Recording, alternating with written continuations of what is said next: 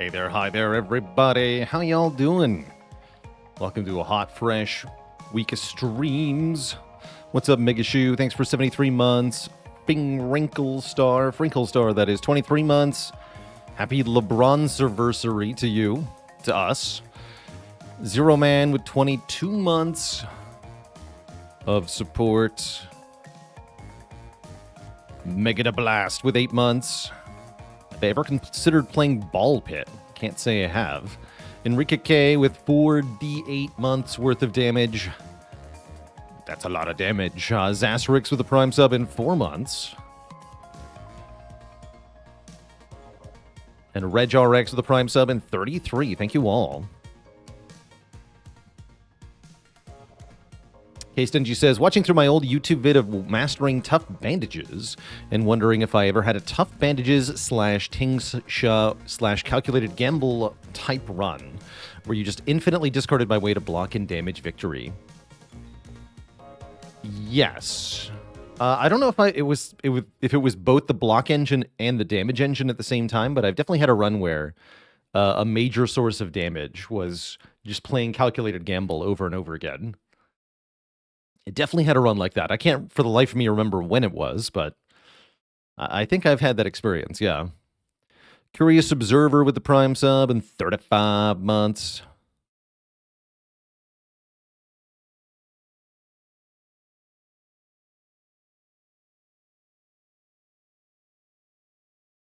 Arya says, today I did the 24 and 32 Fear Challenge in Hades 2. Feeling proud of yourself. Well done. Extremely well done. Query says, I've said before that Power Spam Defect is your favorite way to play that character. Do I have a similar favorite deck style for the other characters? For Clad, it's definitely Searing Blow. For sure.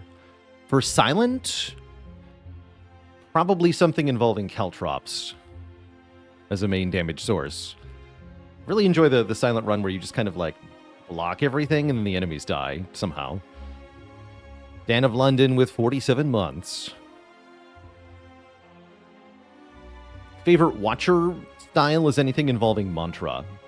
I like entering Divinity and blapping everything with triple damage. Divinity signature move, maybe, is particularly hilarious. Yeah, I'm going to say Divinity's signature move.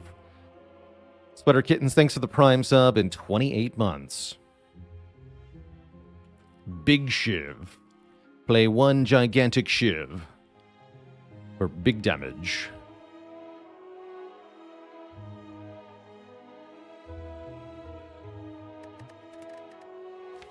So where are we actually? And what is the streak? The bot's revolting. Streak is 1. That's what I thought. Streak might be 1, but the defect streak is like 8 or something. We're doing really well with defect lately. 1, 2, 3, 4. Yeah, 8 wins in a row with the defect. The first one being a freaking Frozen Core run. Wait, 9? 9. Yeah, 9. Second one being a Frozen Core run. Math is hard. So we're 1 away from actually tying my PB with a defect. 10 is the best I've managed to do. Your character's hard. And we hadn't seen a lot of big defect streaks until very recently when Zeknar set a new record for the character.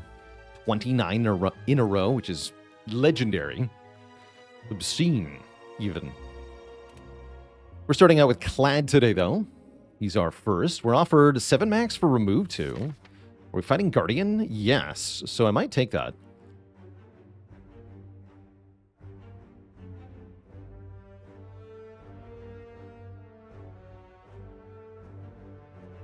Very interesting. Makes this elite a potential problem, but we don't have to fight that elite. I would like to fight the Burning Elite. Burning Elite Act 1 is ideal if you get it this late in the act. You should just do it. Just do it, Forehead. That means we can't get to this res side, but we can get to this one or this one.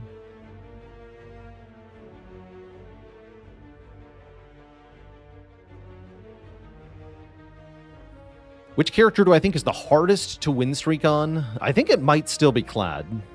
I think Clad's inconsistency is a real problem. It's a two-part issue. One, the starting deck is designed to take damage in early fights, which is further compounded if you low-roll the draw order in those fights. And then Ironclad's card pool is a little bit bloated with attack cards that are all kind of samey. And if you see too many of those and not enough of the other cards that actually do novel things, then you kind of get hosed on your run. And if you're trying to get something longer than something like a 20 streak, the chance that this happens is fairly substantial. And I've yet to see a convincing solution to this predicament for Clad.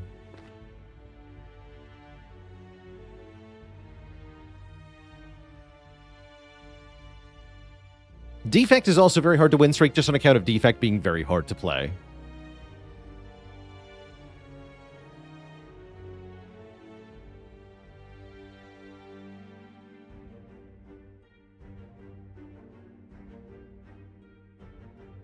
Just get luckier. You know, if it works, it works. So I'm thinking I start with a remove 2 here, and then we go to this event node and we see how we're feeling. If we get bonus money from the events, we can opt into the shop. Or if I otherwise feel like I can use the shop to beat the elite, then I'll do that. Otherwise, if we don't feel like we can take on this elite, we can just go this way. So we'll mark the elite in red here. And we can opt into this shop if we don't go to this one. Or we can go to no shop. That's also an option. And then we can fight the 2 elites here. So we get 2 or maybe 3 elites. And we start with a remove 2, which is very valuable. Remove 2 strikes is what I'm going to do here. Because we're fighting the Guardian as the boss, we don't want to remove any defends. As aforementioned, the problem with Clad, literally, I could go through the entirety of Act 1 and see 0 block cards. It can happen. So we have to be emotionally prepared for no block cards offered before Guardian. Now, likely we'll see several, and we can take 1 or 2. But it is possible that we get nothing. Oh, hey, Bot's here. Welcome, Bot.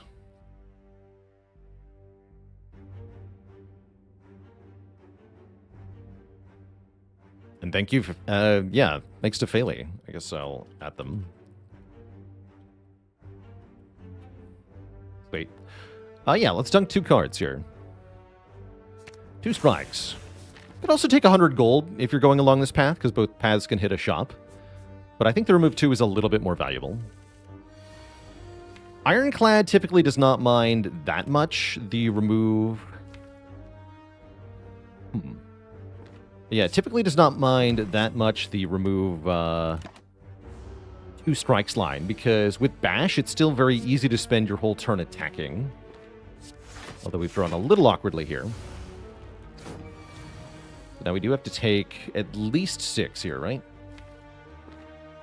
If I strike twice, we bring him to 20, then to 14. 14's pretty good.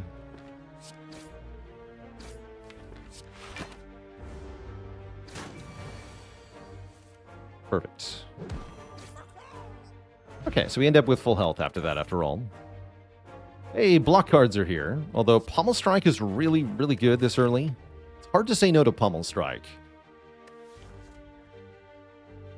How much front load block does Clad actually need? I would say Clad needs 0, as long as his deck is otherwise good. He can definitely just no block.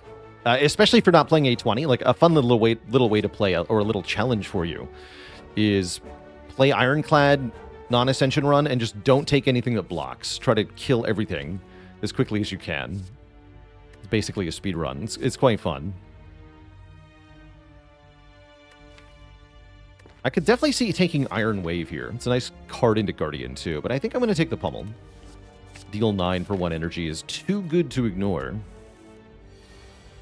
Ow.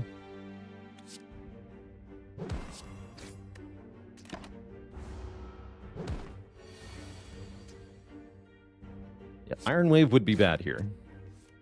Oh, no. What have I done? I've taken 12 is what I've done.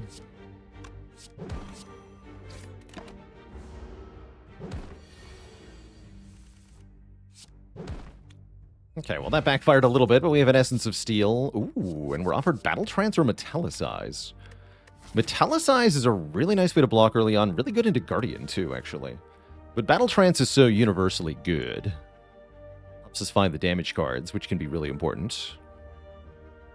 I would love to take this Metallicize if it weren't up against the Battle Trance, but it's hard for me to justify taking it at the moment. I guess if I want to beat this elite, this one, I should really take the Metallicize. Fine, I'll do it. This might be wrong. I want to try it. Do I take 2 random upgrades here? I'm going to go with yes. I'll pay 20 health. We'll upgrade the Metallicize. Yes. Okay, now I'm feeling good. Now we eat the banana, get the health back. And now I don't think I need to go to the shop to beat the elite. Now I just feel strong. We don't do that much damage, but it won't matter. Alternately, going to the shop to make this elite easier is probably a good idea. We would like one more potion.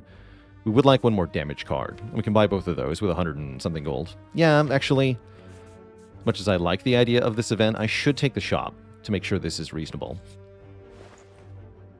And boy, is it ever. We get Inflame here. We get offered an attack potion. There's also Whirlwind. Question mark is 2 potions. That would have been decent, actually, but it wouldn't have been an Inflame on sale. Yeah, I think I take the Inflame and the attack potion here.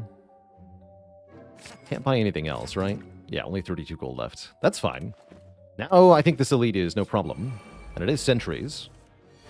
We have Metallicize plus the power.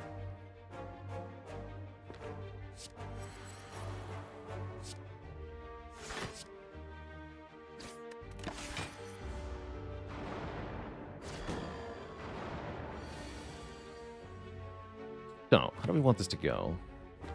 We want to play this in flame, is what we want. And then we want to use the attack potion, I think. Double defend here. Do I also Essence of Steel? I don't think I'm Essence of Stealing in this fight. Essence of Steel would be powerful if I could use it to full block. But it's probably just going to block 4, 3, 2, 1, save 10 health. Which is fine, actually. That's pretty good use of the Essence of Steel. It's 10 health. That's probably what it is if I drink it now.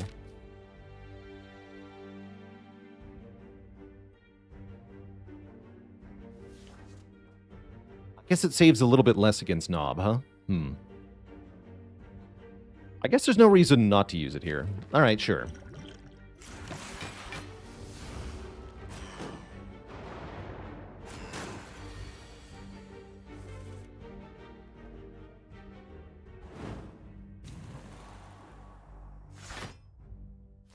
And then I guess I see what I'll see what I draw next turn? Sure. Probably we're attack potioning here. Definitely. Alright, what do you got? Several Soul. It's the most damage here. Anger's not bad because it duplicates, but I'll take the Several Soul. 18 plus 8 is a perfect KO, so then we can bash one of the others. Take only 3 here. Might as well bash the one with less health.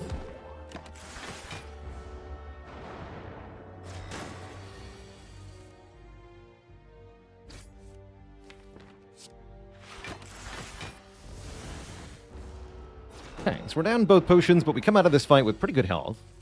I do like that.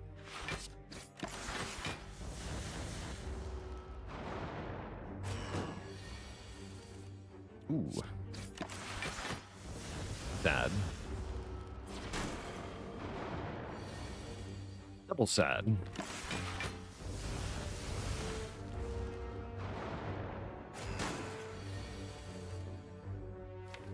Yeah. Essence of Steel did save some health, though, so we can't complain too hard.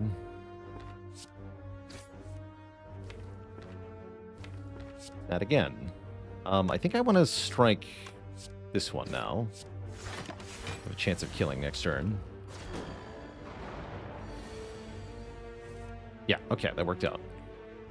Perfect. Good job me choosing to strike there. There we go. Oh, and an early Molten Egg is really, really, really, really good when your deck has only one attack so far. That's awesome. Massively rewarded for taking on that elite. And we get offered a Clothesline Plus, which I might be taking. It's actually really good against Guardian. Huh. Because I have a Molten Egg, is it better to skip the rest site and take a combat?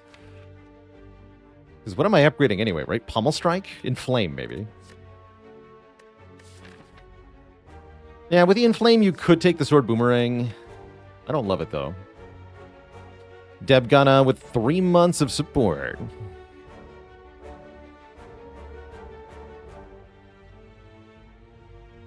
Boomerang is 20 damage with Inflame. Yeah, so is a Twin Strike Plus, though, right? Like, I'd rather have that card.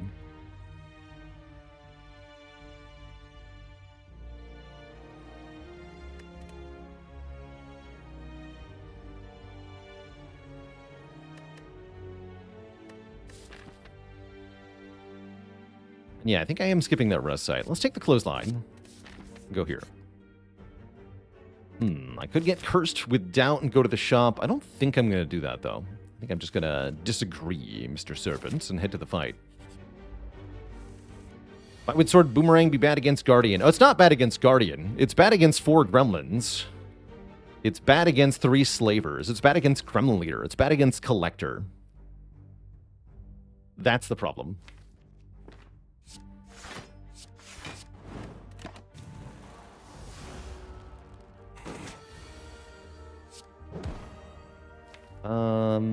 I guess just play this.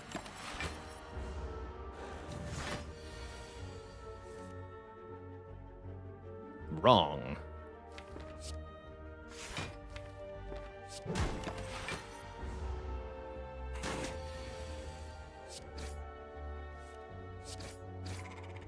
Give me an attack card. Blood Potion's good. Pummel Plus. See, this is the much better strength card. Because all the attacks go exactly where you want, and as an added benefit, it activates Feel No Pain or whatever. You know, whatever exhaust interaction you have. Or you could take Rampage Plus, which does legitimately defeat Guardian pretty well. But no, I'm taking Pummel here. Pummel's great. Welcome aboard, Pummel. I could go Rest Site Double Elite, but there's no reason to do that. What's in the box? Red Skull. You love to see it. Okay, this is all coming together now. Perfect.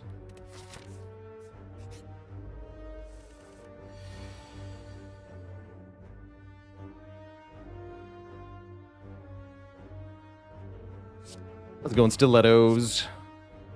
Yeah, Sword Boomerang really bad against Spikers, hilariously. You just are not allowed to play the card. 43 minus 8 goes to 35, which barely does not split. Then next turn I can go Bash Pummel. For Giga damage. Ow. Colorless Potion. Boomerang is back. I'd rather take Thunderclap. And I don't think I'm taking Thunderclap. Dr. Strange Pants, thanks for 2 months of support. Am I taking Thunderclap? I'm going to go with no.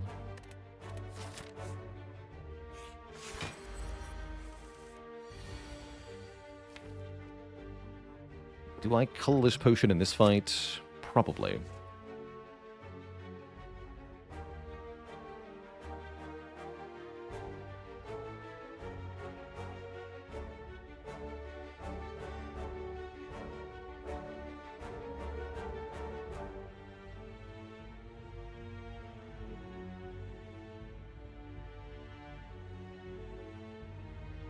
Was it ever worth it to set up the Red Skull in that slime fight? I don't think so, right? Because we're well above half health. To get to Red Skull here, we'd have to take a lot of damage for no reason.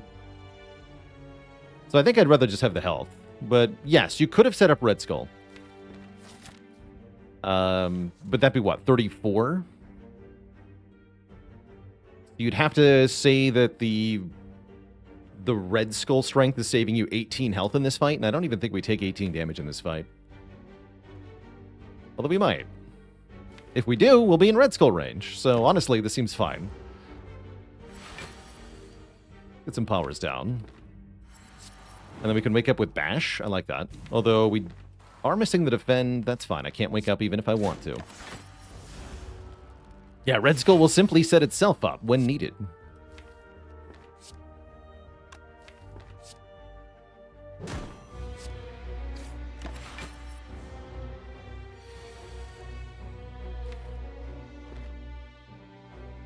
Pommel Strike into Clothesline seems kind of awkward. I'm going to colorless pot, see what we get here. Dramatic Entrance is fine. Maybe reroll, though. Let's reroll. Get a Transmutation, of course. I'll skip that. Just go Pummel, Defend, Defend. That's fine.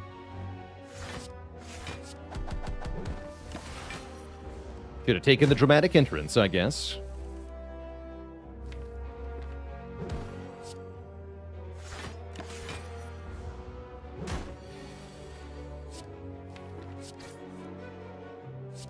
Give me one. Okay. Pull. It's a rampage. Let's go. Let's freaking go.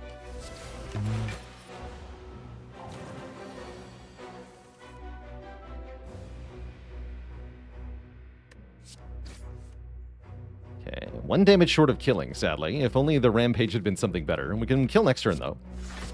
We only take another 5. But yeah, we're still above Red Skull range. Beautiful. Actually, there it might have been better to take a little bit more for the next delete. But that's all right. Dark Embrace is here, and probably I click that card, because it's the Dark Embrace card. Oh, I should have taken the Wild Strike. But then we would have drawn 1 fewer card. So would I actually had a kill with that? I'm not sure. Only needed to play 4 cards to make that Rampage. Yeah, it was... Transmutation into Jack of all Trades into... No, it was Jack of all Trades into Transmutation into Discovery into into Rampage. That's funny. Oh, that's very funny. And I owe the chat a dad joke. Courtesy of Cursed Wolf. What do you call it when the Ironclad hugs a nerd? Dork Embrace. That's what. Or was the Transmutation first? Whatever. Is Dark Embrace always better than Skip? I wouldn't say so. 2 is a lot of energy, actually. And we don't have a lot of exhaust at the moment, so it's a little bit dead weight. A little bit. I think I'm going to defend and clothesline. Let's see, we're taking 21. I can block 18, take 3. If I defend clothesline, I take 6, but I kill 1. Killing 1 would be good here.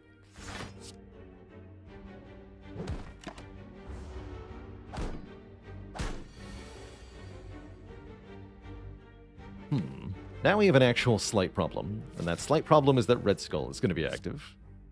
I guess I'm okay with that. It doesn't look like I can prevent 14 damage here. Oh, yes we can. We take 7. 7 is good. 7 is in fact perfect, yeah?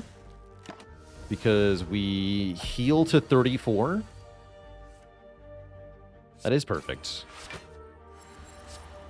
And I'd like to set up Red Skull, too.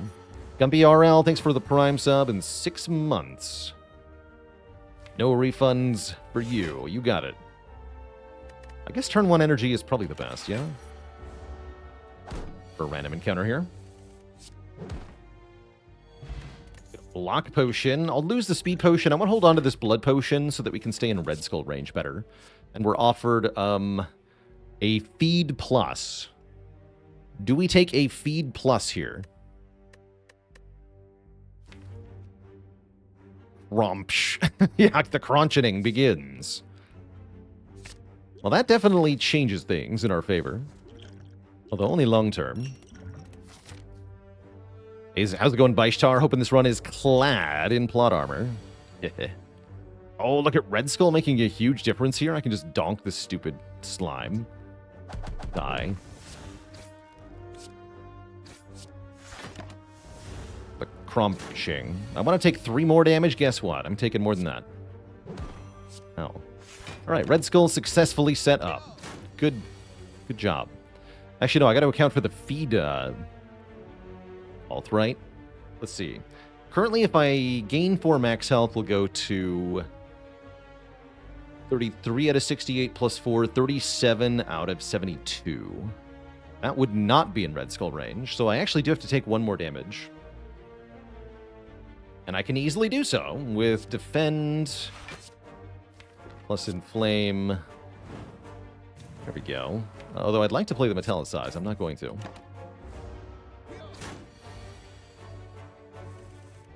Perfect. We don't have Happy Flower set up, but that's all right.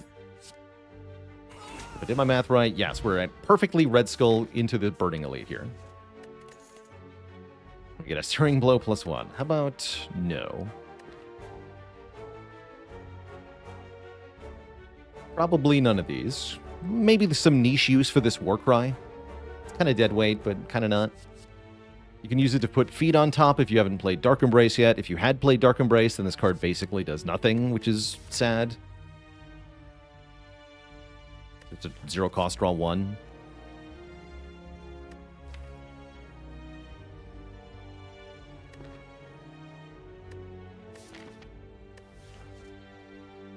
Struggling to think if I want that. I guess I'll take a Warcry. Screw it. It's good if we get a Feel No Pain later, or a Dead Branch later, or a number of other things. The rematch against the Sentries. I guess I can use it here to put this Clothesline on top or something. Maybe just Strike. Actually, I'll put the Defend on top. I want to play this in Flame. Pick 6.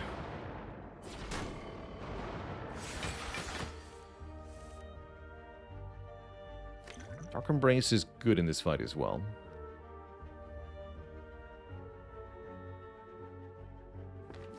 Guess that just makes sense to play then, given the current draw. We take 11. I could block Potion, but I don't want to.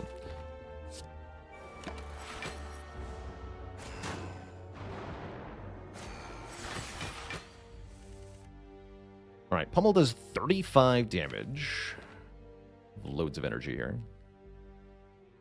So I guess we want to Pummel feed this one, because then I can easily block this one.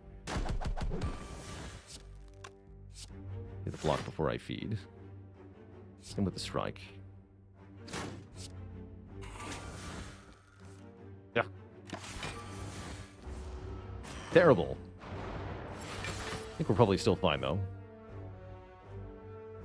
No? It's only 24 damage? Bummer. Terrible news.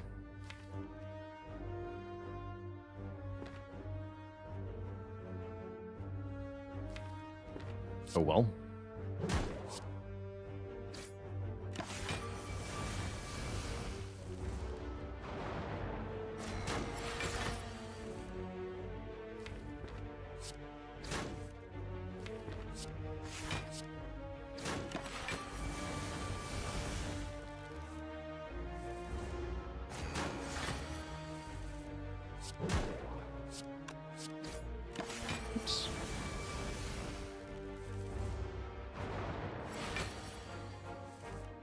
Okay, now I can stall for Flower if I would like to, which I think I would like to.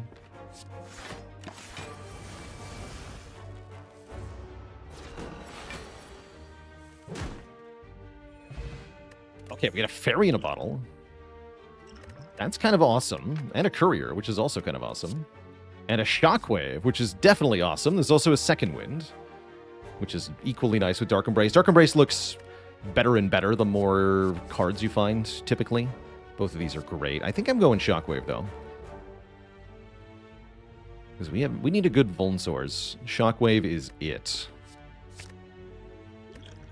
And let's see. 20% of our health is what, like 15? 15.2.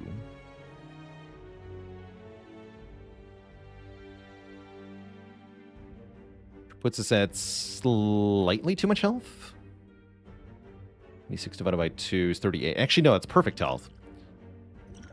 Great. So we still have Red Skull active. And I can upgrade either Inflame or Shockwave, and I'm currently feeling the Shockwave upgrade big time, especially for the Guardian fight. Dark Embrace is a cute upgrade, although we might end up with a Snecko Eye. Let's upgrade the Shockwave for later, and for now. Really good in boss fights, the upgraded version. Let's go Inflame, Pummel. Metallicize. Okay, wasted the Happy Flower energy, that's alright. Hopefully we can do enough damage next turn. Pummel alone would do it, but there's a lot of other options.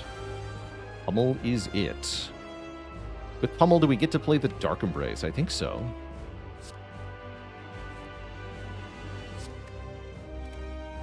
Do that afterwards. Yeah. Alright, good job, Pummel.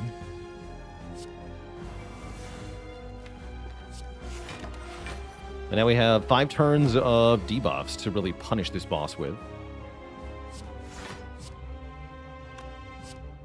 Let's make that Vuln last even longer. Take 2.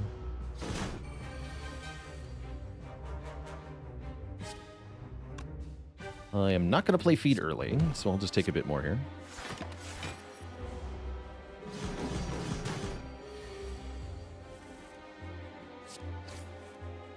Bonk. 8 more turns of Weaken for you.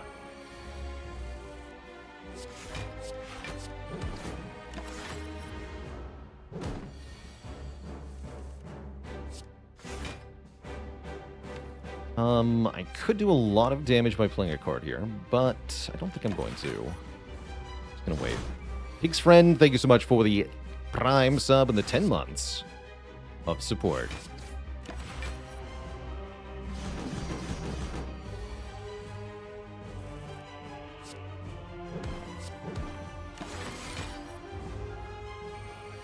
Get absolutely kabonked. GG. We eat the boss, and we get offered a Corruption. We already have Dark Embrace, so that usually becomes an instant click for me, although there is Bludgeon Plus to consider, perhaps. But yeah, with Dark Embrace in the deck, I almost always click on Corruption here. The more skills you have, the better, although I wouldn't say we have a great amount of skills. The big one here is Shockwave. One Shockwave, in my opinion, is enough to justify taking Corruption. Typically. So I'm going to take Corruption here. Then we have a proper core to the exhaust engine. With Courier, we can buy a lot more stuff, too. Does that set us up to take Dome? Don't really want Black Star or Sacred Bark, although I guess the Sacred Bark in this position is kind of strong.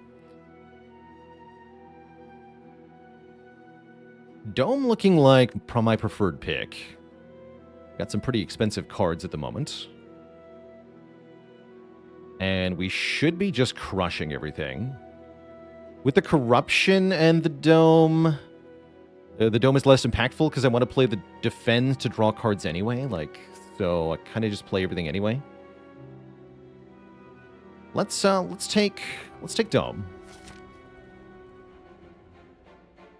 I would like Dome here. Cards be expensive. But I definitely would like to hit a shop in the first part of the act, and there's only one option, this one, if I want to do that. So I guess I'm going to do that. When would I consider the Strength card? You mean Limit Break? For Limit Break, I usually want, 3 ways to gain Strength before it starts to become good, or 1 guaranteed way to become Strength. If you have Guria on 3, it's just instantly good. If you have Brimstone, it's instantly good. But without those things, it's less good. I guess I'll take the option of an event here. Bird Nerds. But Pummel's here, so everything's fine.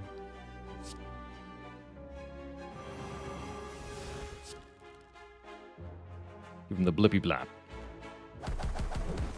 Can't feed on events. True.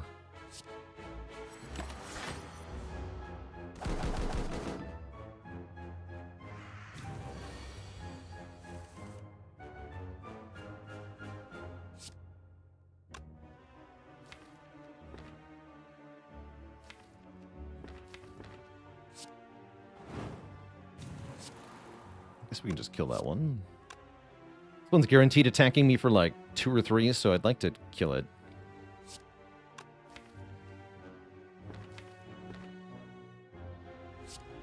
Well, I guess making progress on one of the other ones is okay. I'm just going to kill this one. Play the Dark Embrace. Take some. Probably. 2. 2 is fine.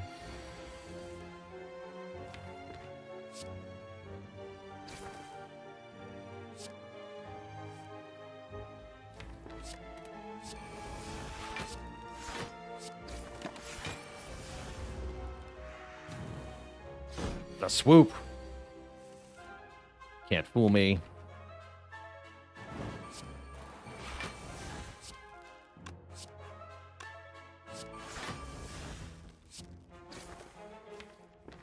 I'll play one more defend for safety here.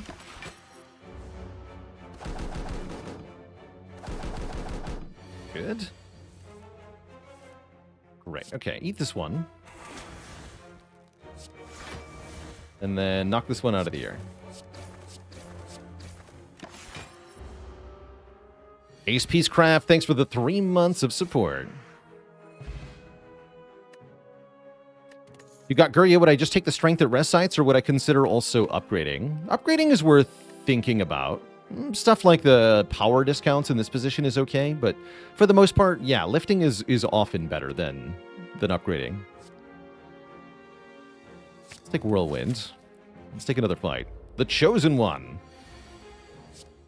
Shockwave into Bash. Looking fine here. Chosen never attacks on turn 1. On this turn, they're 50-50 to attack or not attack. Because they are a jerk.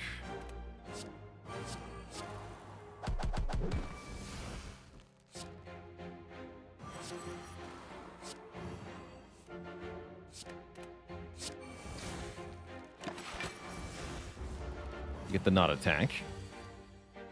And then I'm going to play Corruption.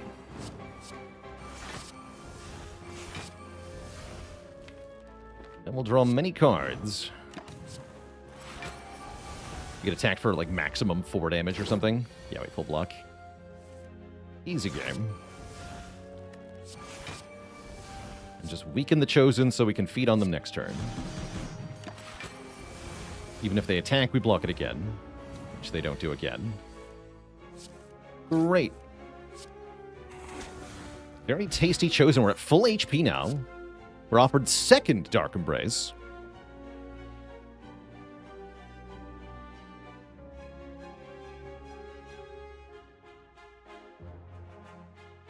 I don't know if I want any of these cards. Though. 1 Dark Embrace is already sufficient. We have to beat Champ at the end of the act. Did I see that right? We do have to beat Champ. Alright, we have the opportunity to do the funniest thing here. We find a dual wield. I guess I skip these. Do I want the regen pot? Not really. Block pot fairy seems better. Seems better.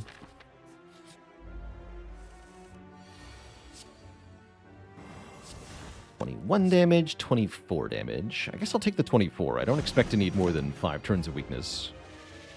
Gosh, I hope not. Really hope not.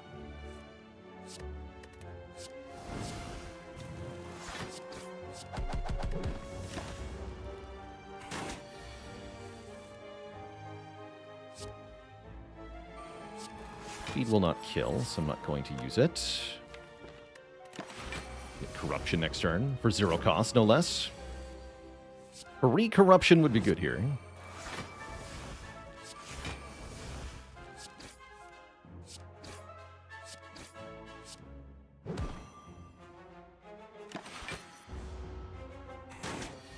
Take 3. 3 is fine. Keep gaining max health wherever possible. Iron Wave plus an Energy Potion. Energy Potion is pretty tempting. If we fight an elite, Energy Potion could be a big difference maker here. Disruptor with a party of 14. Welcome, welcome. Intimidate seems not needed because I have Clothesline and Shockwave plus. Yeah, Searing Blow once back in the deck. It's not going to happen, though. I think I will take this Energy Potion. Mostly because, again, into something like Slavers or Gremlin Leader, I really want to be able to Energy Potion Whirlwind for more damage. But what has the shop got to offer? The shop has a freaking Master strategy and an Orange Pellets. And a Heavy Blade Plus looks pretty good, too.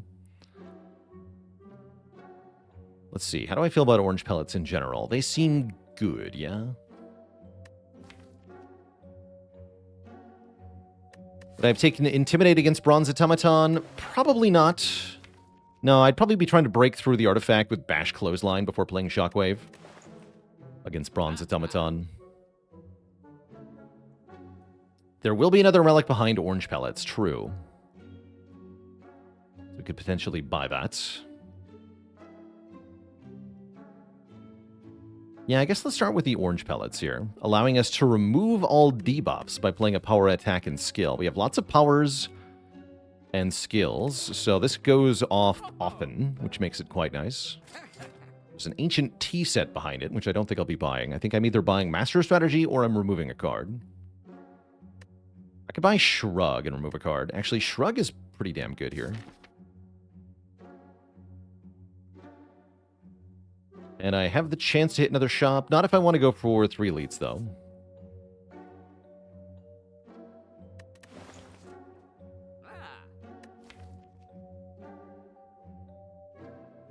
I guess I like Shrug Remove over Master of Strat. That's fine.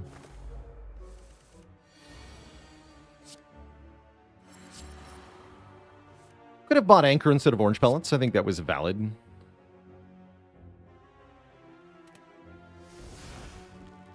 I'm going to weaken Chosen, but I'm a little scared here.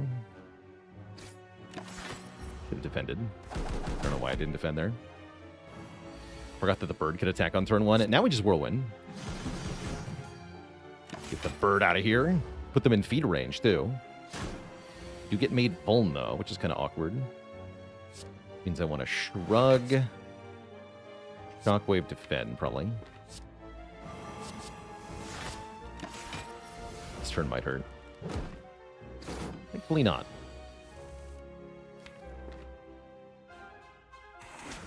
Bottom deck Dark Embrace is kind of bad. I can remove my vulnerable.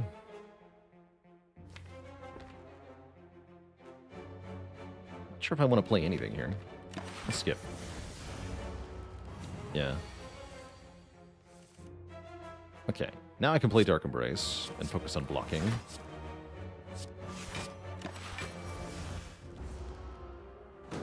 Cool. Very good.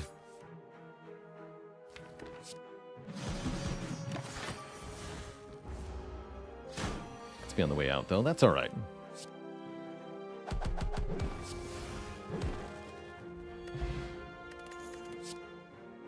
Ah, finally a card that can exhaust other cards. True Grit is here. I would love a True Grit. Welcome. And I can upgrade it right away, which is kind of hype, or I can upgrade one of the powers to make them cheaper, which is also kind of hype. Metallicize has been weirdly good. I mean, yeah, it's a really good early game card. It is. 4 block per turn is just very good for 1 energy. It's not good on only 1 turn, but any fight that lasts more than 1 turn, it's awesome. It just kind of fails to scale into the late game is the main problem. Yeah, I'm thinking the Dark Embrace upgrade, actually. It's really important to be able to play this without having to sacrifice my whole turn. Oh, it's you. Oh, you.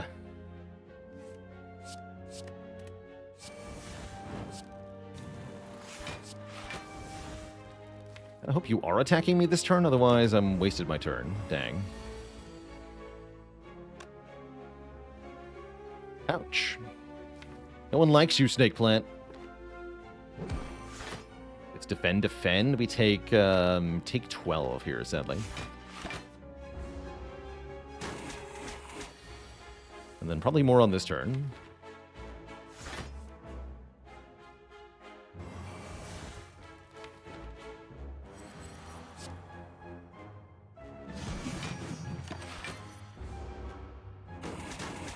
Not too bad. But not good either.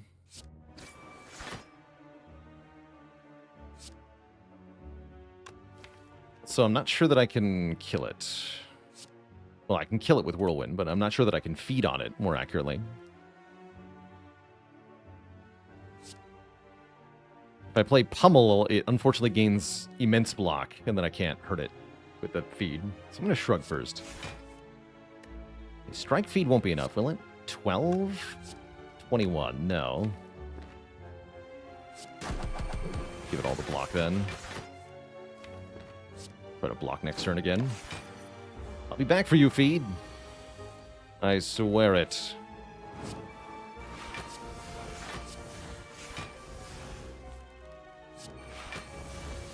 Sweet. Okay, that's a full block. So we feed next turn. Although Happy Flower is not set up.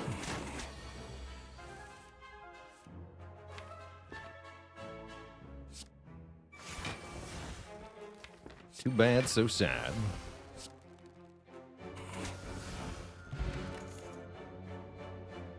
Second chance at Iron Wave Plus. How would I rate the Metallicize versus Battle Trance choice in hindsight? Metallicize has indeed been weirdly good. Battle Trance would have been pretty dang good as well. Still would be pretty good, although the further we get into the run with Dark Embrace, the more actually the Battle Trance starts to fall off, so... Although we have Pellets, right? No, with Pellets, Battle Trance just would have been awesome. So, actually, I might regret it. Yeah, Pellets makes Battle Trance very cool. That said, with the Battle Trance, would I have been able to defeat Sentries? I'm not sure. The Metallicize was crucial in giving us some good Act 1 elite fights. That's pretty important. Right, I'm going to fight this elite now. Not taking a card here. It is Gremlin Leader, Gremlanius Ladarius. And I'm just going to play the Corruption right away here. A little bad. We kind of have to hope that we get attacked by the leader turn 1. Or else. This is really bad. Oh, nice. Okay, everything's fine. Haha! Ask and ye shall receive. Why not a second Inflame? I don't even like the first one anymore. Yeah, it's kind of dead weight, is what it is. Too expensive for what it does.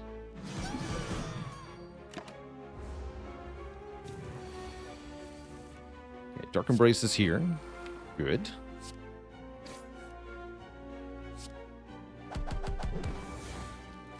We do want to play blocks, because again, we don't know if we're being attacked here.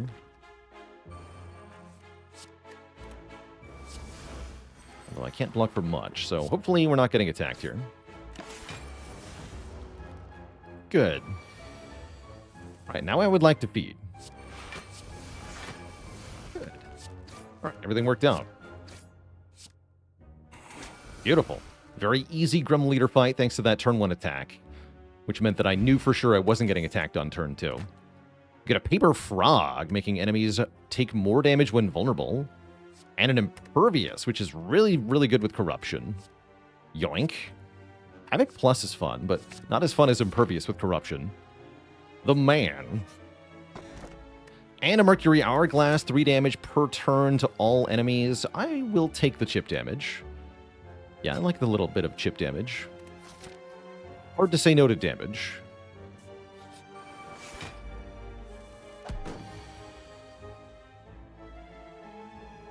Don't I need some scaling right now? Yeah, but the thing is that Inflame is not enough scaling. I need a real scaling card, like Spot Weakness or Demon Form. Inflame actually just won't cut it, is the problem. It's not enough strength.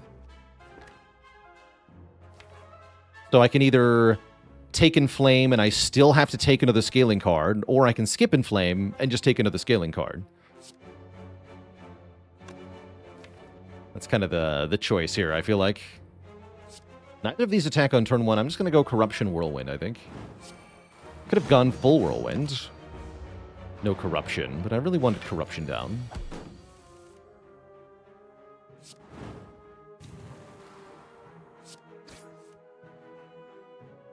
Okay, you perish.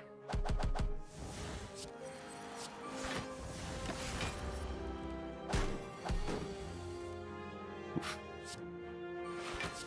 Bottom deck Dark Embrace always hurts. That's alright. The bunch here.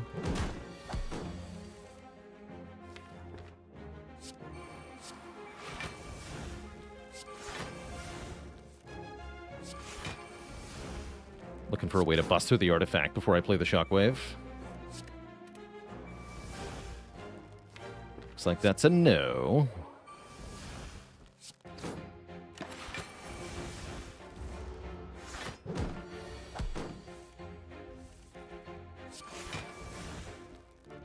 Right, I deleted Bash.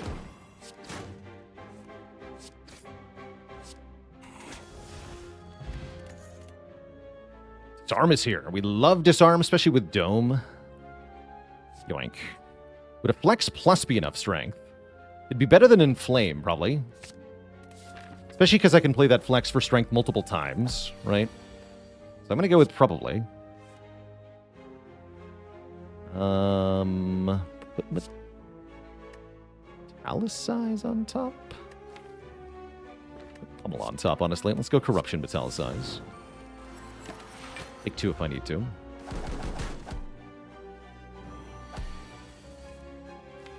Although I could have set up a feat on the bird, couldn't I? Yeah, whatever.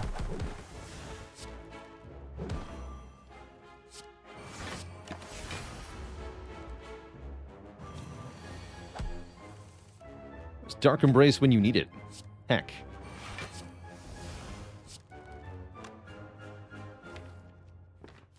Alright, kill the bird.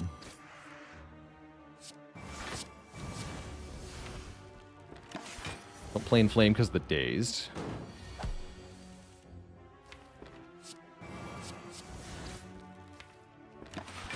Try about Dark Embrace more. Terrible news. Okay.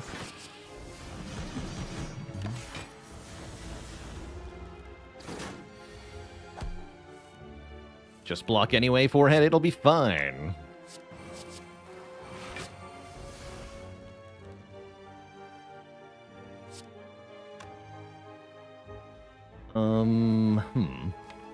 Awkward.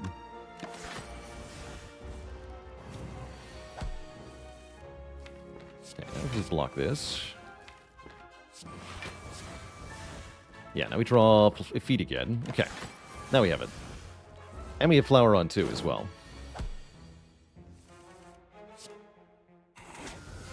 Delicious. Hippalicious. And yeah, I'm going to go for double elite here. We could go shop elite instead, but we don't have quite enough money for that to feel good. Let's just fight 2 more elites, given that I have great potions and lots of health. Okay, top deck Dark Embrace. Now we're talking. That's what I want to see.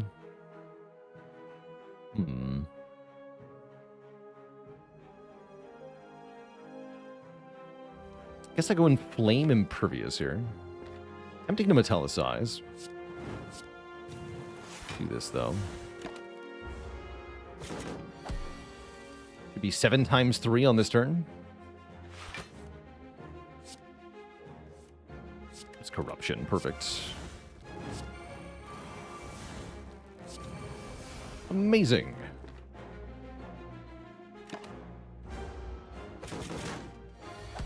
Minor damage. How am I beating the champ, though?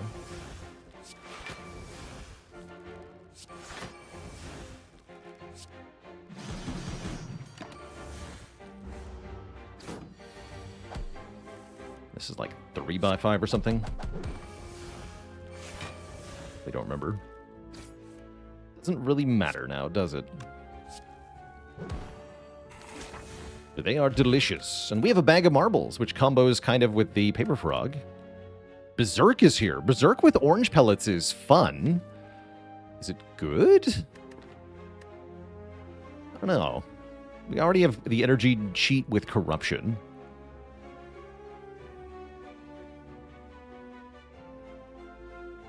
It's nice with the Whirlwind, sort of.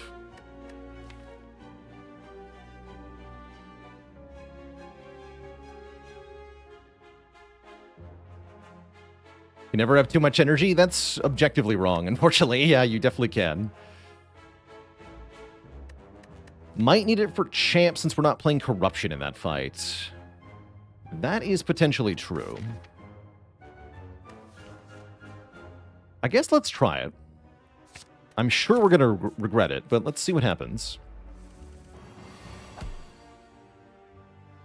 Power, skill, attack. Okay, we get it down for free, but what does that accomplish for us exactly? More energy, I guess.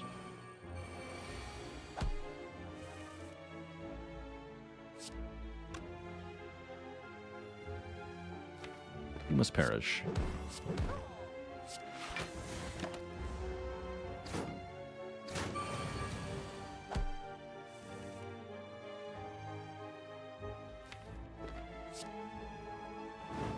I don't want to win, because I do want to feed.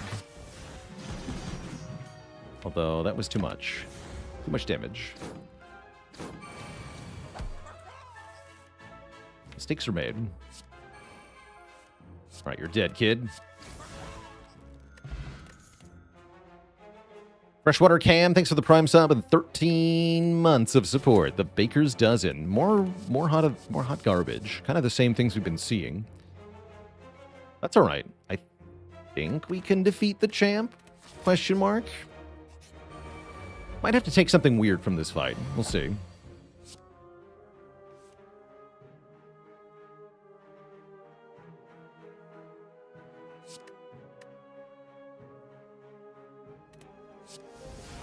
Four. Okay, so kill this one, disarm this one, just block.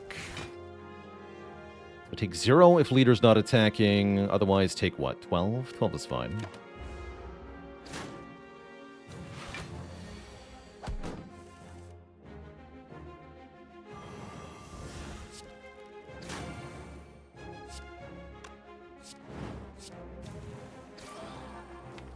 This could be a little spicy. Ow. Only 18, thanks to the disarm, though. They're guaranteed not attacking, so I can play this Berserk, and I should be able to purge my stuff next turn. So I'll take that additional energy, might as well. And this turn we want to go... Power, skill, and attack. The True Grit so that I can play the Whirlwind.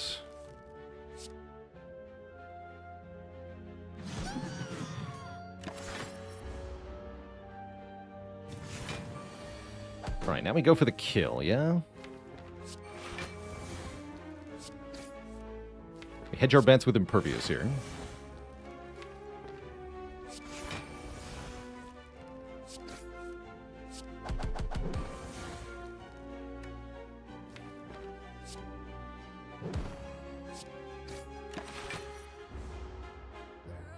Here it comes. Yeah, we do get attacked. Good Impervious then. Then we eat you. Delicious. Get a strike dummy, making Pummel Strike do more damage. We get Entrench. And Rupture. Did it ever Entrench? But I take Demon Form. Yes, I would take Demon Form here. As it stands, Champ is going to be a bit weird. I think I am taking Entrench. That way we can take Barricade from Champ as well. Barricade would be good here, too. And I have to upgrade, I think, True Grit. Kind of spicy. Am I killing the Champ? Great question. Concerned. Welp. This might be bad.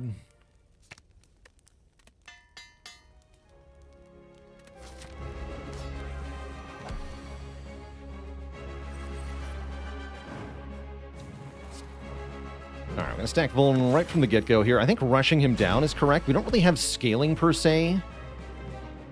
So... I just want to hurt him.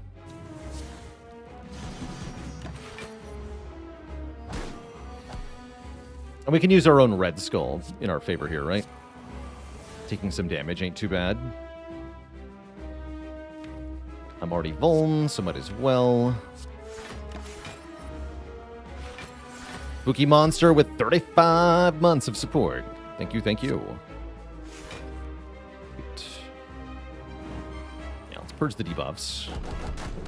I want to keep one of those powers for the other thing. Probably not. Too late. Yeah, purging during the... Well, I shouldn't have played Corruption so early.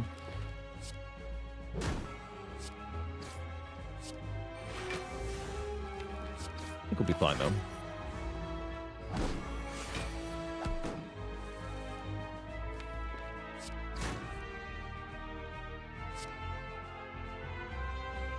$20 is half. So 13 by 4 is 56. That's pretty close to perfect, right? Yeah, 221. 225. That was only 52, I see. Math. And now we have Red Skull active.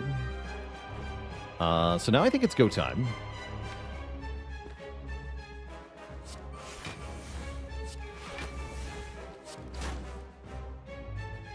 Yep, it's time to bonk.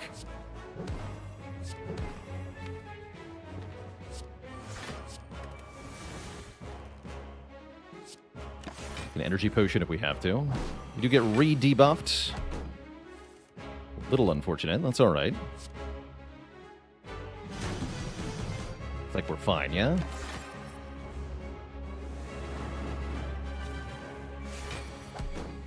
Yeah, all thanks to the power of Red Skull. Tasty. And there's a real demon form that we're allowed to take. I think I will take that. Because like we said, we want more upward scaling that we don't yet have. And this will do. I would have been pretty happy with Barricade as well. By the power of Red Skull. Yeah, give me that. Yeah, Red Skull is definitely easier to use with this huge amount of max health. That's for sure.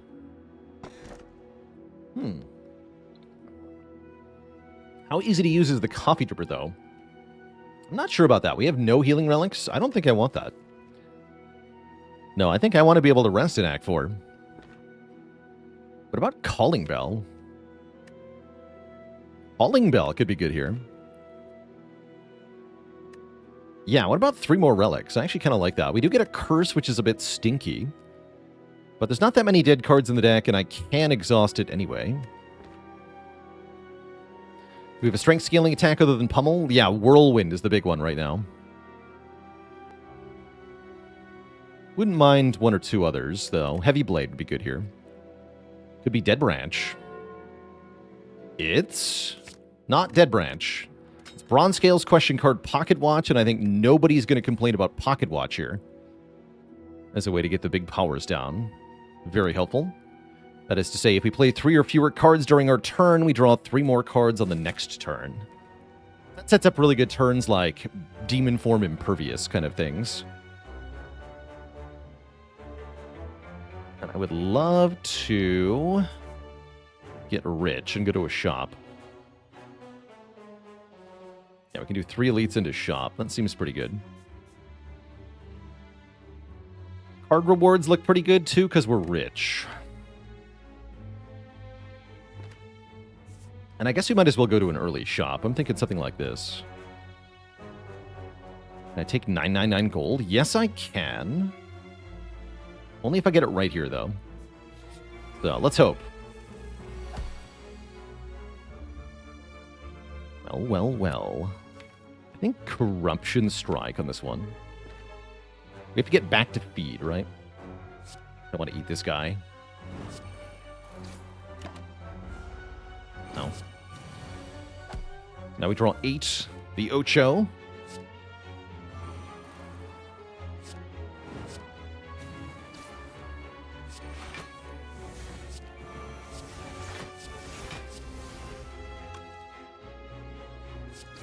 I don't want to kill it, though.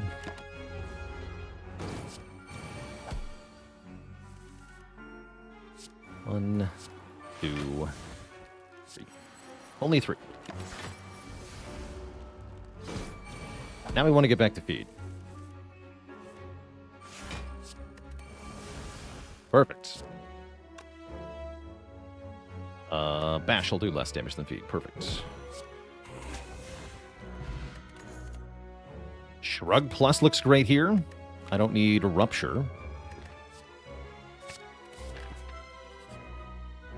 Lose all gold. That's the opposite of what I wanted to do here. I wanted to gain all gold. Anyway, we hit the shop, and there's some pretty sweet stuff here. We got Tungsten Rod, we got Self-Forming Clay, we got Feel No Pain, we got Medical Kit. I mean, what more could you want? Unfortunately, I can't buy all of these things. Do I want Self-Forming Clay or Medical Kit? That's actually a hard choice.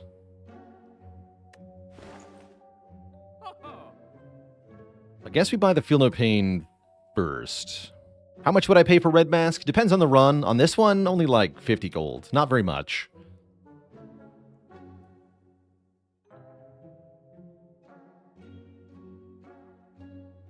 Barricade behind the Feel No Pain Trust. No, it's an Evolve. I think I want the Self-Forming Clay.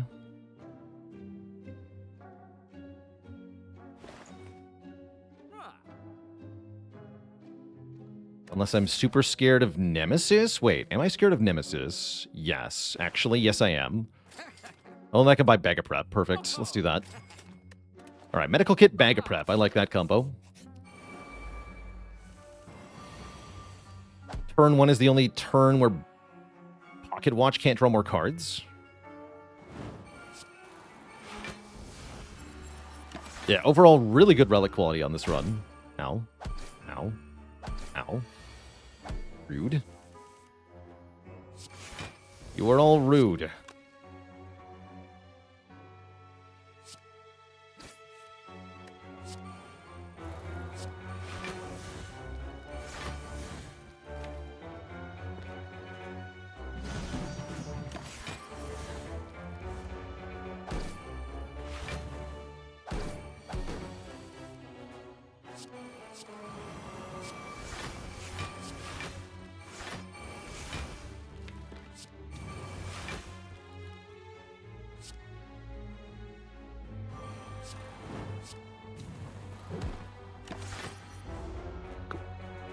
No debuffs for me.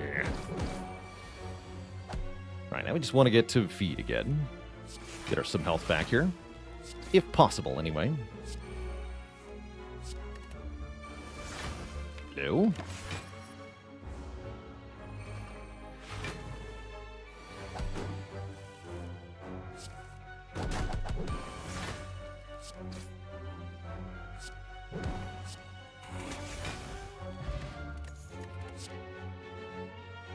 I will keep taking Shrug. I've said before, and I'll say it again here, if you have Corruption, there is no such thing as too many Shrugs. Do I think Spire has more replayability than MT2? I do, yeah. I stand by my statement that Spire is the most replayable game I've ever played. That's not to say MT2 has bad replay value. I think MT2 has great replay value. I just think Spire has even more. How do I feel about this energy potion? I still want to be able to energy pot Whirlwind to deal with, like, Repto. Oh, no. Uh-oh.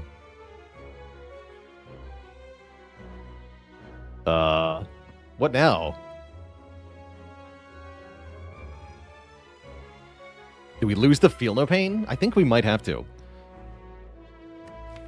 Losing Whirlwind here, I'd have to avoid this elite if I lose Whirlwind, right? Like, that's pretty bad.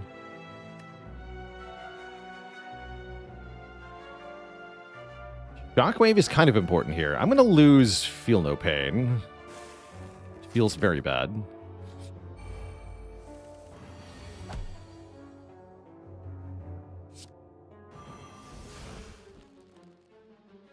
Feels some pain. I don't want to use my Impervious too early. Some damage here. I'm cool with it.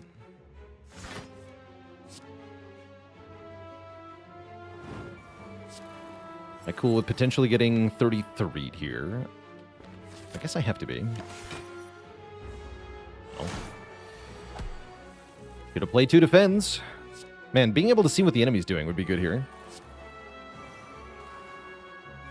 Just a thought.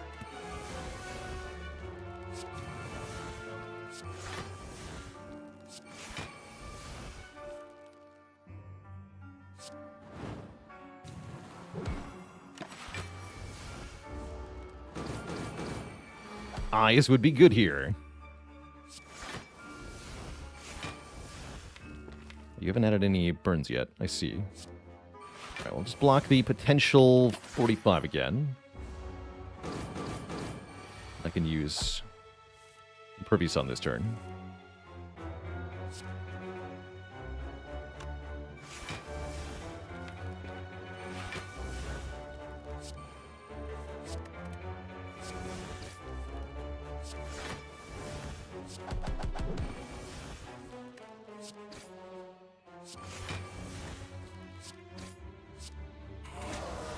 Tasty. Oh, the boot from Nemesis. Classic. Sentinel or Seeing Red? Which one do we take? And Tarahi with a Prime sub and 13 months. As well as Dat Dude with 9 months. Thank you both. I'm gonna take Sentinel over Seeing Red, right? It's just better? It's just better. Once Corruption's down, anyway. But if Corruption is not down, it's a little different.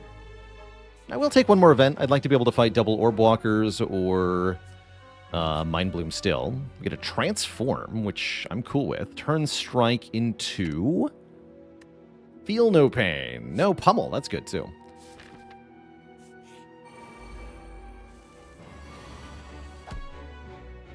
Beautiful. We just want to make sure we play... I guess Power Skill Attack here. That means no Metallicize if I want to Pocket Watch. And I do want to Pocket Watch. So yeah, no Metallicize here. Go Berserk, Defend, Whirlwind. Melee MP3, thanks for 56 months. Whoa.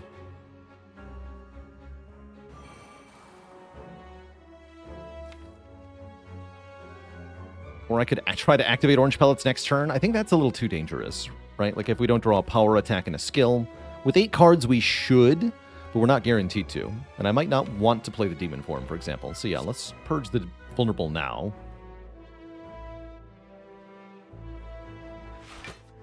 So yes, I could play Metallicize for 1 and then Whirlwind for 2, but the big problem with that is, of course, our Pocket Watch here. If I do play the Metallicize, we don't draw 3 cards, and I really want to draw 3 cards next turn. So I'm just going to play the Whirlwind for 3 there. So we draw more cards. Don't think we've even played Demon Form once. Yeah, we haven't fought a boss yet. Good time.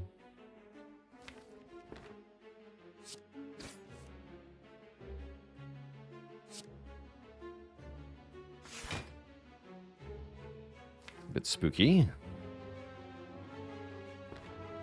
Energy Potion here. And Entrench. In case Repto's attacking. If she's not attacking, she's not. We have a different problem now. Thankfully, we can Impervious. Okay, now we have no problem.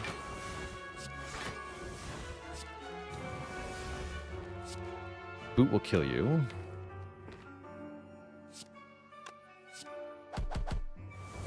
Inflame after the fact. Problem solved, yeah.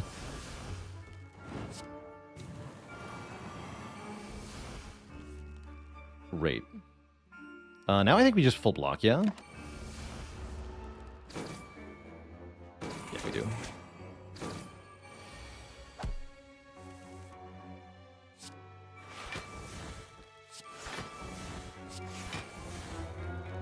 Hype. Go Bash to remove the Weaken, then Whirlwind. And then kill on this turn.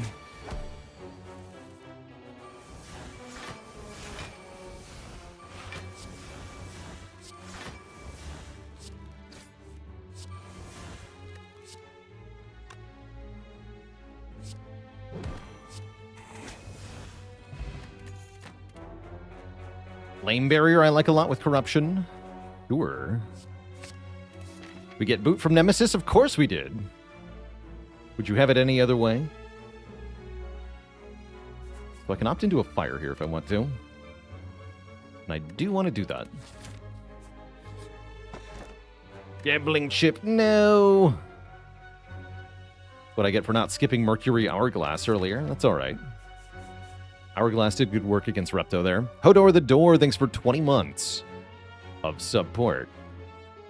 Yeah, might as well take this elite so I can get a rest site so that I can upgrade Demon Form.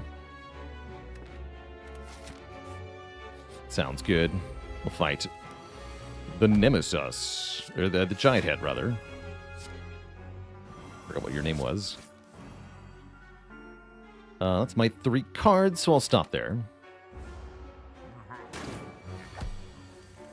Has Berserk been better than I thought here? It's been fine. I have no major complaints or compliments, I suppose.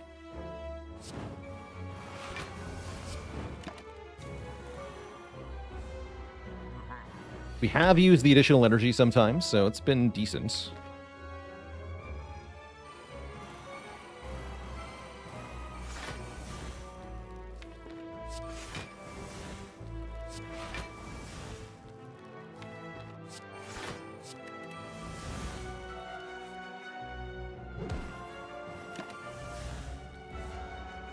Oops, forgot what turn it was.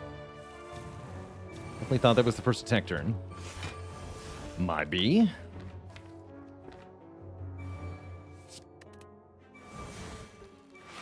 That was the first attack turn. Block with Entrench here. There we go. Perfect. That removes the weaken. Now we can really cronk him. Get cronked.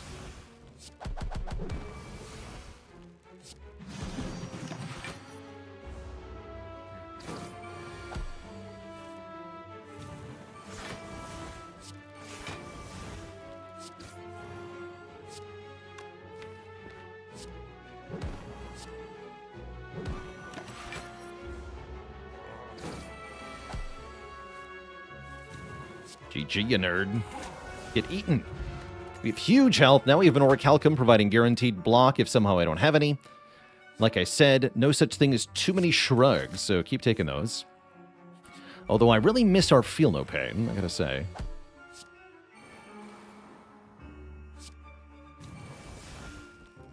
I'm just gonna clothesline you. Skip the Inflame for Pocket Watcher.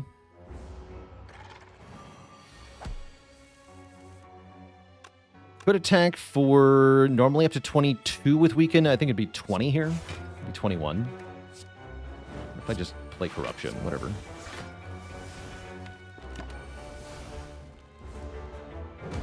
Okay. And then Power, Heal, and 1 attack here. Wait, I have no attacks to draw. Let's play Demon Form instead.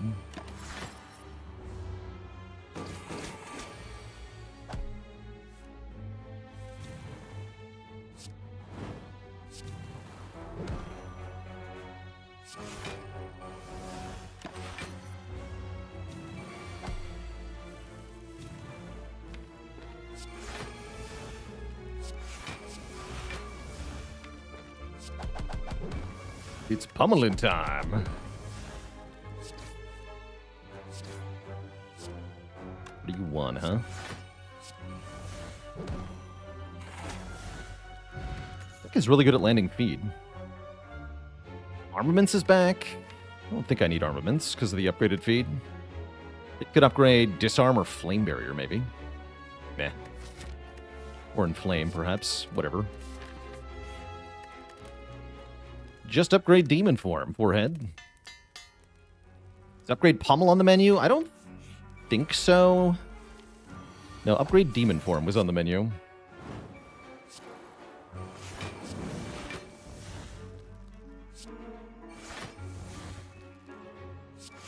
Attacking for 40, so if I want to play this in Flame, I gotta play all these cards. This enemy attacks for 40, then 50, then 60, then so on. But every time you damage them, they lower their damage output by a corresponding amount. So you just have to have a combined damage and block output in this fight.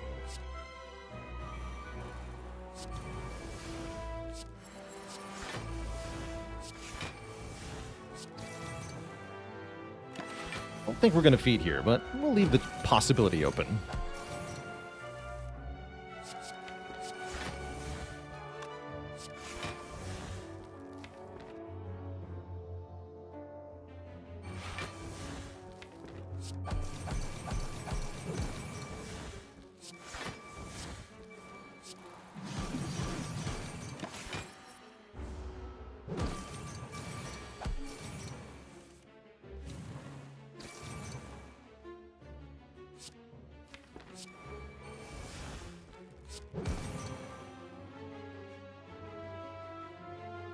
Minus 67 should be 70 this turn, so there should be a full block off the Orichalcum and the Metallicize, right? Yeah, it is.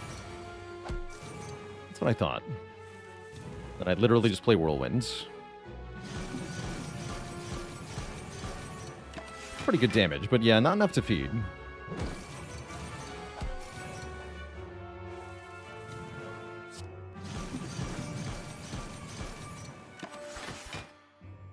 Not bad, though. Pommel Plus. Okay, what if instead of upgrading Pommel, I just took another Pommel that was already upgraded? That sounds great. Yoink. And we don't have that much money, but I might as well look at the shop, because what if there's a Feel No Pain? Ooh, better yet, what if there's the Abacus and the Body Slam? Abacus Body Slam just wins, right?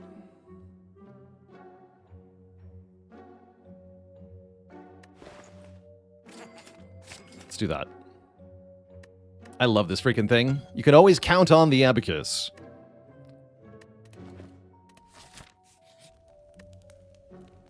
Prime deck size for A20? I would say most of my wins are in the 30 to 40 card range.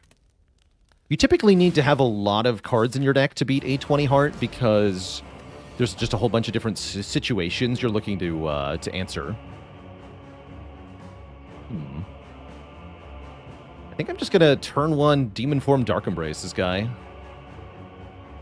It's okay if we take some damage here. We have huge health. Oh yeah, by the way, we're not upgrading anything in Act 4. I forgot to tell you all this. We're going to rest in Act 4, almost assuredly, because of our huge health totals. So this is all we get for upgrades. Don't play Berserk. Block 6, we take a lot. Ow, that was the worst attack. One that adds slimes. How rude.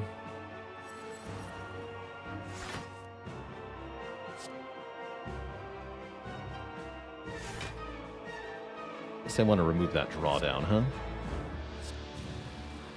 6 cards this turn. No, not enough. Oh, because I only did 2 on the first turn. This is even worse.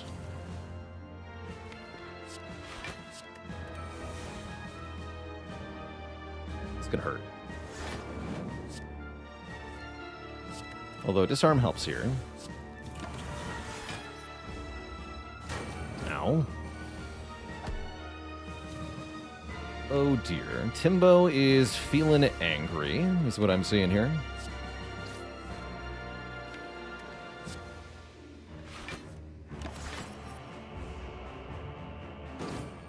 So we only take 3 here.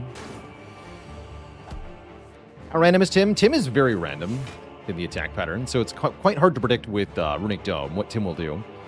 Donu and Deka are completely non-random, and then Awaken 1 is only semi-random, but Tim is the most random out of all of the bosses of this act.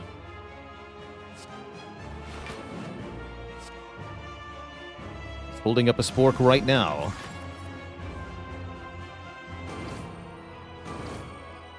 Okay, time meter below half means it's time for Tee-hee mode. And the Timbo.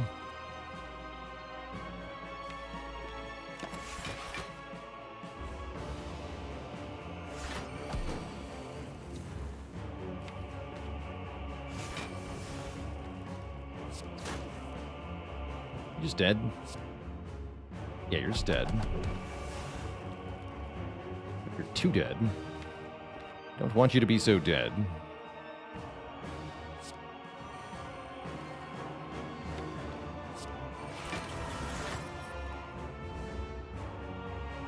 Want to eat you.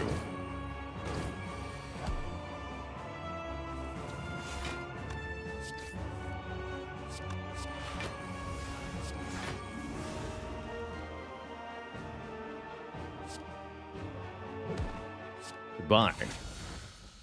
Alright, we get 10 health back. We have 67 going into the second boss. It might seem like we're only at half health, but actually we have an entire Ironclad health bar worth of health, so this should be fine. As we go into Donu Deka, who are appreciably easier since we know exactly what they're doing at all times. I think just like before, I'm going to play the Demon Form turn 1 over the Corruption. We'll skip the Corruption for now. Oh, better yet, I can use Warcry to put the Corruption on top. Great news. No need to use a potion. Perfect. Corruption, Dark Embrace.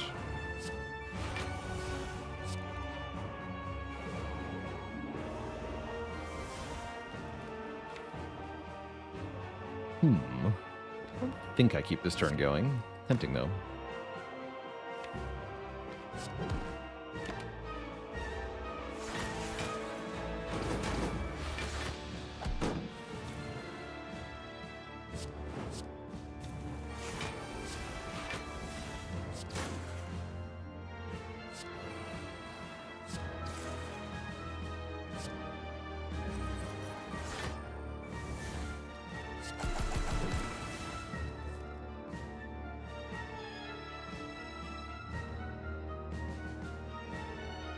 They block, so Deck is the one attacking, I believe. Yeah, now we're good. Yeah, Deca was attacking. Now Donu attacks. But that's only if Donu gets to live, which is currently uncertain. Donu does not get to live. Yum donut. Delicious.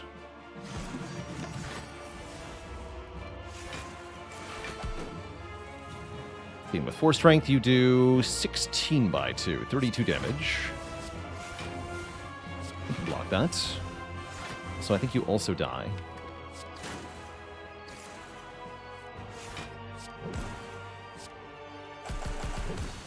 Deleted. Two thump, a deep pulsing dread can be felt throughout the room. Is this the heart of the Spire, the source of all this strength from the Red Skull? You ready your mouth and bite the heart 27 times. A good year? Sure hope so, anyway. Have I been here before?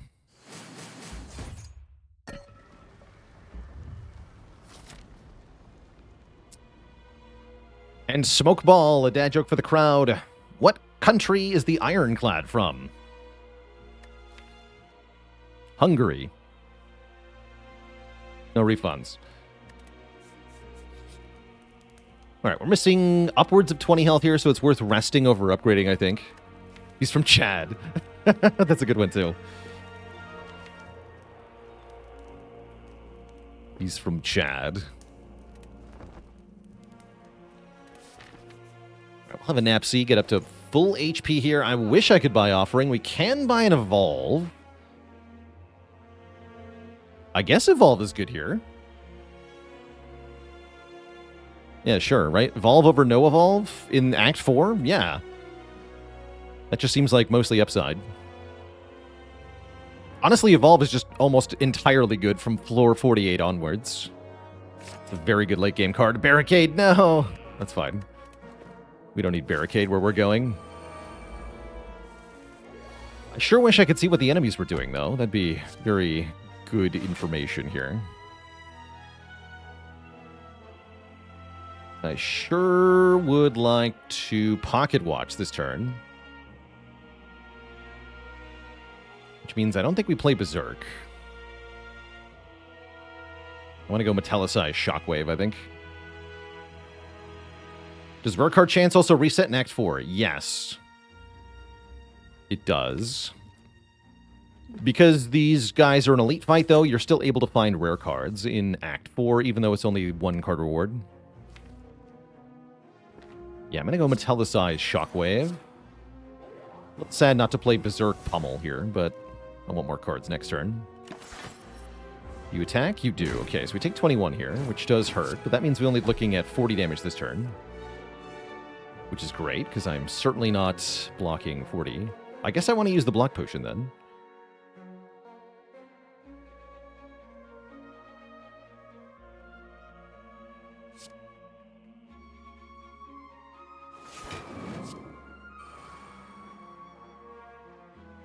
And then if I want a Pocket Watch, I can't play the Burns. How sad. I'm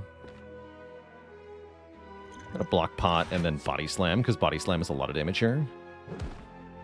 Also removes the -1 strength. Take 16 more, sadly. Fortunately, we have tons of health. Normally, you're trying not to take too much damage in this fight so that the heart fight is better, but we can live here. Though, can we? A little worried. Yeah, I don't block very well here. Oof.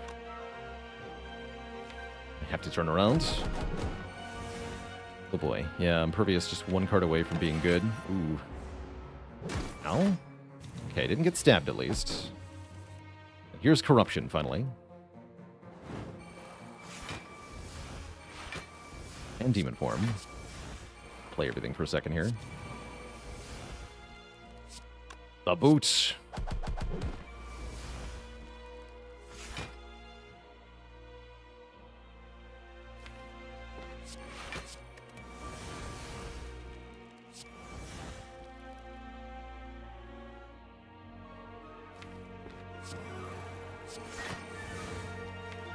Played that? I shouldn't have played that.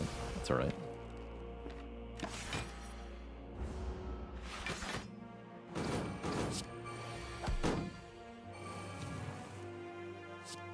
No, everything's fine.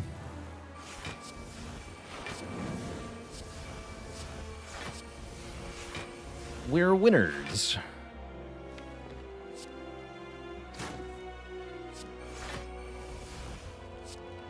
Bonk.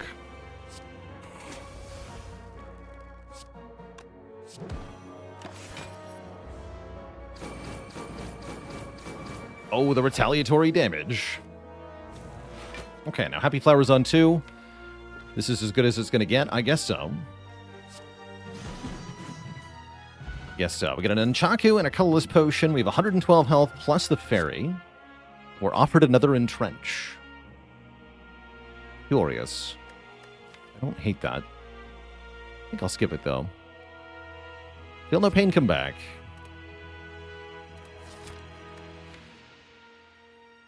Okay. Turn 1 Evolve, we like. I'm going to pummel first and see what I draw. Okay, nothing fancy. Yeah, nothing fancy at all. So I'm just going to play 3 cards here.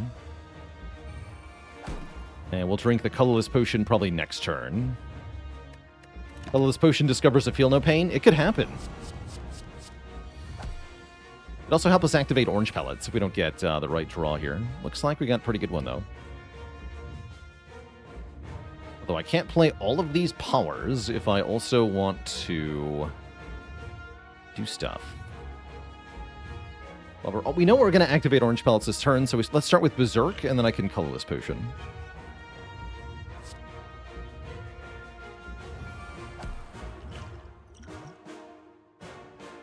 Enlightenment makes the demon form cost 1 and the clothesline cost 1. That's actually amazing. That's 3 energy. That's 3 energy. Enlightenment of the gods. Glorious.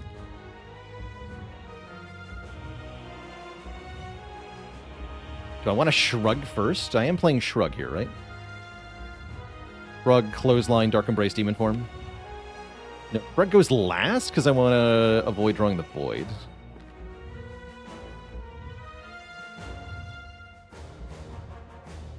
Yeah, Shrug last, I guess. Although, no, Shrug not last because I want to have no block at the end.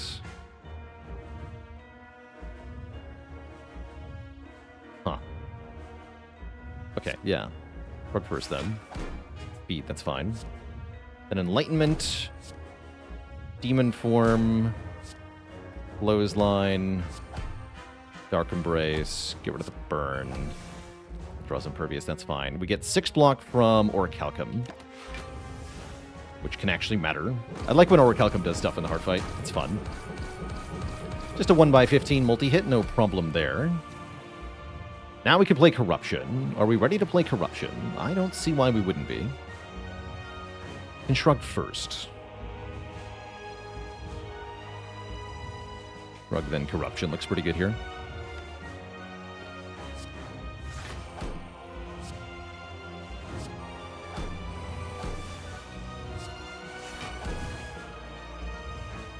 He sat entrenched, though.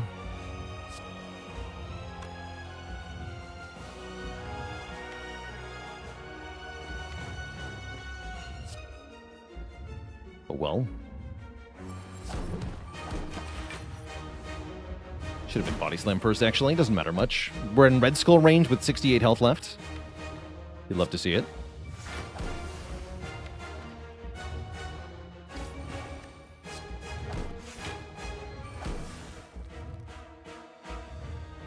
Just gonna go Bash Clothesline, I think. I think so. This is the no attack turn.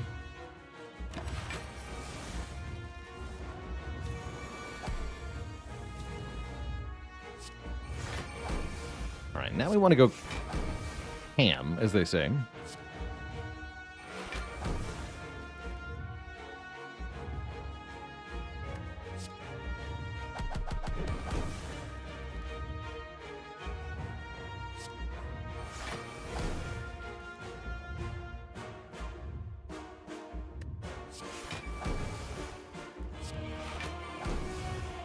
Good.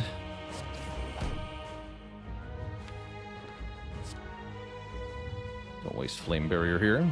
Actually, no. Do Flame Barrier here. Barrier Body Slam. Get rid of slimes. Okay, if it's the multi-hit, we take exactly 0. Same for the big hit. The big hit. Would have preferred the multi-hit there, but that's alright.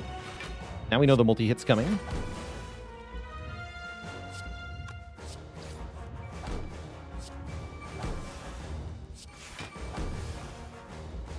Must be a bad draw, though.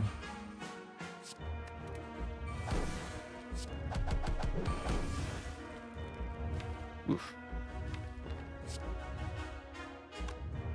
Alright, just use that. It's fine. It's not fine. Oh. But we're not dying, and I still have the fairies, so whatever. Hit me. Says CHR, thank you so much for the 2 months of support. Appreciate ya. Beating time. Hello?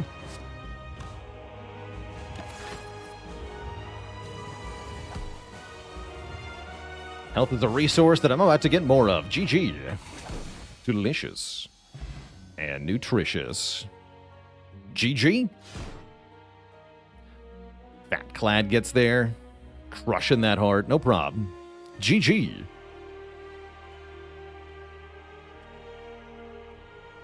G freaking G.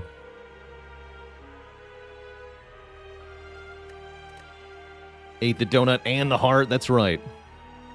That's how you get extra wide. Now be free, my fairy friends. Be free.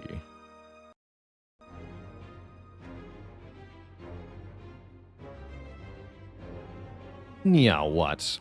Has it been done? The Spire sleepeth? And so shall I. I shall. Well, if by sleep you mean take a short break and then play more, then yes. But yeah, great Clad run. Early Molten Egg Red Skull, definitely a good start for a Clad. The dome was a little annoying at times, but honestly, because we had so much health, we really didn't care that much about unexpectedly taking like 30 sometimes, whatever. Just face tank everything. Yeah, 50 damage, 80 damage, 50 damage. Easy game. Easy game. So next up is going to be some Silent. But before that, Twitch chat, it is going to be break time. Going to refill the link, stretch the water. Back in a few minutes for some more of the Spire. BRB.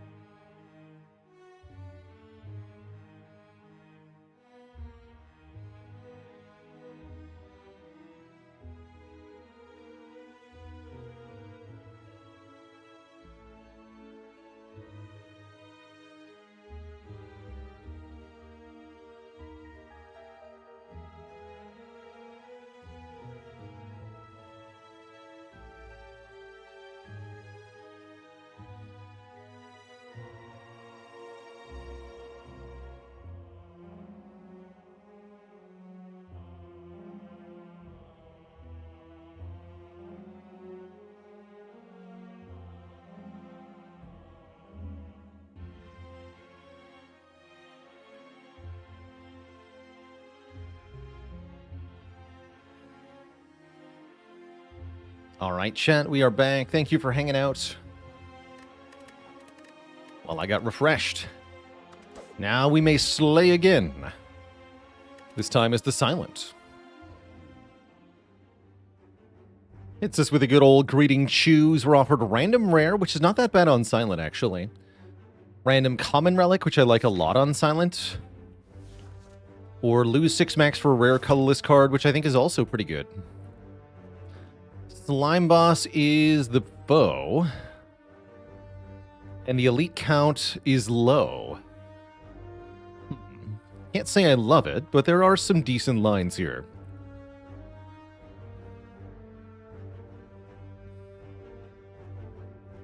Probably want to take on one of these 2 elites. Guess it depends on whether we go for the Burning Elite or not. I'm inclined to not, because I really want the shop.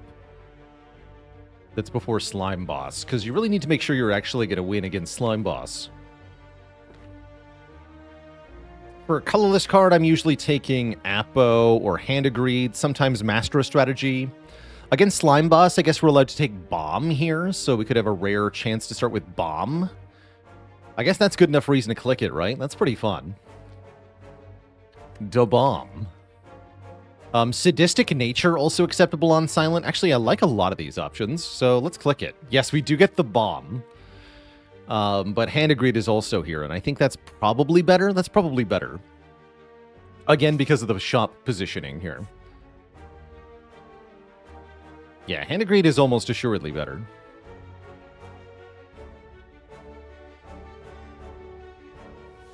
So I'll take Hand of Greed. But the Bomb will remember this. Okay, I can also get another shop going that way, but then it's only 1 elite, right?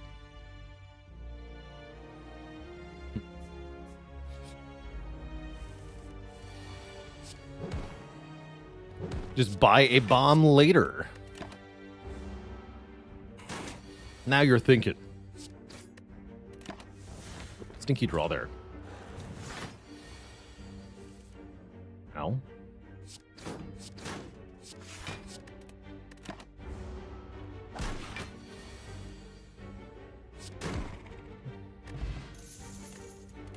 Get our first pile of money, and we're offered Caltrops, Outmaneuver, or Sneaky Strike. I guess Sneaky Strike is fine as a starting option here. We don't even need any of these thanks to Hand of Greed, but I don't mind the Sneaky Strike. I do want more attack power. I'm going to take it. Hopefully we can find a Prepared or an Acrobatics or something.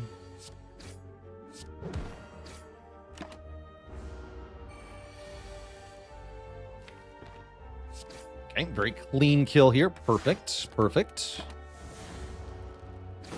That's what we like to see.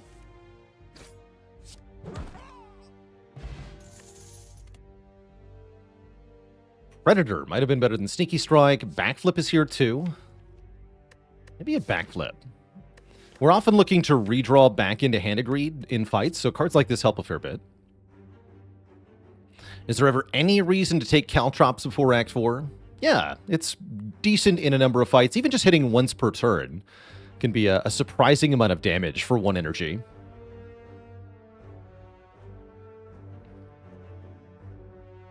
Particularly good against things like Hexaghost and the Guardian and Birds, but it does just fine in other fights. Any fight where you have multiple enemies, it's actually quite a bit of damage. If you get attacked by 3 enemies once per turn, that's like hitting 3 times per turn with your power. That's actually pretty solid damage output. Again, more than you might expect. All right, looking to Hand of Greed both of these nerds.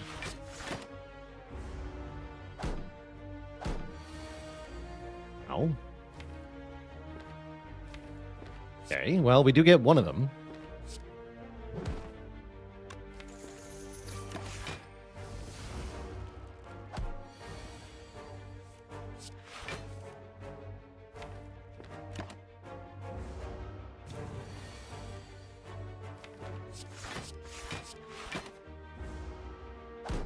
And 2.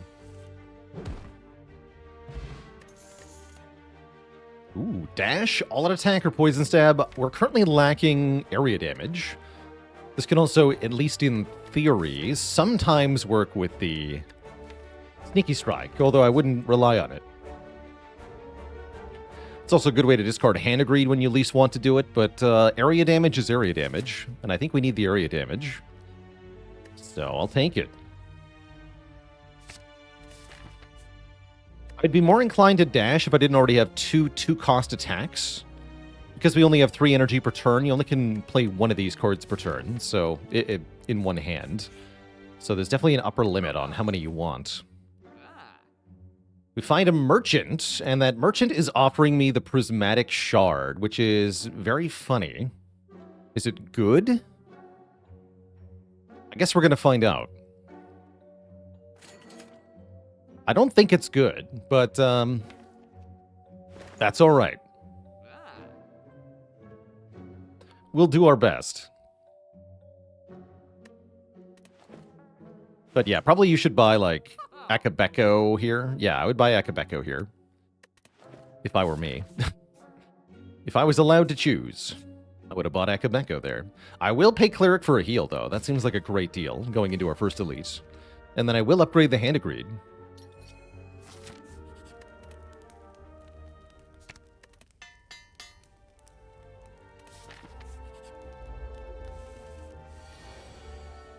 Question is, will we get to use the shard at all? Rascal with 13 months. Thank you, thank you.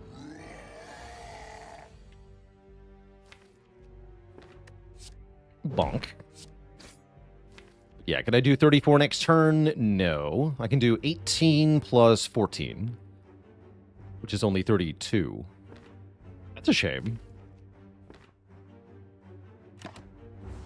That's with the Forge Pot. Using a Forge Pot on an earlier turn would not have given more than 10 damage here.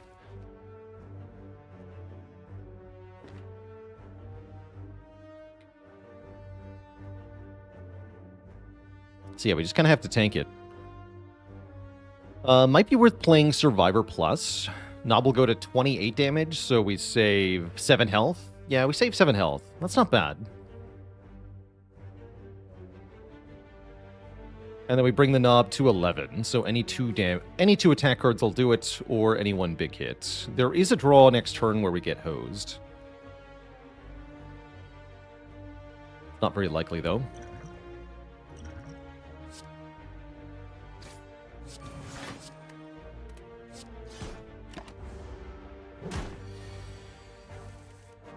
Cool.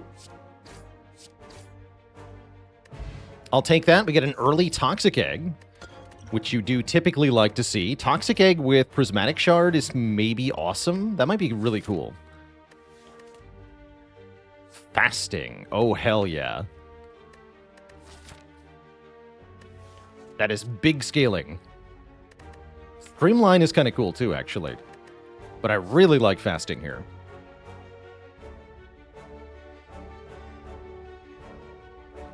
Yeah, this seems like it's awesome. Maybe not in Act 1, but it's going to be awesome. And that means I'm allowed to rest, yeah? Because we have Toxic Egg. I'm just going to rest.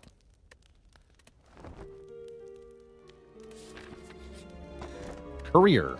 Ooh, Courier, Toxic Egg, Prismatic Shard. Incredible.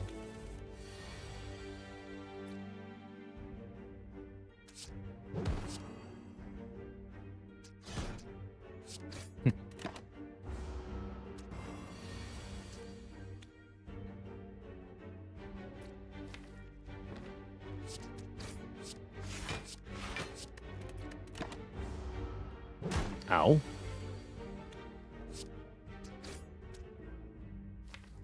I guess I get weakened again. Guess so.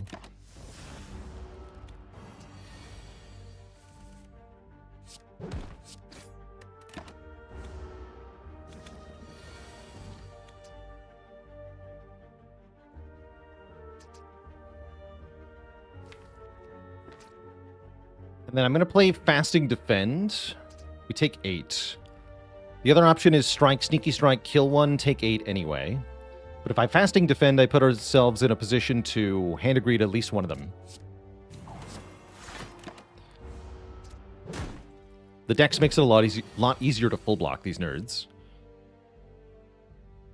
Yeah, let's get one of them.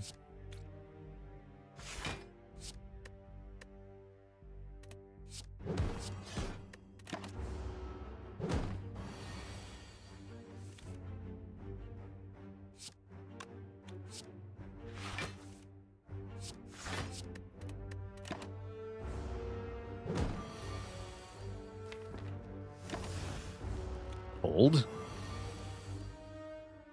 That's why we play the fasting. Now I don't take damage. Easy.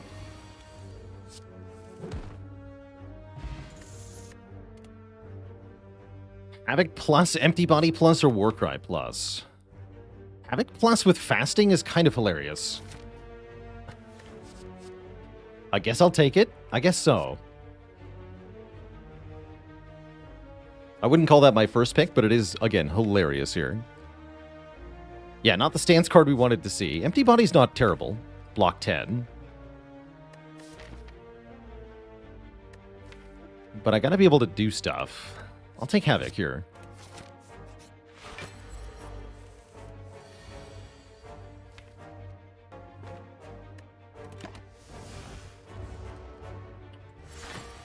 Do I want a fasting in this fight is a good question. Makes Hand of Greed much easier, much harder to play. Makes Sneaky Strike basically impossible to play. But it makes the blocks better. Tricky. Actually, really tricky. I don't think I want to play it, at least not yet.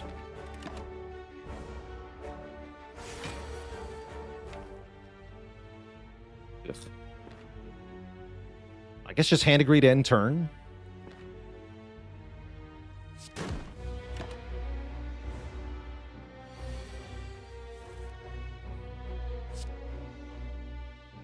Then I'm going to all-out attack, and if we get free Sneaky Strike, good.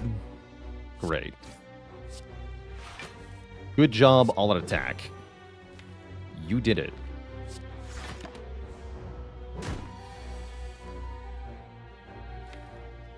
Okay, potentially now worth playing with the Havoc here.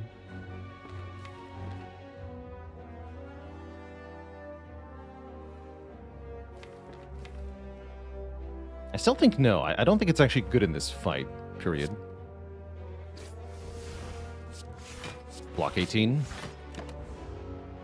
Definitely concerned here. We're obviously not doing enough damage.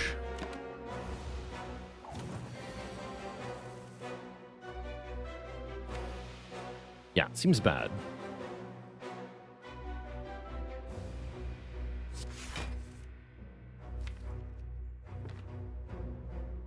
The Swift Pot does much. I'm just going to Hand of Greed here. Take 17. Ouch. And then we win, yeah? Yes, we win. Because we can do 10 plus 8. Okay. That was horrifying, but we do get an Nunchaku and an Ancient Potion. Ancient Potion in particular, quite good with the fasting.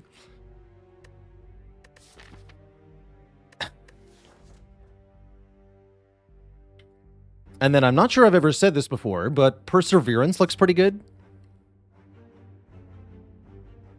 Or maybe Anger to go with fasting. Anger's interesting.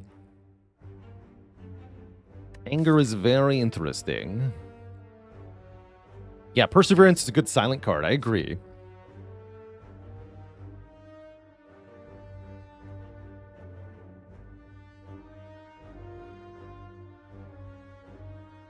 And the free upgrade is kind of making it better. We do want attack options, though. You're right. I suppose we also want upgraded fasting, but that's kind of out of the question at the moment. I'll take Perseverance here. And we'll fight 5 slimes. Oh, dear. Well, that's not good. At least I get to Hand of Greed one of them.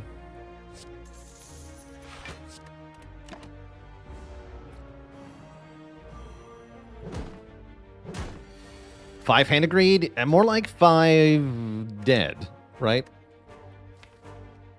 We have problems in this matchup here. I'm going to Swift Pot. Okay, we do get the all-out attack. I guess I'm playing that.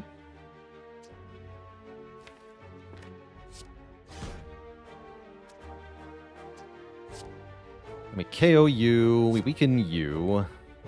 Block 5, take 7. Go to 5.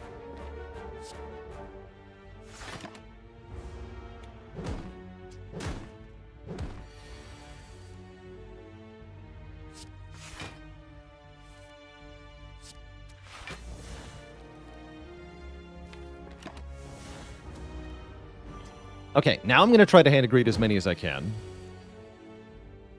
Perfect. Perseverance makes it possible.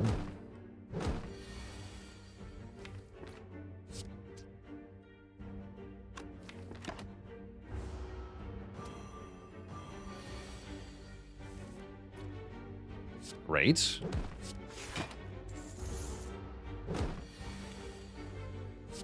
Increment Nunchaku. Good.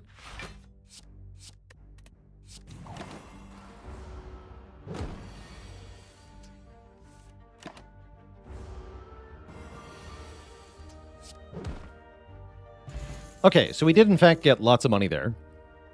We get more blocks. Deceive Reality or Boot Sequence or Madness. Deceive is quite good. At blocking, anyway. Madness Plus is like an energy cheat. That's pretty good with higher cost cards. Also with fasting. Alright, I'm in. But will we survive the lice? Is the question. That I'm less sure about.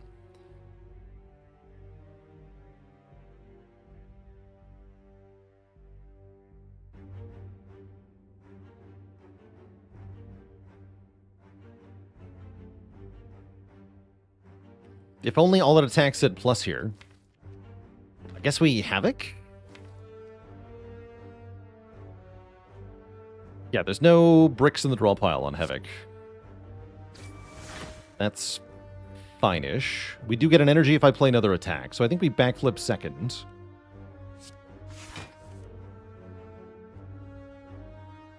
Okay, pretty underwhelming, sadly. But that's alright.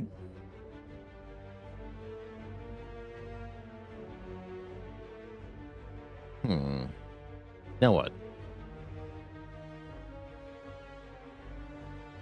Total incoming damage is 21, so if I double defend, we're dead?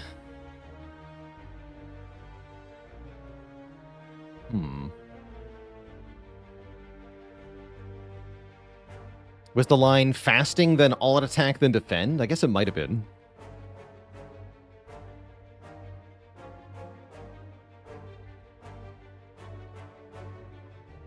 Because now it looks like we are cooked.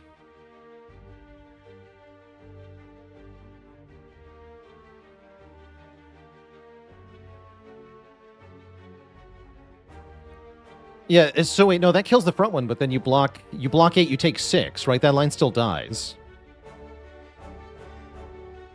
That line just still dies, too.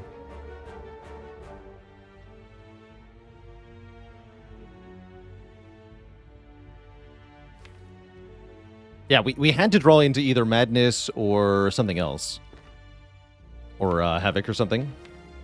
We already had Havoc. Yeah, we were looking for something to draw there, so we had to backflip first. But yeah, looks like there's no way out here, yeah? All out attack, strike would die. Defend dies. Had to have the Akabeko, I guess. Bummer.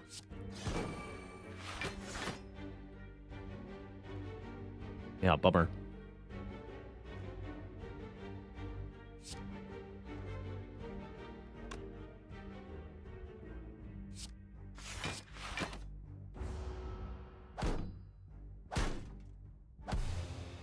Not just Shard that killed us there, actually. Again, note these early game nuisance relics, normally things you're excited about. But relics that don't give you a payoff before you die means that, well, you die. GG. A good try. We'll run it back on silent, because that was kind of rude. Not exactly a real run, you know?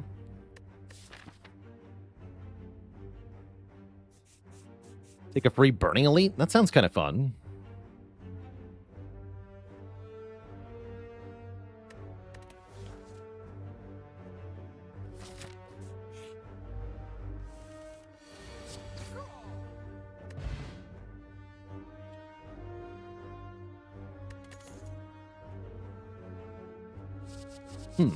Both Masterful Stab and Dagger Throw are really good early. I think Dagger Throw is more consistent. But the Masterful Stab might be better against something like Slime Boss.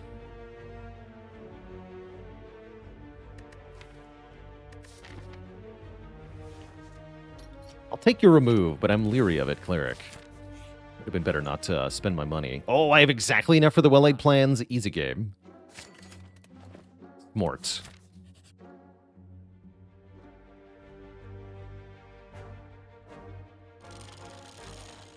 And then we spin the wheel, and we get freaking cursed. Great. Can I have a stab instead? Thanks. Well, the good news is, I still get to fight the Burning Elite, despite getting a curse. That's fun.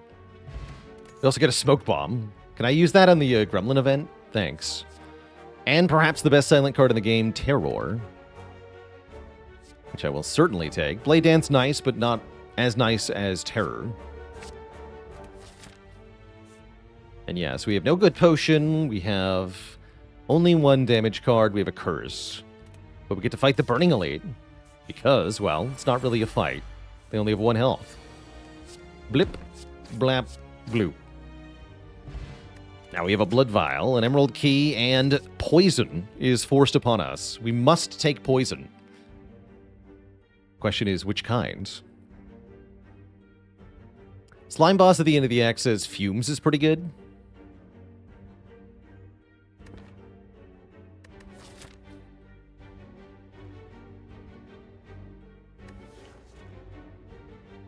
Flask is nice with well-laid plans. True.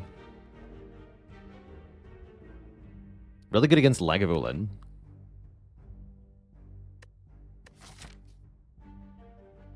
I'm going to take... You know what? Let's go Flask. Yeah, I like the Flask here, actually.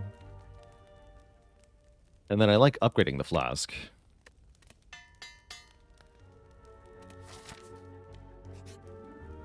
And then I like transforming. Don't get tricked into transforming decay here, by the way. If you transform a curse, you get a different curse, as you can see. So don't try to do that. You got to transform a card you don't want here, which I guess is going to be Strike. Into Acrobatics. There we go. That's what I wanted last run. More ways to toss the curse, though. I like it. I don't think I'm going to this shop, as I have no money, unless there's, like, old coin in here. There's not old coin in here. No, not enough for a remove. If we had 3 more gold, I would think about it, but since I can't buy a remove, I'm not going to bother. I will take Nunchaku for more energy, though. And I will take a allegedly easy pool fight. They call it the easy pool, but why are the fights not easy? Hello? What gives?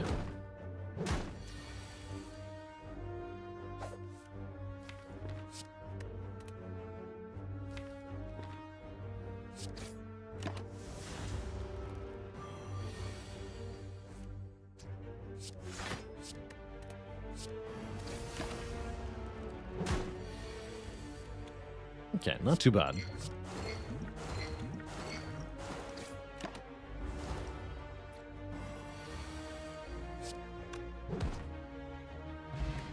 Entropic Brew Smoke Bomb. That's fun. Reflex and Poison Stab are here. Poison Stab is a nice marriage between the Terror and the Bouncing Flask. I like that a lot, actually. Reflex is okay because we have Dagger Throw and Acrobatics and Well-Laid plans already as well, actually. Actually, no, that's a really good Reflex. But if I want to be able to beat Knob, Poison Stab is definitely a little bit better.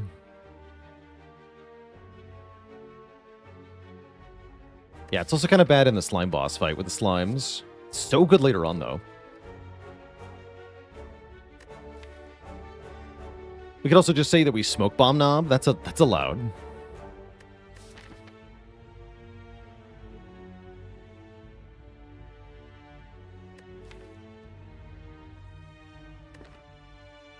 I'll take Reflex. I'm going to try it. And if I'm doing that, I should probably upgrade Terror here. And then well-laid plans before Slime Boss.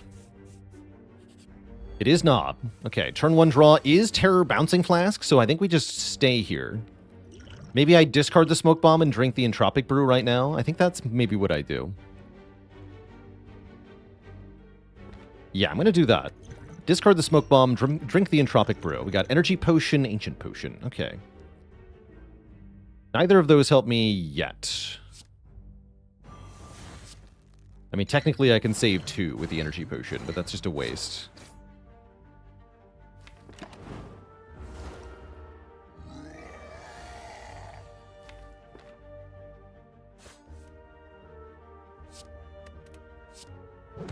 Okay, it's probably worth playing Acrobatics here. Yeah, we want to discard that Reflex, otherwise next turn is awful.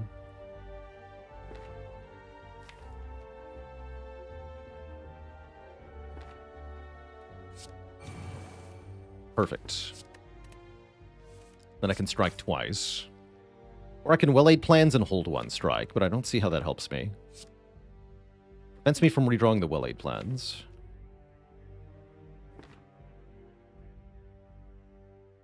Meh. So I could Ancient Potion here. It depends on whether we're killing next turn. I guess I don't have a better use for it. It's nice insurance, yeah? Let's use it just in case we brick the draw. Although I expect to kill anyway. We do. Although, as you can see, 1 strike wouldn't have been enough. All in all, a very good Knob fight. We get a Bag of Prep, which is very good. We get Alchemize, which is also widely considered to be pretty good. Piercing Wail wouldn't be bad here either, nor is Second Dagger Throw. But yeah, I'm taking Alchemize. I would take all 3 of those if I could. Okay, and these 2 are trouble. Why so much trouble? Maybe I use the Energy Potion here, because this fight is legitimately hard. And we have Alchemized, so I can just make more potions. Thinking about it.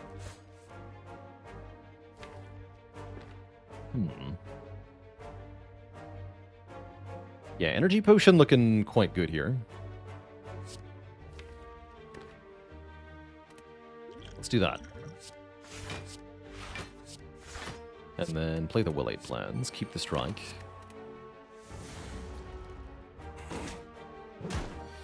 Okay, thankfully they both buff. Interesting. Guess I take 2? No. We can just retain Alchemize. Well, no, we can retain Defend and get back to Alchemize. Is what we can do.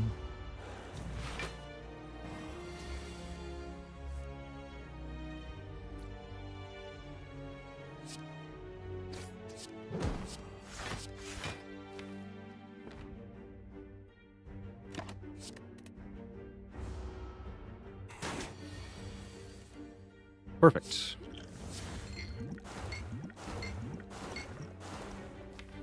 And I think that even lets me keep the Nunchaku in a high number here.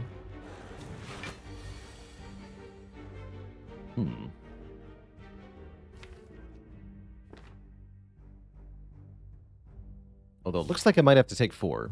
I guess that's okay.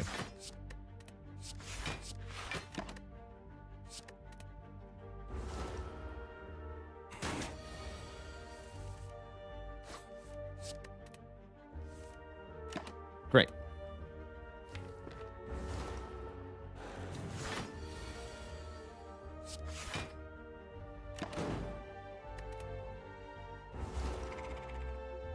Okay, we do go back to 2 potions. And the Poison Stab is back as well. Do I want it this time? Honestly, kind of.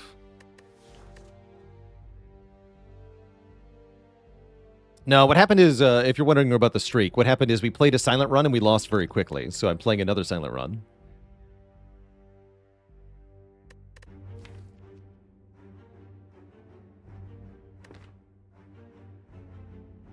Blade Dance with Nunchaku's not bad either, I guess.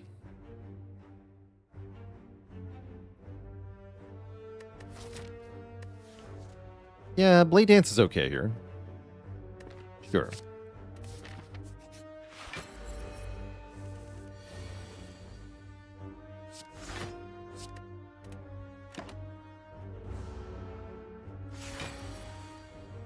Perfect.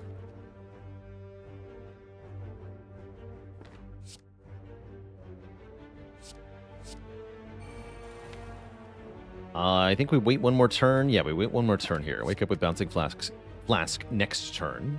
Score the Neutralize. This turn we play Terror, Bouncing Flask, Essence of Steel, Alchemize. Another Essence of Steel. How quaint. And I think I'm keeping the Defend? I think so.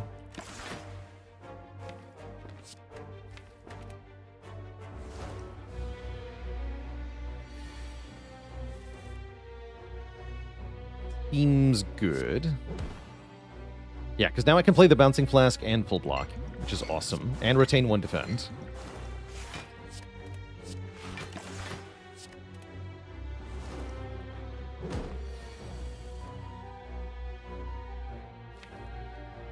Triple defend looking like my best option here.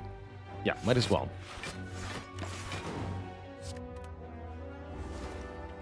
And then we just get as many Nunchaku activations as we can.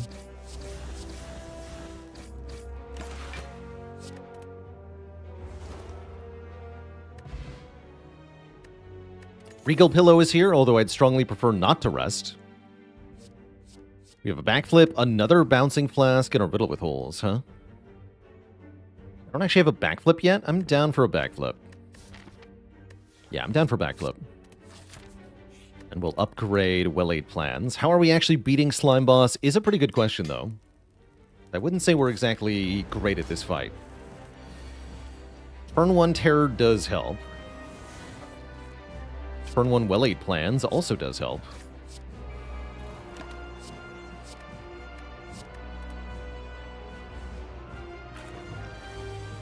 Let's see, can I Bouncing Flask on this turn? Because I think double Bouncing Flask now is the way to go. Okay, good. Wasn't bottom deck. So yeah, I think dupe Flask now. We get 24 damage this turn, 23 damage next turn, and then next turn we have Blade Dance, Strike, stuff for more damage.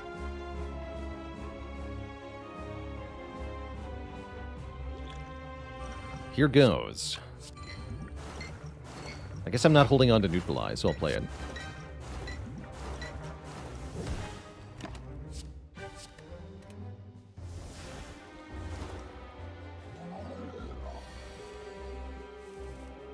Good. Stick. Bouncing Flask is more damage than Strike, and then I can retain Strike. But maybe retaining Bouncing Flask is better? Maybe. Either way, we split at 34, which is pretty dang good. Low enough that we can hopefully prevail. Although then this happens right away. Ow.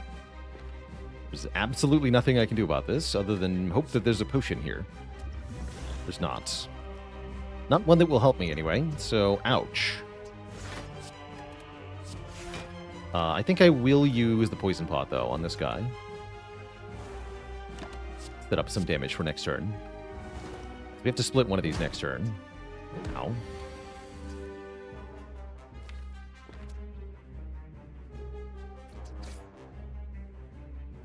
$17 is exactly half, so I have to split now. We're committed? We're committed. We should Acro to discard Decay, I have to imagine. Next turn we're weak. This is looking pretty grim here. Maybe should have Essence of Steel earlier.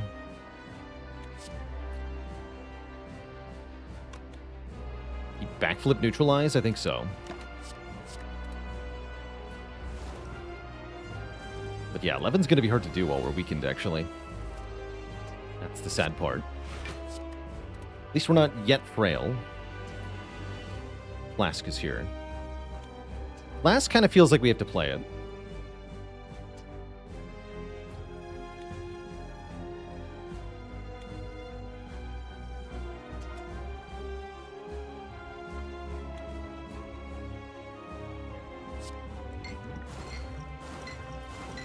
Okay, that's probably the worst possible outcome, but okay, okay. Neutralize you and steal. Might be cooked here. Draws like this, who needs enemies? Of course, you're attacking for 18 again. Rude, but I think I can split you and kill this one. We have Blade Dance now. I can play 5 attacks. Yes, I can. So we can get 1 energy after playing attacks, too. 2 strikes, 2 shivs kills this one.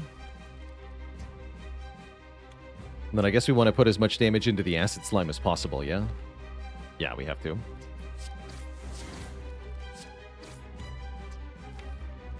Means I could play slime.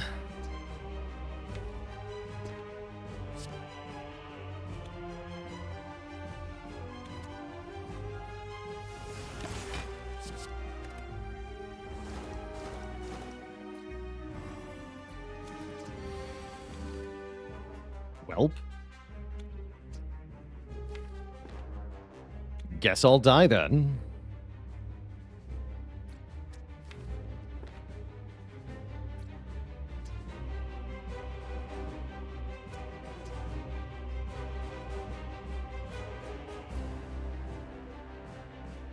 In retrospect, I actually should have killed this one last turn, and then it'd be not frail on this turn, so we'd have a chance to survive.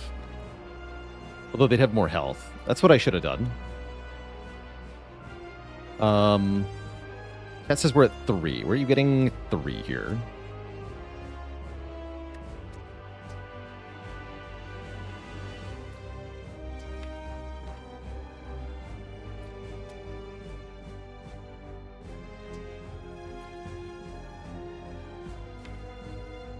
Killed 2 with a good dagger draw? What do you, there's literally no damage to draw. So be aware of that.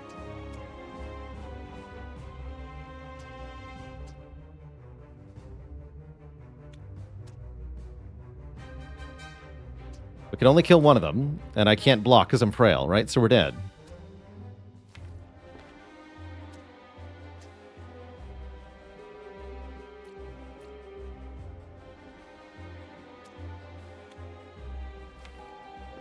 Yeah, we just die. Oops, that's the wrong discard, too. Doesn't matter, though. It's 16 versus 18. So you die either way. GG. G freaking G. Oh well. Tough day to be a silent. That's alright. That's alright.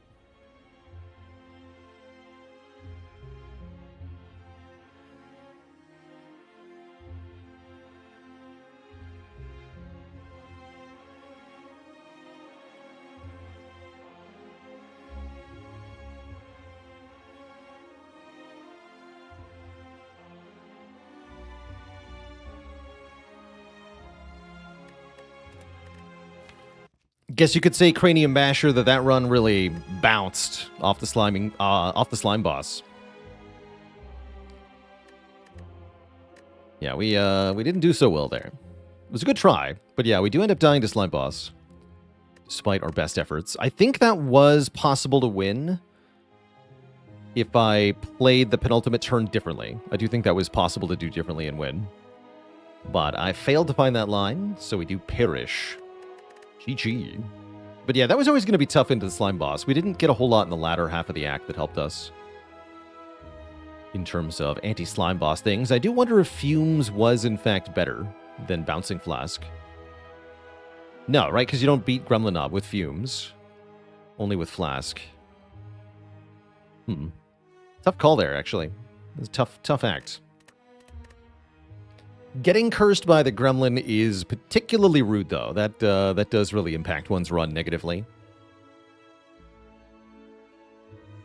Well, that's all right. I'm going to play some Monster Train instead, is what we're going to do here, chat. Let's kick things on over to MT2.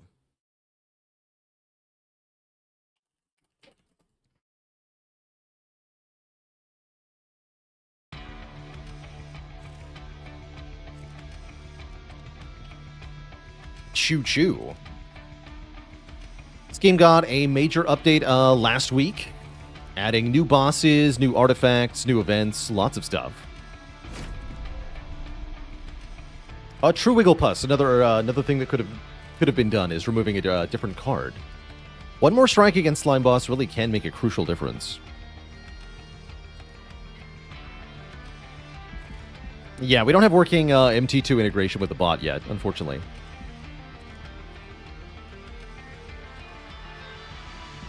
What happens if you transform the Necronomicon curse? Because it's unremovable, it's not a valid target for transform. So the answer is you can't transform the Necronomicon curse. Alright, we're going to go random here, looking for combinations we haven't won with. Trying to fill out the logbook. Our initial option here is Talos plus Pyreborne. We definitely don't have a Banished Pyreborne victory, apparently. Or rather, this was the very first one we got, but we haven't won with Titans or anything, so we will absolutely be playing this run. And I like our Pyre part here. Bogwurm's growth gives us capacity on a random floor after each fight, leaving our boss rewards open to do more fun things. I also like our starting unit. The Miser is a 1-pip unit with Avarice 10, who is really good with permanent scaling Talos, so I'm really hoping that's what we get here. No, we don't. Okay, we either get Valor on Resolve or Melee Weakness on Shift.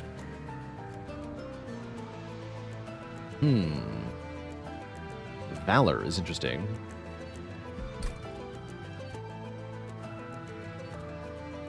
Oh, but we've got really good ways to shift, don't we? I think I'll take Celestial Radiance. I think we can use that better. Oh man, and we're offered either Sketches of Salvation or Lost Luggage. Sketches is weird. Get 3-unit deployment after this deployment phase. There's ways to use this that are effective, there's ways to use it that are not. I kind of like the Lost Luggage with the draw 10. On turn 1, that's quite powerful as well, especially if you're doing Pyrogel things or shift things, and we're kind of doing those. So I'll take Lost Luggage here. It's going to make me want to take energy from the first boss because we have automatic capacity and we have maxed out draw on turn 2. Also, do we draw 9? How does this work? Or do we just not get the -1 on turn 1? Unclear. Right, Talos can fly. I guess our other unit on this floor is going to be a Spear Steward for now. It's also fine. We'll just put the Shield Stewards on every floor.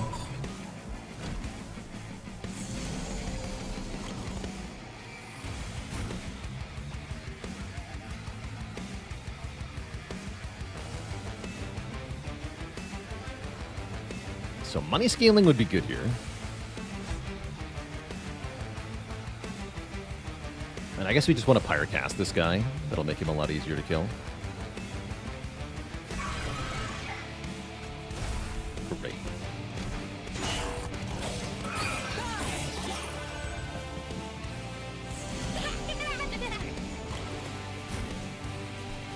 And yeah, the draw -1 did not seem to affect the Lost Luggage. That's what I saw as well.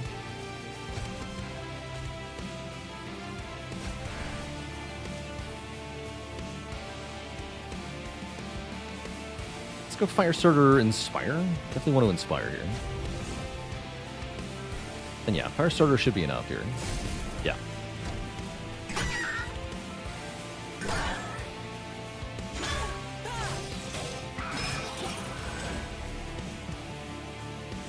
Kind of worried that we're just going to lose to the boss. The Talos problem.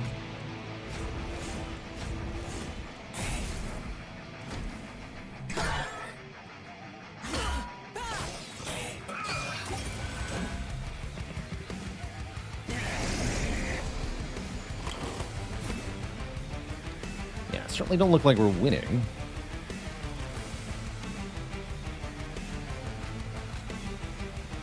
I could fly her up to a higher floor.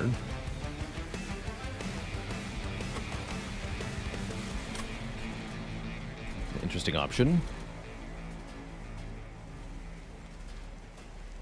How's it going, Flops the Turtle? Grats on the silent victory there. Sounds like it was a hard-fought fight.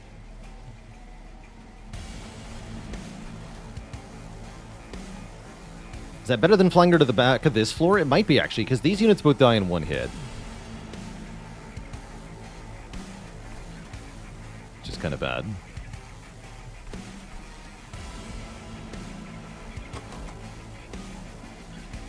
And it buys me time to use the Pyre Cask. I think it is better to go up to the top floor here.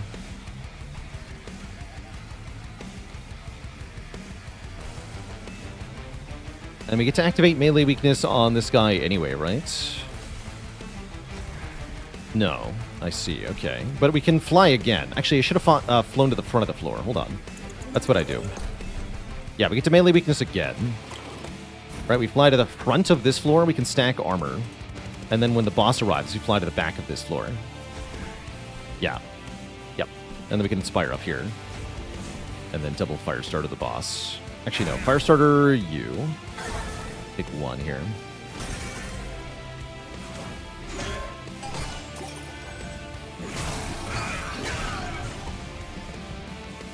This guy can tank a couple hits from the boss to reduce the rage slightly.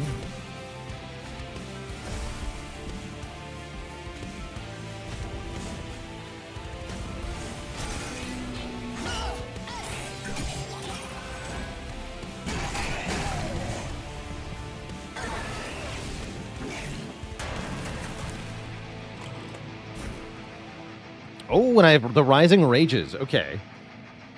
So we have him, right? Because I can use the Rising Rage to stack melee weakness.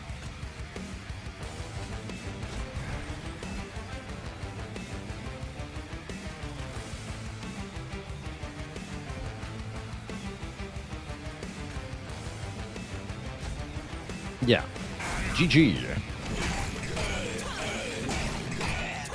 Okay, so we actually don't let the boss get to the fire. That's really all I wanted, given that we're playing with Talos here.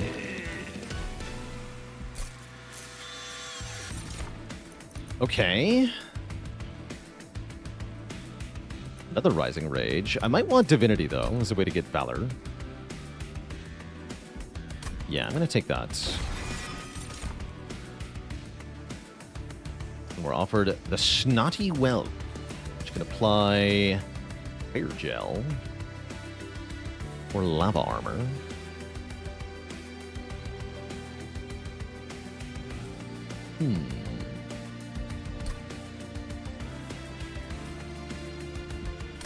I wish I really don't want this with the Ember. I already took an Ember too. So I think it's either Lava Armor or Snotty Whelp. I'm going to take the Whelp. Try out the Gilly Sneeze. And I'm going to go to the Merchant of Steel. Going to go to the Merchant of Steel. Get a Banished unit. Of which there are a number that we could use. Endless is interesting. Think on that. Endless and Quick. Oh, I was thinking about the one of the Dancer units. Yeah, another thing to use Shift here. This one applying defensive bonuses. Armor 5 to friendly units. Actually rather like that. Steadfast Crusader is also fine, as their ability says Advance, giving us more ways to shift. But I'm going to take the Divine Dancer. Endless Whelp is fun. Yeah, this isn't the kind of Whelp that damages itself, though. I guess we could use it as a chump blocker every turn, though. Because then you can use the ability every turn, right? That's kind of cool. Do I have a favorite clan combo? Luna plus Stygian is my current favorite in this game.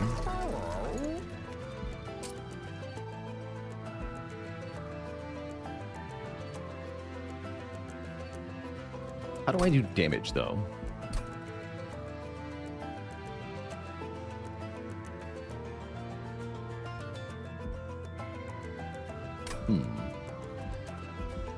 To make the Miser quick to earn money? That's not bad.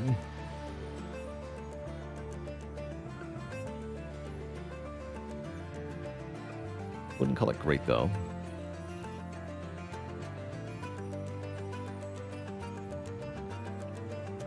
And I can make him Avarice 13.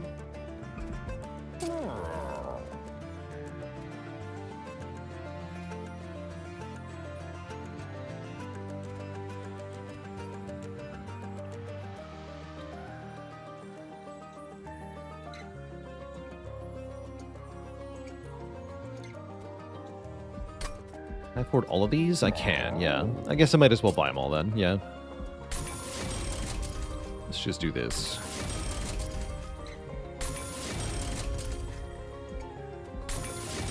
In love with this outcome, but it should be enough strength to get through Ring 3 without too much trouble. Hey there, Phaley. Thanks for 77 months of support. It's like alliteration, but with numbers. Bailey says, beware, bespectacled beast, because I bring boarding, burning, and breaking before bouncing. I be busy, so brace for the beyond. Okay, bye. Thank you, thank you.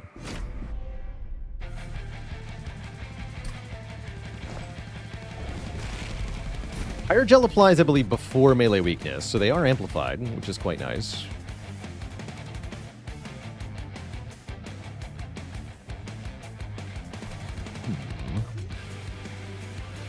Try this.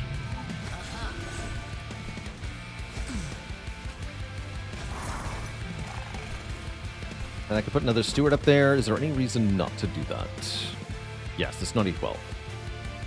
That's a reason not to do that. I think I'm gonna Snotty 12 on the other floors.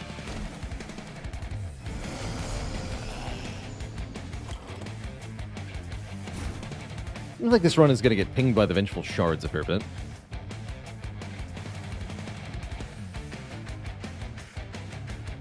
I should probably put Talos in front on turn 1 so I can fire to the back of the current floor.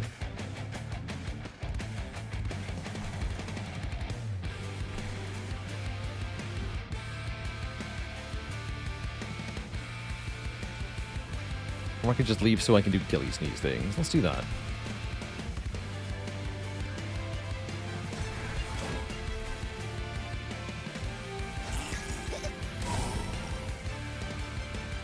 Great. Then give you more Pyre Gel.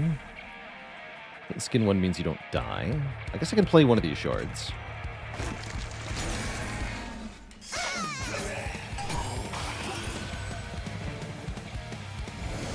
What is the exact effect of Pyre Gel? It is a very nasty debuff. Anytime this unit takes damage, it takes 1 more damage per stack of Pyre Gel. So all sources of damage are multiplied. Or rather, increased linearly, and then potentially multiplied further after that with things like melee weakness. Is pretty good, is what I'm getting at.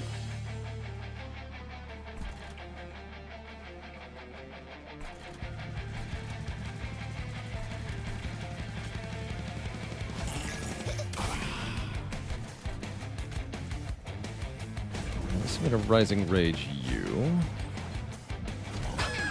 The money. I could have also added to the battle line, that's true. By ascending the Spear Steward.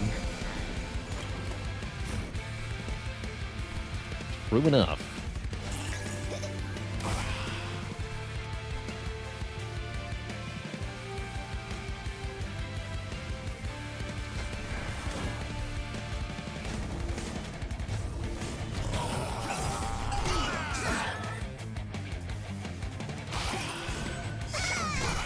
So it also increases the self-damage these whip enemies do. Like the opposite of Titan Skin, essentially. Blah. Actually, I don't want him to have too much Pyre Gel, because then the Miser gets less hits, right? Interesting.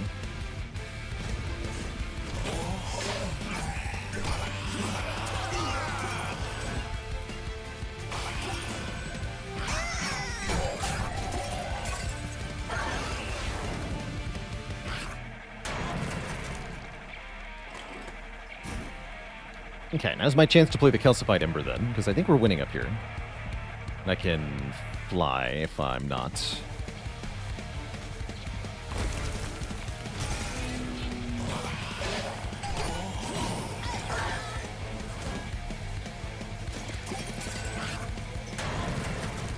Yeah, we get a max of 4 hits anyway, right? Okay, we do want to shift at least one time.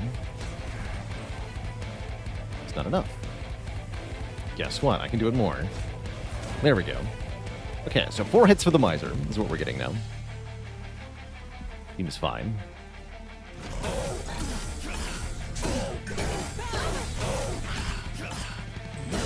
4 times 13 is quite a bit of money.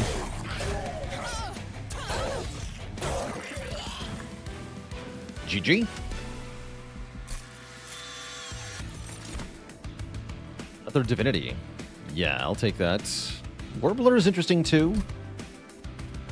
I don't think what we want though. Flicker is a cute spell when you're making Pyre Gel. The intent is to just do Pyre Gel damage. Or Golden Touch is back. I'm just going to skip, though.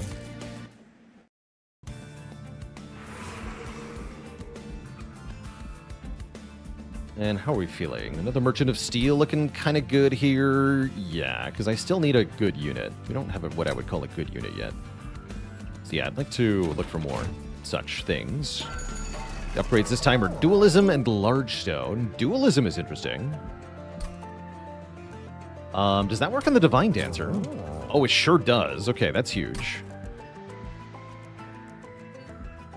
Neat. And what do you have? Oh, but Firebrand. Oh, snap. Dualism Firebrand is freaking awesome.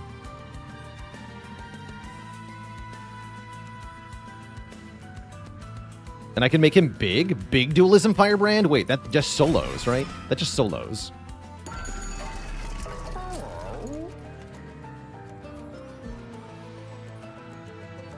Yeah, we do need frontline, and he is the king of all frontline.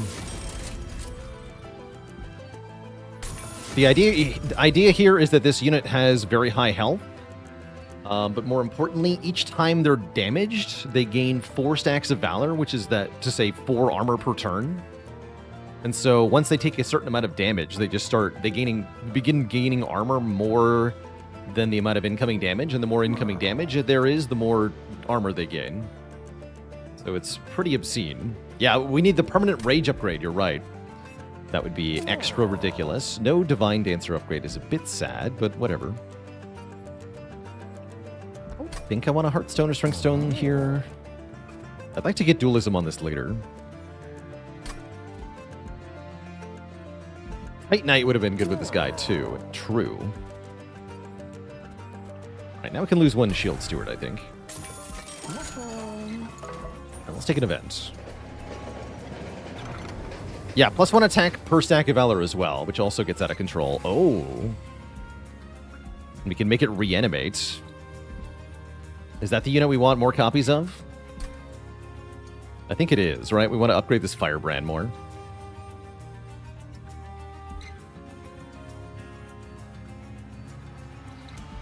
Yeah. Yeah, because then we can have 1 on each floor, which just seems really good. Total misplay. Oh, it's also reanimate 6, which is so stupid.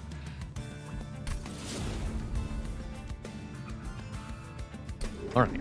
And let's correctly follow the path this time. So in addition to all that, we also get a number on the card at the bottom of the art here. You can see 111. That means we're meant to go right 3 times. We want to go to the Merchant of Magic, the Merchant of Steel, and the Merchant of Magic in order to get a special reward. I'll show you what that is by correctly doing it this time. Maybe. Maybe. If I can remember.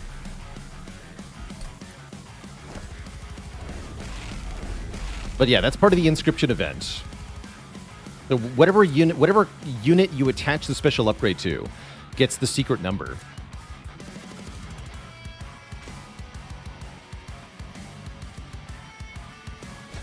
All right, Firebrand, do your thing.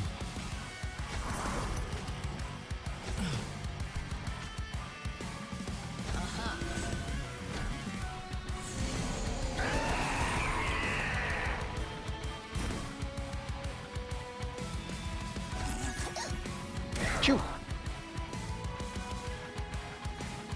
I guess I just want to block the 2 damage.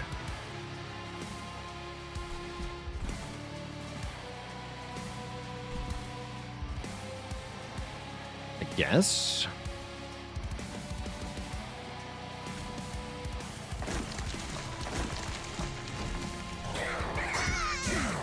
I was also thinking about putting 10 Pyrogel on the boss. Feels like we beat the boss easily, though.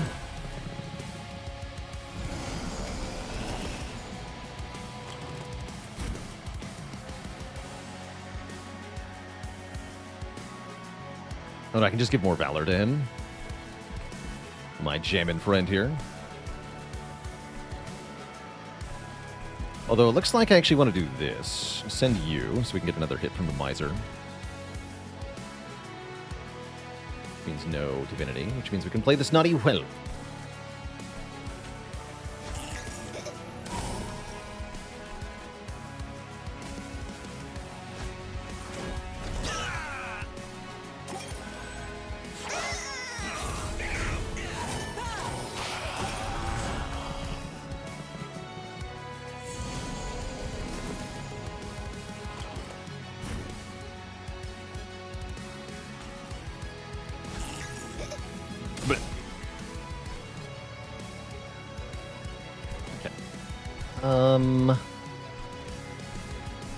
I want this to go.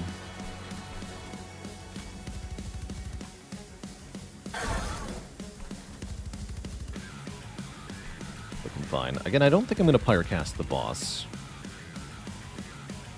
I'm going to cast this guy, actually.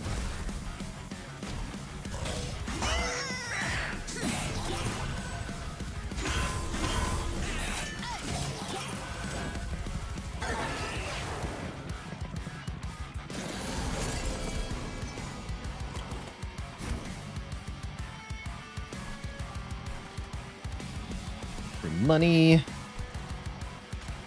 some Valor.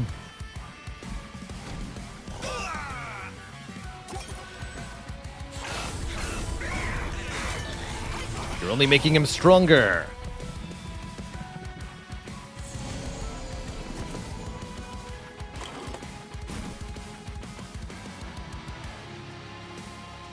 I'm a chump blocker.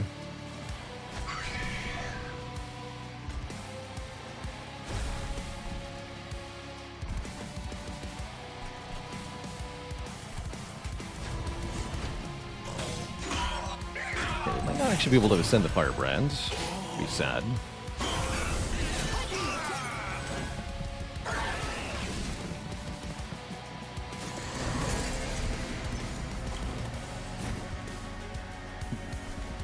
Yeah, that's a little sad because I wanted to make more money, but that's fine. Yeah, he will solo, looks like.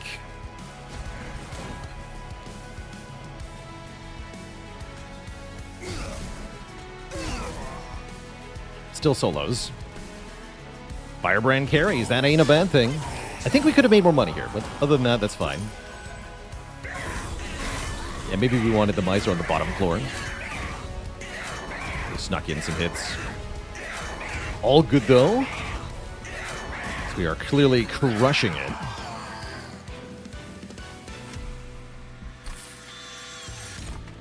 Death Roar. Transfer all Pyrogel on this floor to a unit, then deal 5 damage 5 times.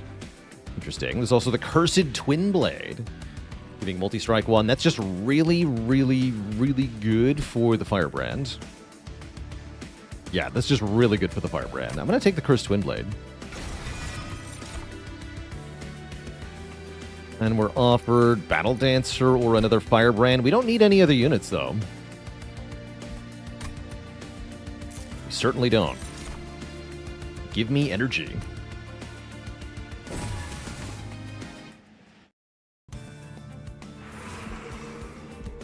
And we have to go right each time. Let's remember to go the right way. Upgrade Talos. Melee weakness 2, or we can cross path into Celebrate. Give permanent stats to every unit on every floor. You know, I wouldn't say that's too late to go into, actually.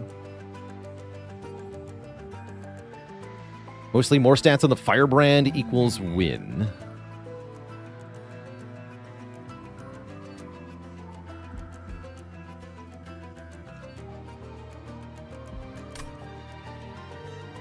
I'm gonna do it.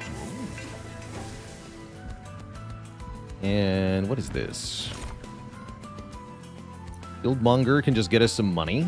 That'd be a fun guy to get reanimate on. Or Zealot. Are you new? I don't think I've ever seen this before. Zealot, sweep. Applies Pyre Gel to enemy units at the start of its turn. Interesting. Huh. Not new, just rare. Neat.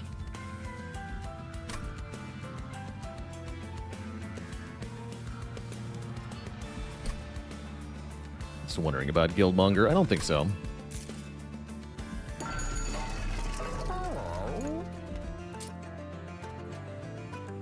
Okay, double stack Divinity looks pretty dang good. Double stack on the Pyrogel cards, also pretty strong.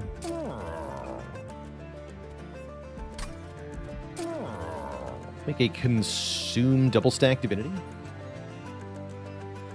I think that's what I want.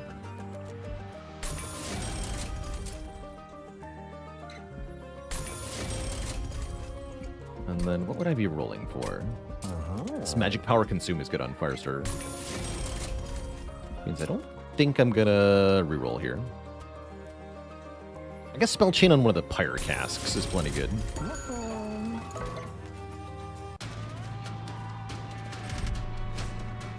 Hate and Skin 4 is a fair bit more, but I think we're still fine.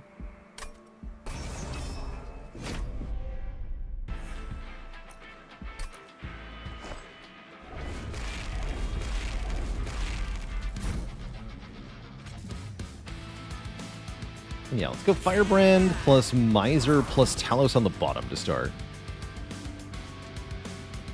Divine Dancer up top with a Shield Steward, I suppose.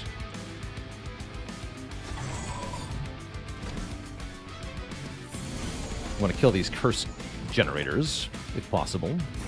Oh, wow. Did you know we don't have to draw any shards on turn 1? I didn't know that.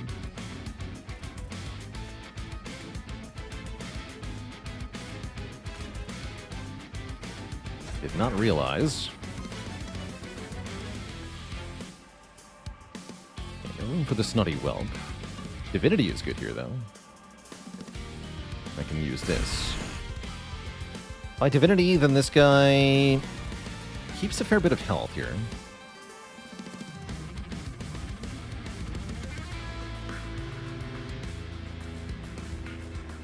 Maybe Pyre casking is right.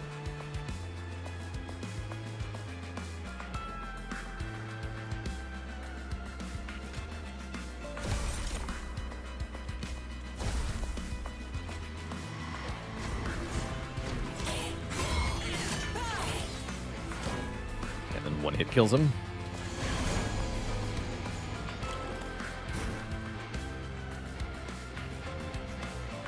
This is definitely getting played. This is a problem, though. I can't stop the Profane Supplicant.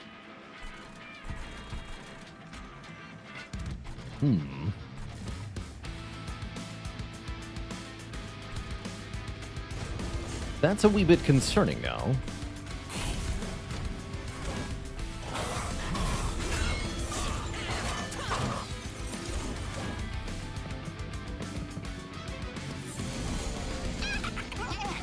Oh boy. Oh no. What a turn to draw this hand. Oh gosh. Uh-oh. I dare say we're in a bit of trouble here.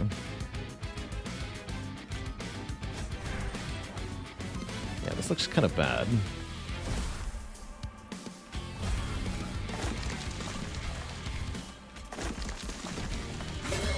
That's a lot of curses now.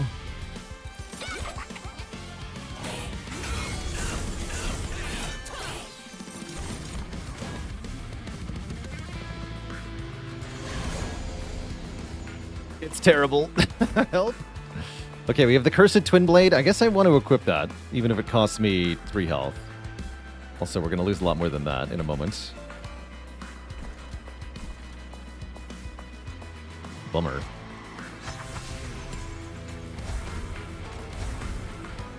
Ow.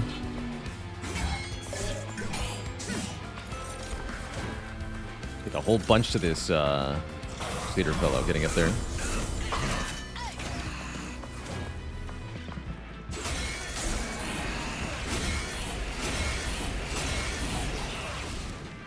Not too bad, though, actually.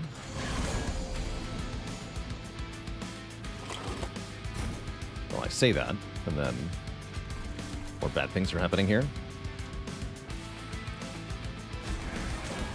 Great.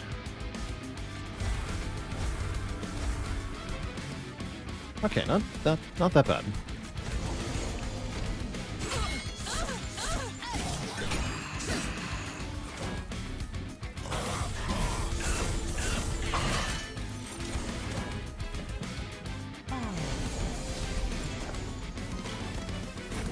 Easy.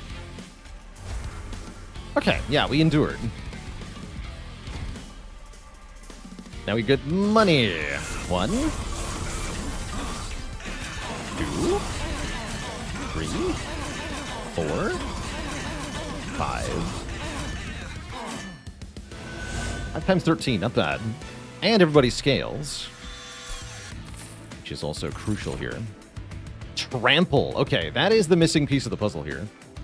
Trample will make our Firebrand solo. Subjack Security, thanks for 9 months of support. To buff some guys. What? The guys I'm going to remove? I guess Snotty Whelp, maybe.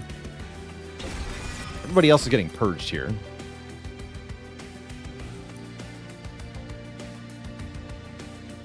Bit late for Stuck-Up Whelp.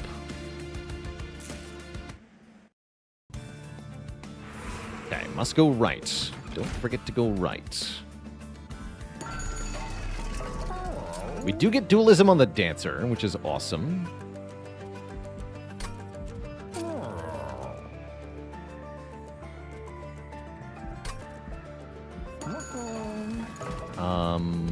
Do that before the event. Apply Pyre Gel to enemy units when a Whelp dies is pretty good, but it's not as good as Ancient Pyre Tap, which is disgustingly powerful. Yeah, Pyre Tap is probably too good to ignore here.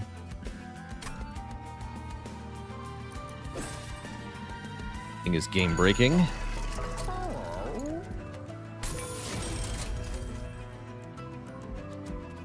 Better could use some health.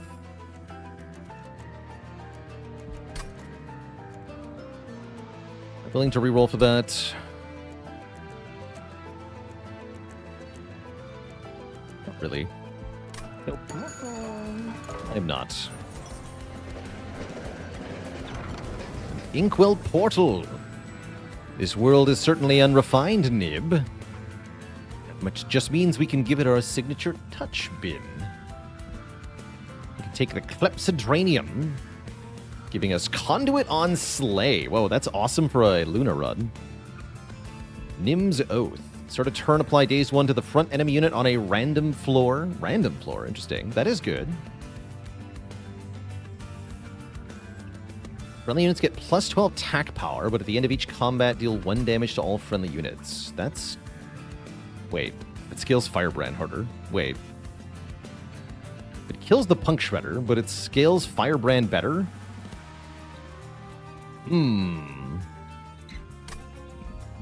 I kind of want this, don't I? I kind of want this. I still have the option to reroll for health, right? Yeah. So let's get health for the Punk.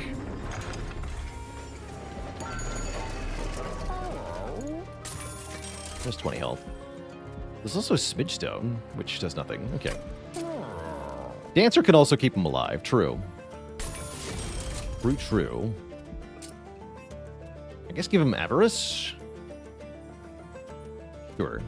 It's better on the Whelp, but whatever. Then purge a couple cards. Let's lose the Spear Stewards.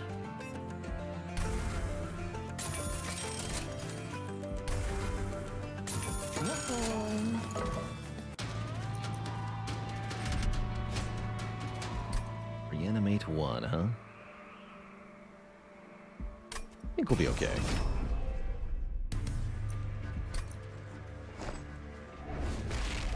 No, he needs to be alive. The Shredder only gives you trample while he's alive.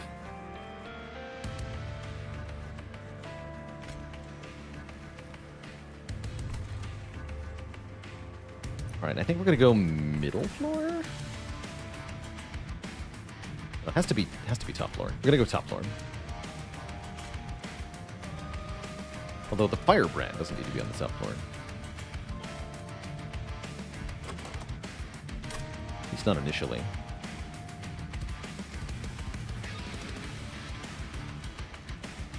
Nah, it's easier to just put him there. Then what if I don't have a safe spot for Talos?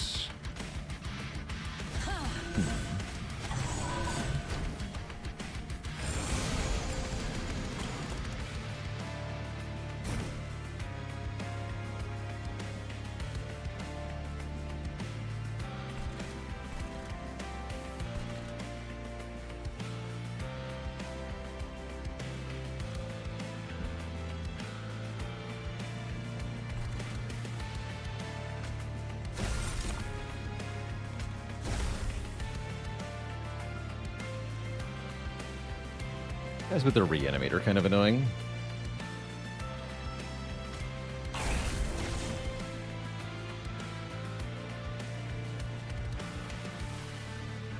Get rid of one of these. And then pay 3 health to get rid of this permanently.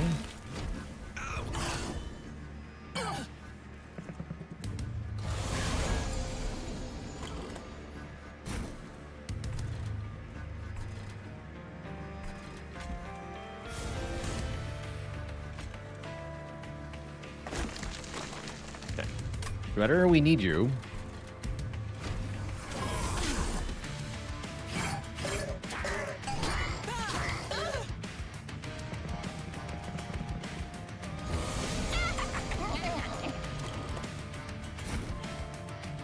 Can't get him. How sad. How sad.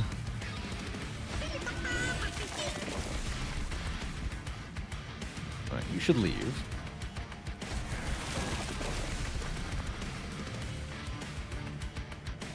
But when Spire 2?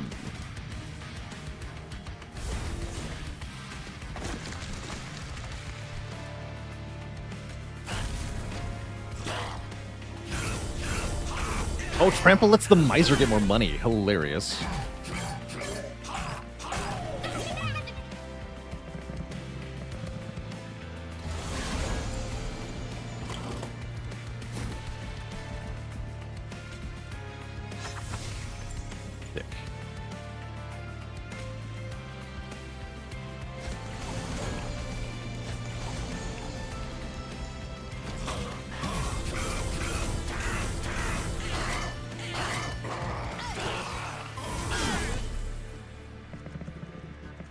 Did I play Elden Ring? I did. Yeah, we did a whole playthrough on stream as well when the DLC came out.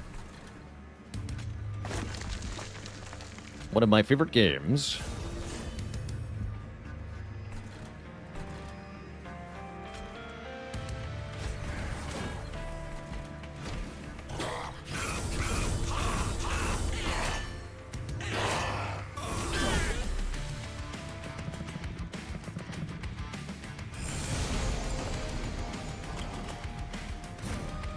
Alright, put Fire Gel on the boss, yeah?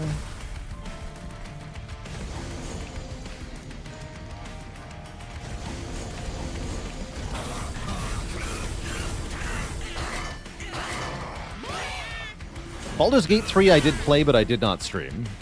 I streamed the early access of it forever ago, but I didn't stream the full release.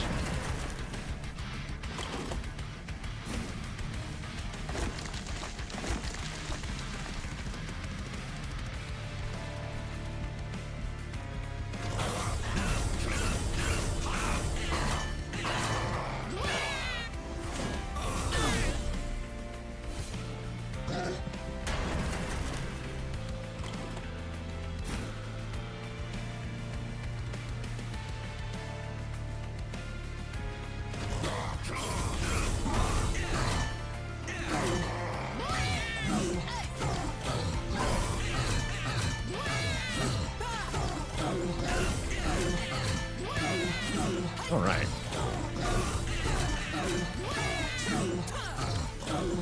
Some money, and we get our victory.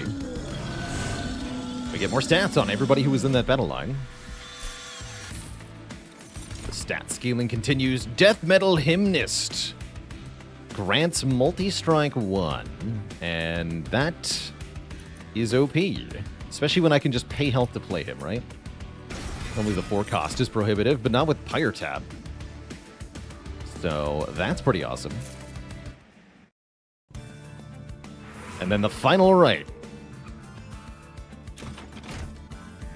So I think it's after this combat, or maybe right before it. Gonna get the thing. Do it.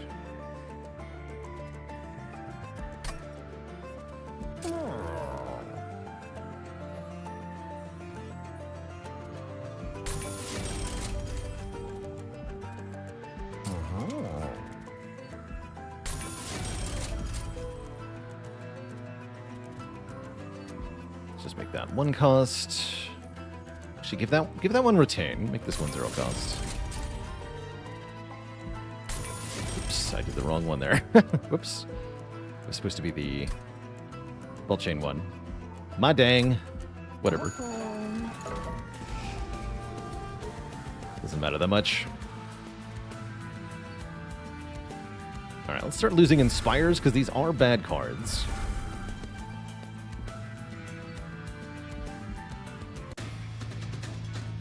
Oh, no, it's after this fight. Okay.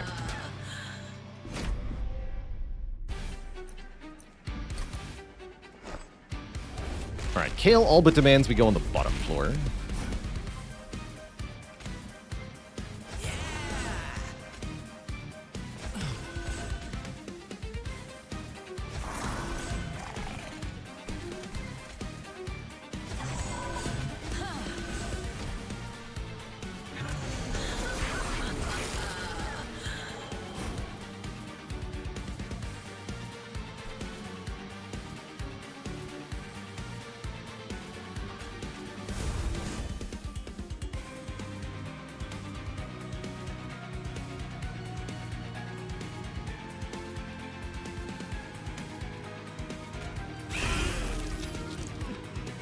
These nerds.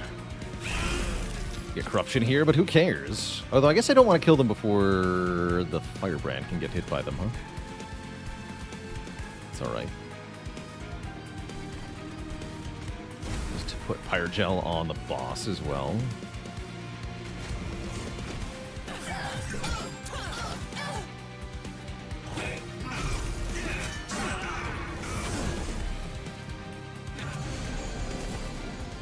BM, thanks so much for the 15 months of support. And we do get Death Metal Hymnist. I guess we're going to ignore Trample this time. Let's just do this.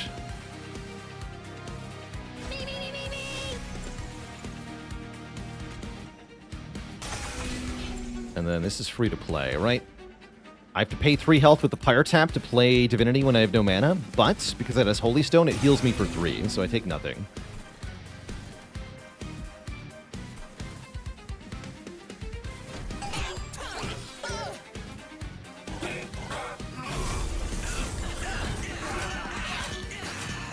Get chopped.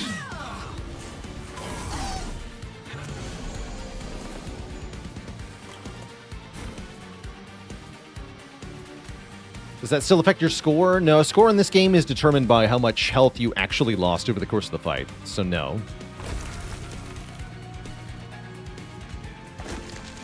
Oh no, the Death Metal Hymnist is dying. Wait, we can stop this. Great.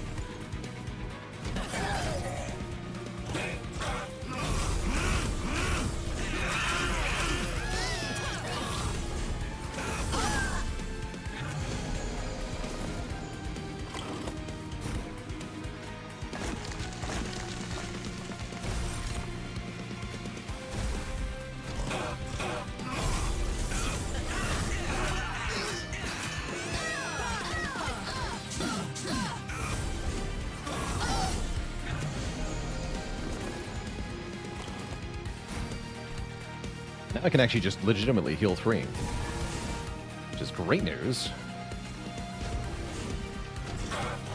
Oh, the money. Yeah, multi-strike scaling the money from Miser is really nice.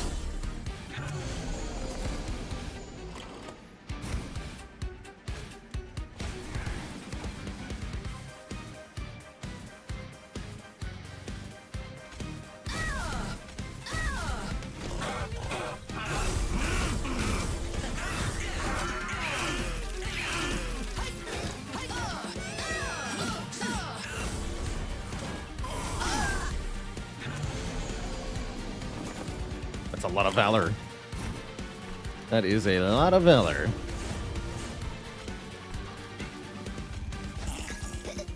Sure.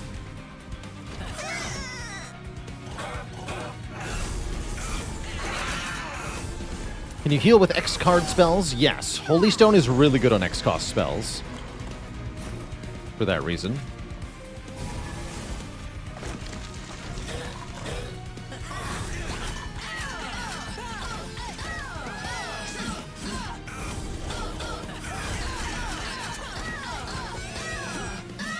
GG.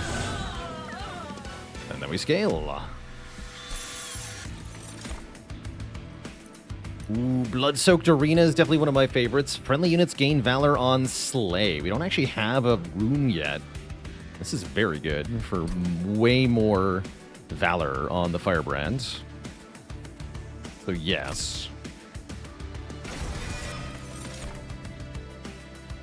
And then I'm taking more draw.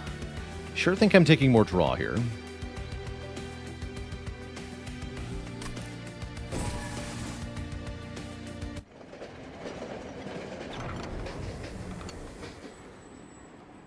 Okay, and so this is what you get if you took the secret path indicated on the card. So again, when you get the event from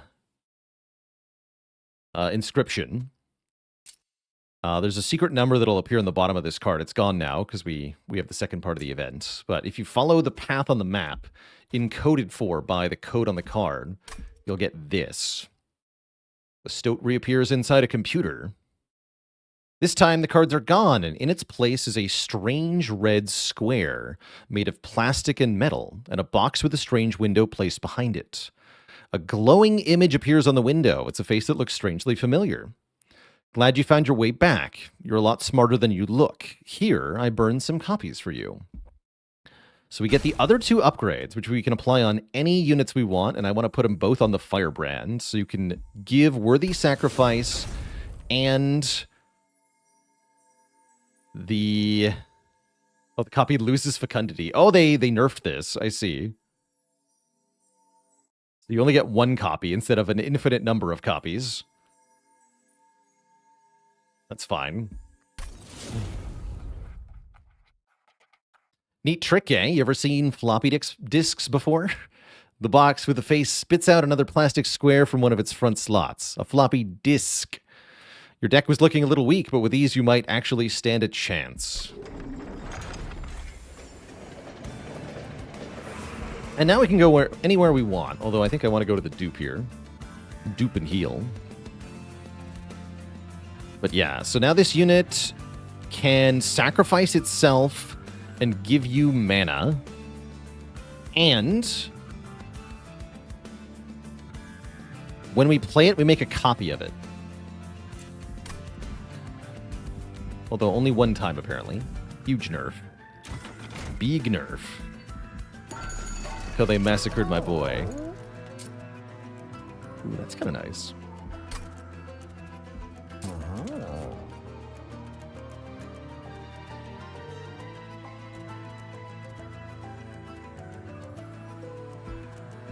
Yeah, I just want these to consume.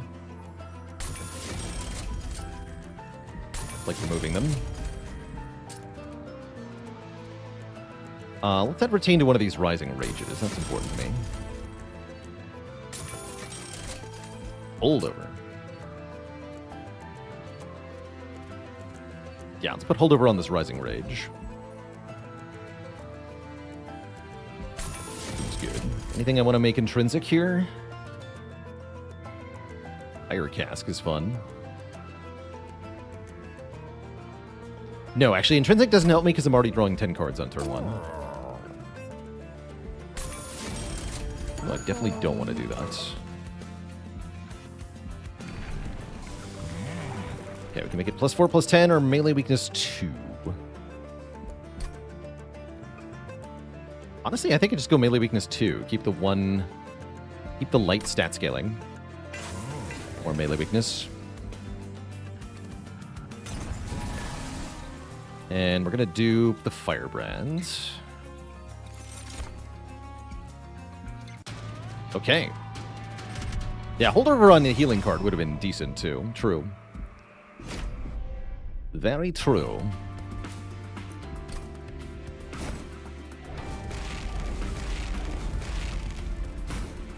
Reanimate puts them at 1 health, right?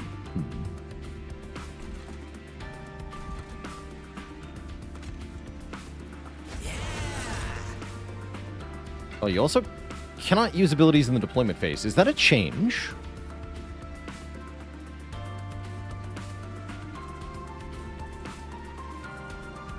I feel like that's new.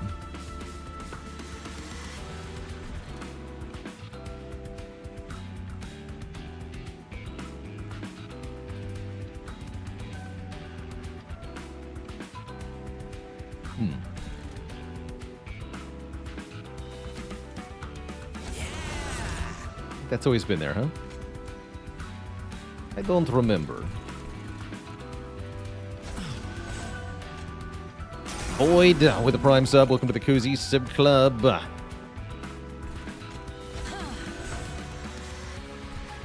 we'll wait on these then.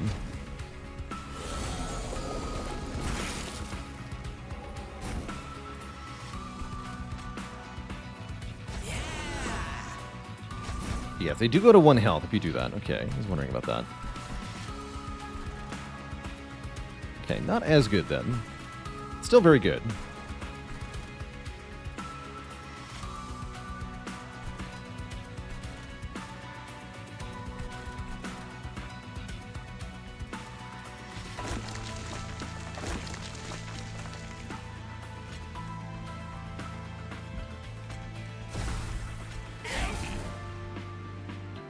Please, no silence. Thank you.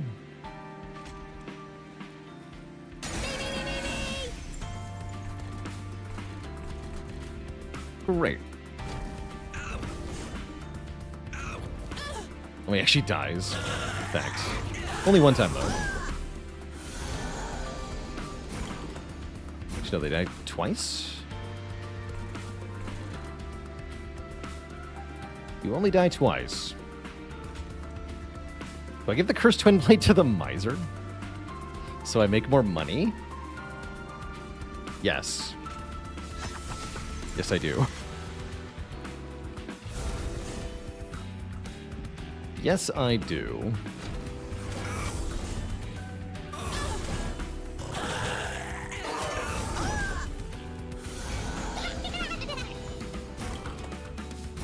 There we go.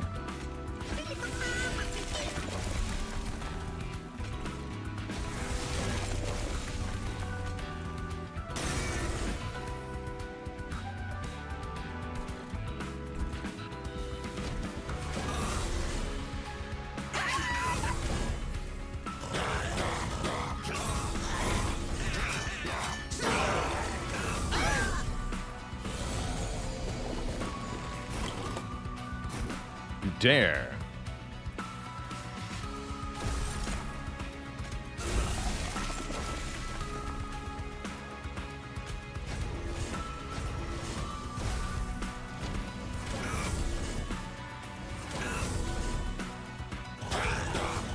Yeah, so I just got like $50 just from that turn. That's pretty good.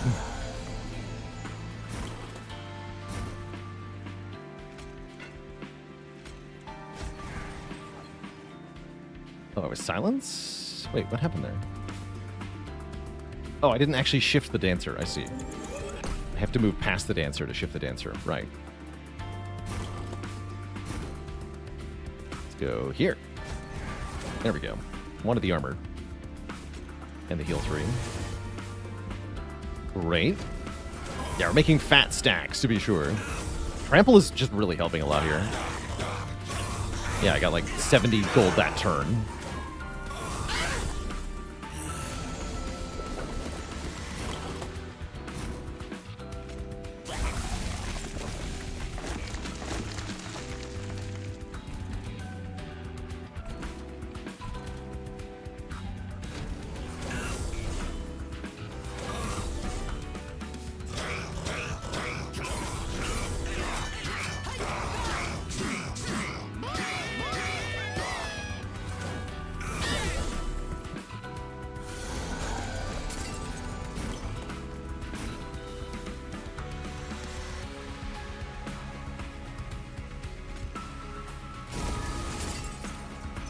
Seems fine. If the Miser's taking 30 damage... No, it's not hitting 30 times. What if it was?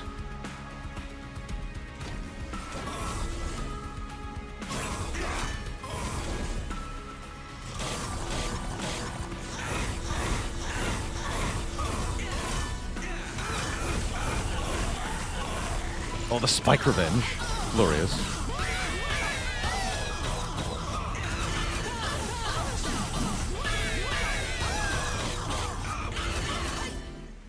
Good money though. 844 bucks. Buy everything mode. There's the Zephyr. We don't want the Zephyr though. Send friendly units that advance the highest health friendly unit on the new floor. Heaven's Ward.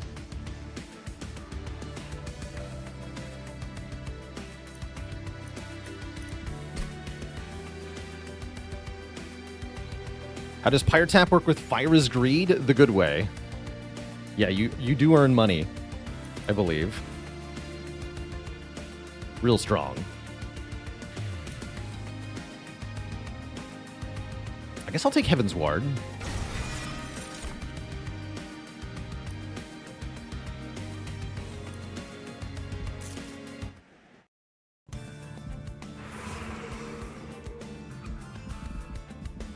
And Merchant of Magic is better?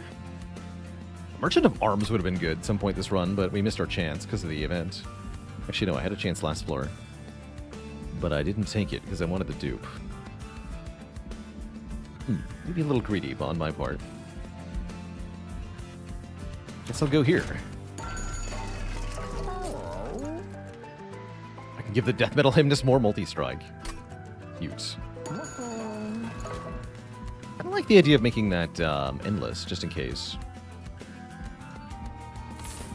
What do we get here? Summoning a Hymnist applies Valor 5 to friendly units. Sure. Start a turn, the front friendly unit gets Valor 2. Sure. Equipping gives 10 armor is a very weak bonus, but I'll take it anyway, because I'm rich. When an Angel moves, it gains Valor. During deployment phase, draw an equipment. Excellent. That gets me the Cursed Twin Blade on turn 1. Oh, that's really good. And spells that say consume have a chance to not consume. Which is arguably bad, so I'm not going to take that one. What we are going to do is remove a whole lot more cards.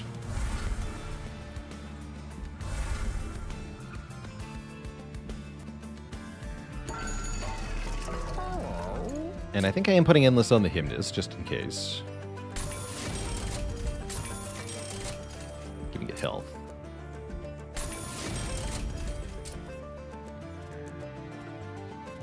Sorry, buddy.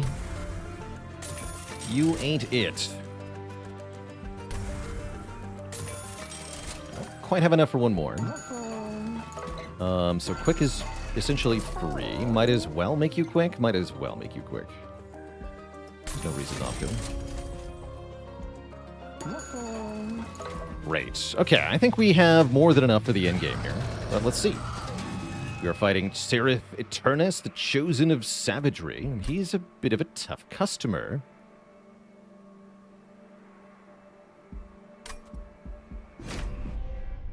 But what if I just had a firebrand on every floor?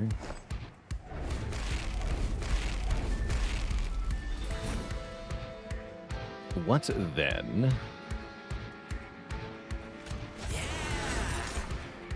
Oh, I see. The copy does not have the stat ups from Talos. Interesting. Weird.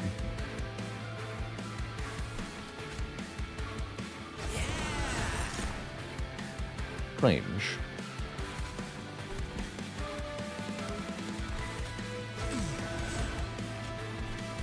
You're gonna go on the bottom. You're gonna get swept. That's okay.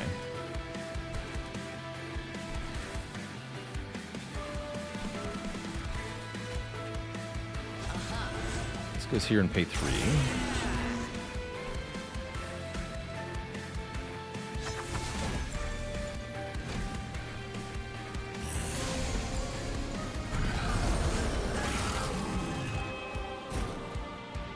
Great. Oh yeah, he gets swept immediately. But we can kill this nerd. I think. Not exactly. I can do something else. Ascend it.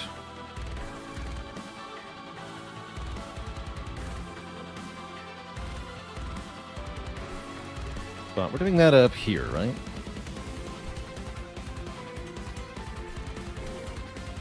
Actually, we can just do, like, a ton of damage to Seraph. And that's what we're supposed to do, yeah? I think so. Yeah, I can do lots of stuff here. So let's start with the Pyre Gel. And then we get loads of melee weakness for Seraph. Although we don't have that much damage yet. That's fine. Let's go Rising Rage on Talos here. And then Heaven's Ward. I think we do it like this, yeah? Now he's 8 melee weakness. And then we Rising Rage Talos to the front, and then we fly Talos to the back. Yeah, it takes over 1,300 damage on turn 1. That's pretty good. We have our Whelp. Might as well use him, too. Get rid of this card. Let's hook Arena down here.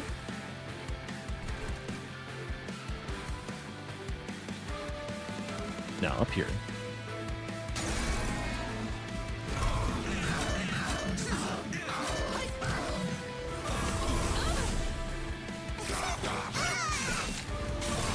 Care about losing the money source? You wouldn't.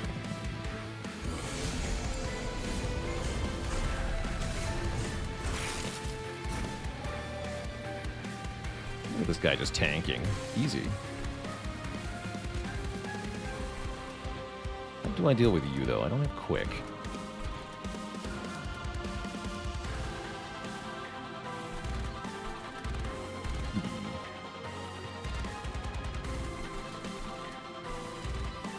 Some massive sweeping power.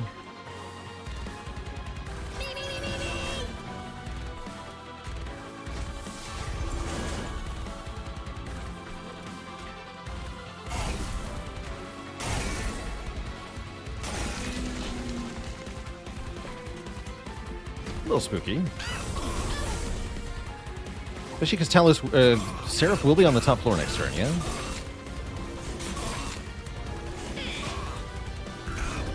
That guy gets killed a lot, but then gains a ton of armor. Will he be okay? Maybe. 23 by 2.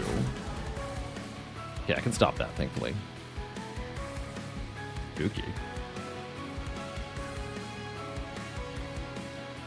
Yeah, thankfully I can stop that. We have to Rising Rage this guy to the front. So, starting with this.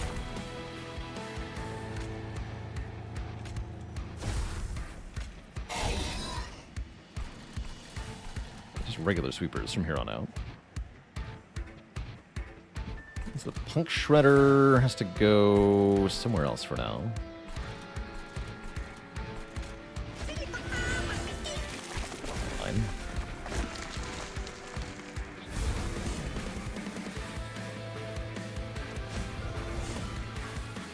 Still dying. That's why I made you endless. Wait, how are you still dying? Oh, because 19 times 3 is a lot. I see. Well, freaking ouch. What if I gave you 10 more armor, though? There we go.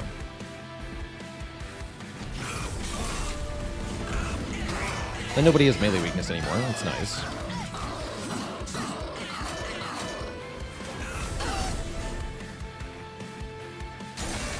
Oh, I didn't even notice that guy there. Oops.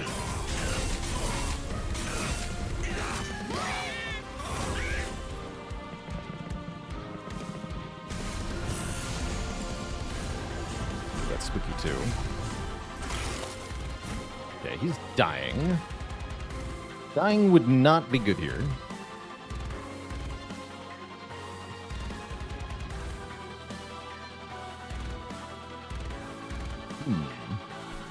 You have another Pyreborne, though.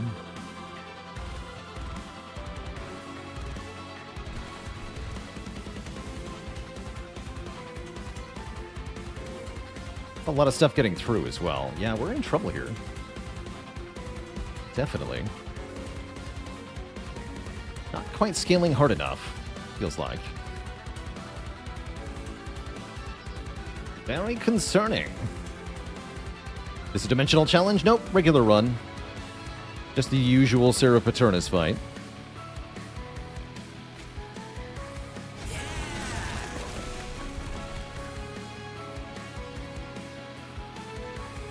I think I have to Rising Rage this guy. Yeah, that works. Okay.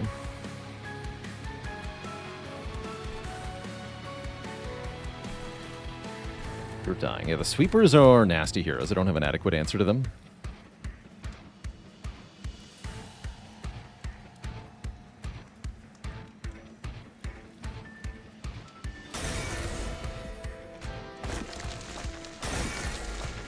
Cookie.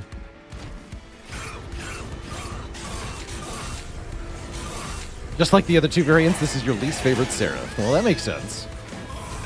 Oh, he dies to the 1 damage. That's funny.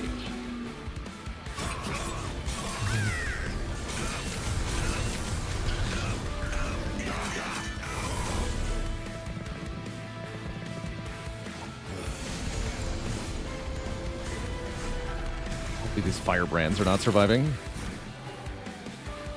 Darkest timeline.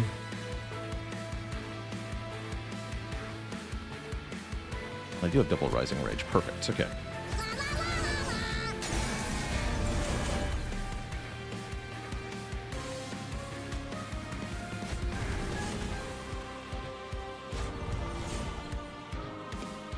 Die again. Sad.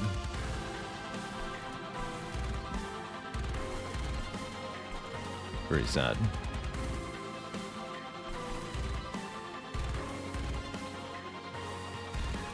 Okay, let's... Actually, I can just kill one of them. Doesn't change anything, though. A little sad.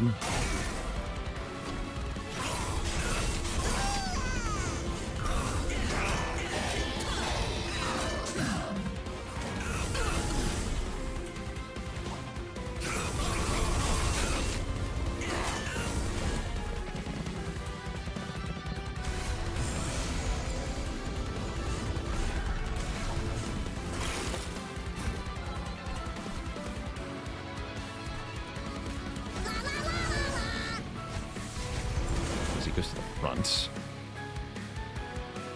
Oh well, I can still do that every turn. You know, I can do this too.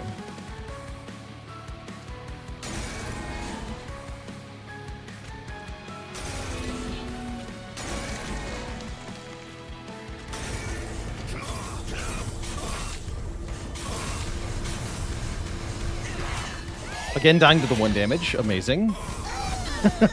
Apparently there's a real downside to that.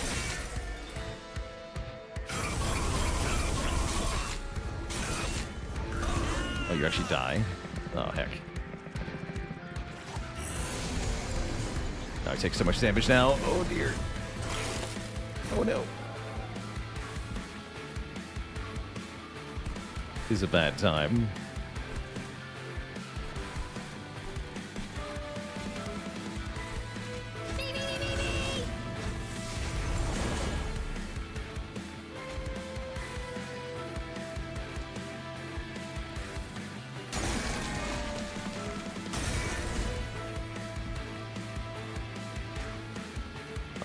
that guy. Try to weaken this guy. This guy. Yeah, we're not gonna have much health left for the Titan fight, I'm scared.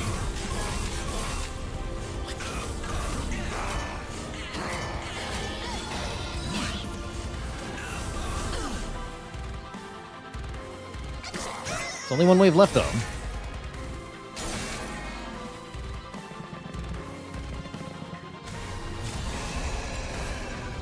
Take like 25 fire damage just from these guys. Say Rising Rage them, which is genuinely tempting.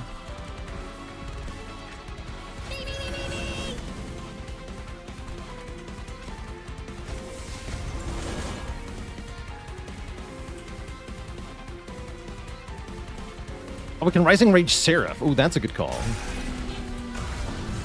Yes, because then both of those just die. Yeah, that's a good call. All right, then we save Talos' move for next turn.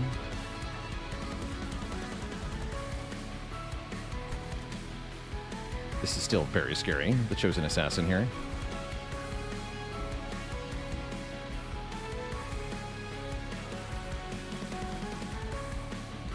Actually, wait, I want to check something. We have double Rising Rage this turn, right?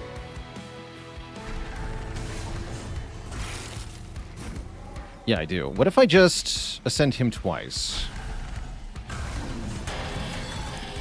Do I win?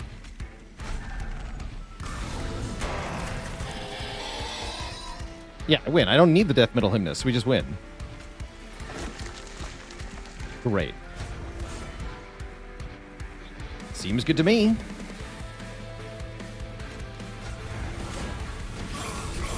Awesome. Okay, 58 should be enough health.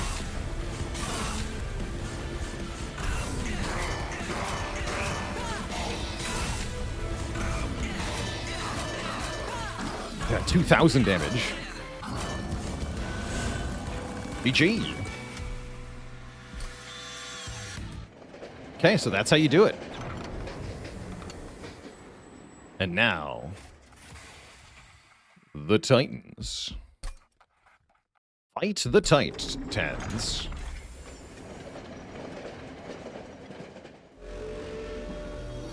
Playing top floor Ring 8 is bold. It's not really bold so much as it is required by our strategy, because Rising Rage ascends. We have to be able to use this card to win, so we have to be on the top. Not a matter of what we wanted to do. Same here, we have to be on the top. Although I can at least have some firebrands on the lower floors.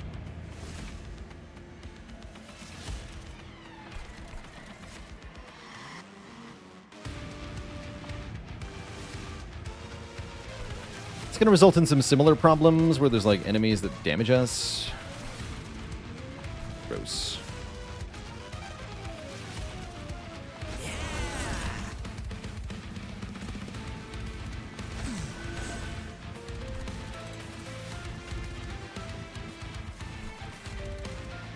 This one on the bottom.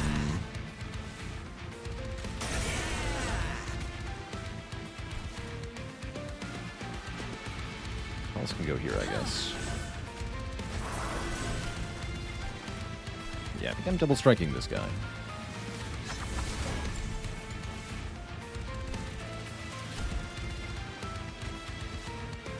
Oh. I have a backup one here. Alright, they'll be able to hang on for a long time.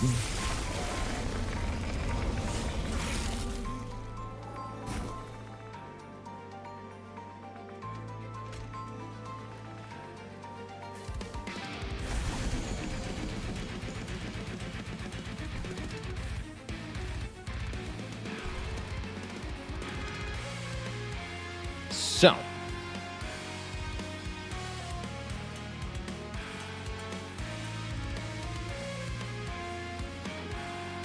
Are we pulling this off?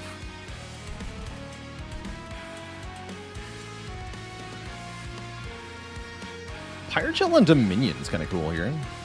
Speed up the Dominion kill significantly. Let's put my 10 Pyregel on Dominion.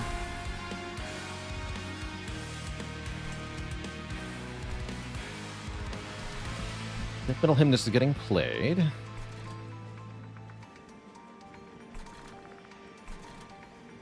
want to play them directly up here.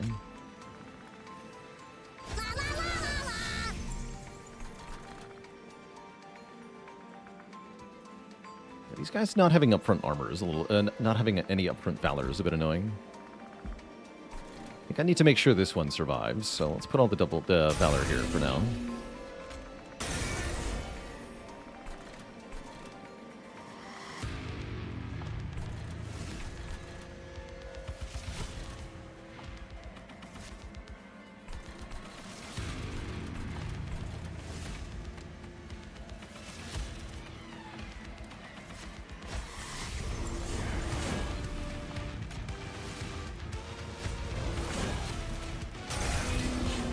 Yeah, we get a bunch of armor that way.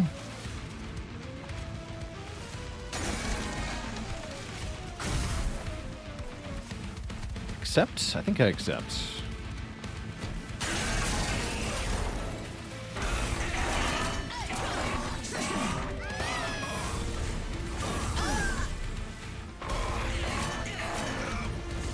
Corruption helps with building valor, at least. Although it outstrips the amount of valor it gives me by 1. It's a net loss, slightly. Very slightly.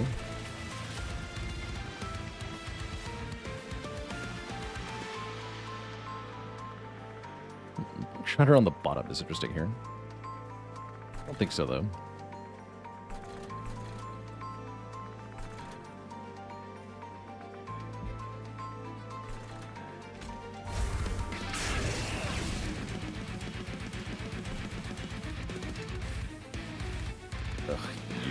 Chosen Supplicant.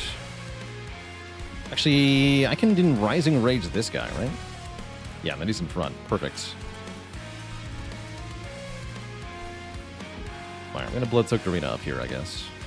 Not sure it's right, though. And I should have Snotty Whelped Savagery before I did that. Oh well.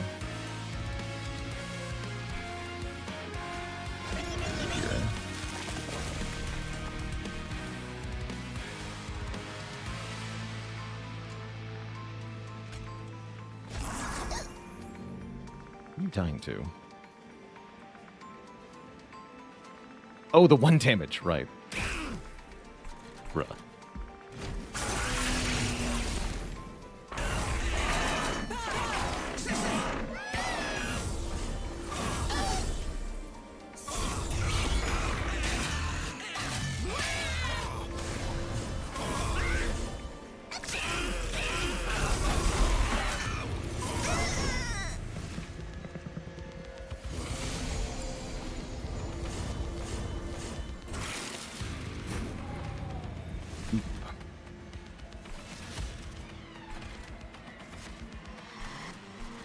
Alright, let's get lots of damage on Savagery this turn.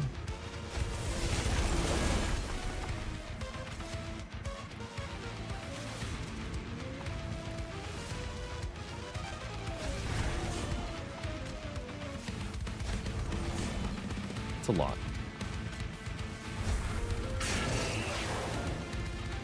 Take some sap, though.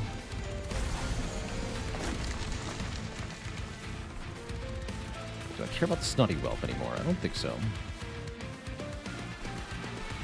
Don't play him.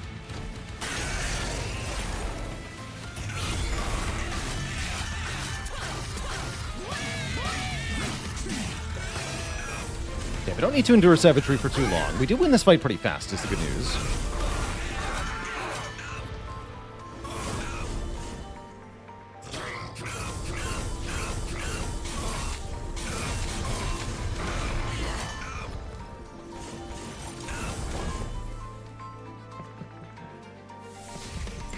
Thankfully, our tanks are pretty good at tanking. So we're doing a great job. Right, Pyrocask also going on Dominion here. Looks like yes. Because we're doing okay down here. This guy is, yeah, he's taking enough damage. We're losing 3 health per turn, but that's really not that bad. I think we're okay.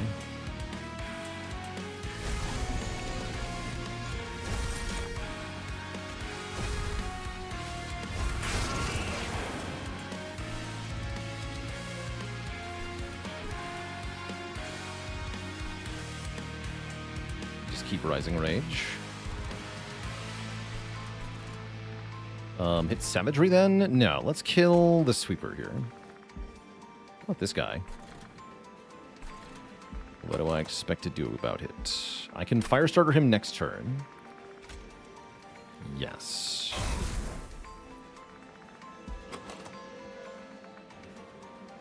Great.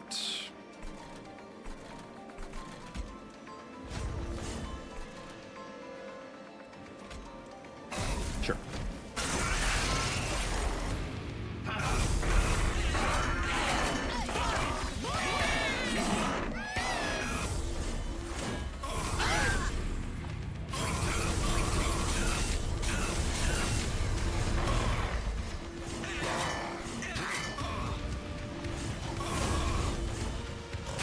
Hanging in there. Definitely burning through their reanimate, but that's okay. Need to stop Savagery from doing 5 damage to me.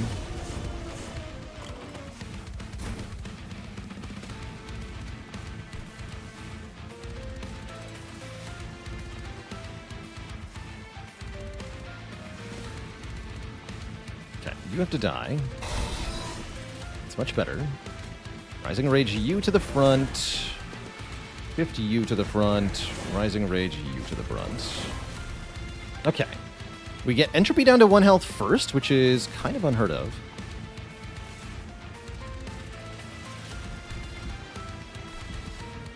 Naughty Whelp can hit Savagery here. Worth it.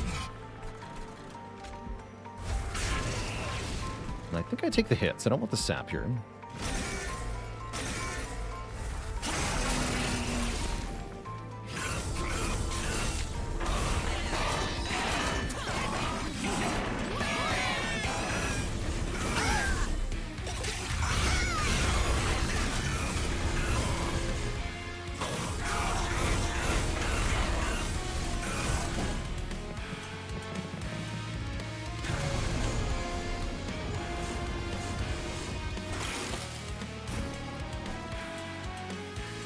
Okay, doing pretty good here. We got double Rising Rage again. Great news. Okay, so we can Rising Rage for melee weakness twice. There we go.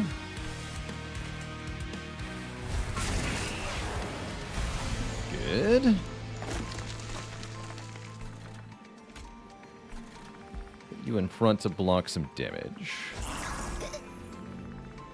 You guys are getting enough armor per turn now that they're kind of invincible, actually. And this is free to play. Yeah, looks like we have enough here. Just have to get Dominion down. Let's see why we use the Pyrogel on Dominion here.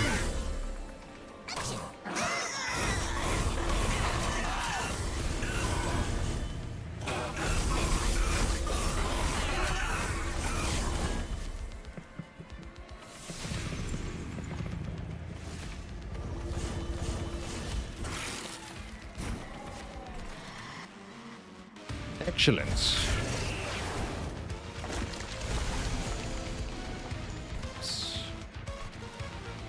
That's fine. I think it's fine. Cool. Yeah, we win next turn.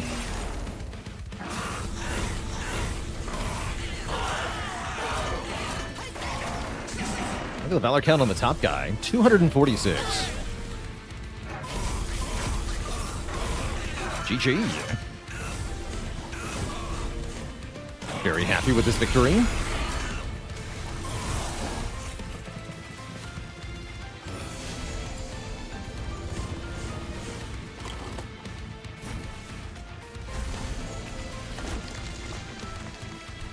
Heal for 3.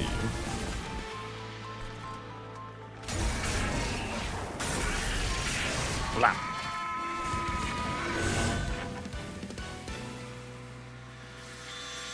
Firebrand OP. Seraph not OP. I'll take it. Nice fat W for us. GG.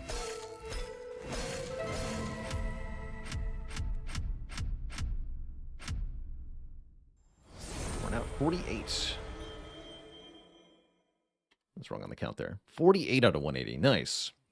And a few new masteries, too. I like it. Hell yeah.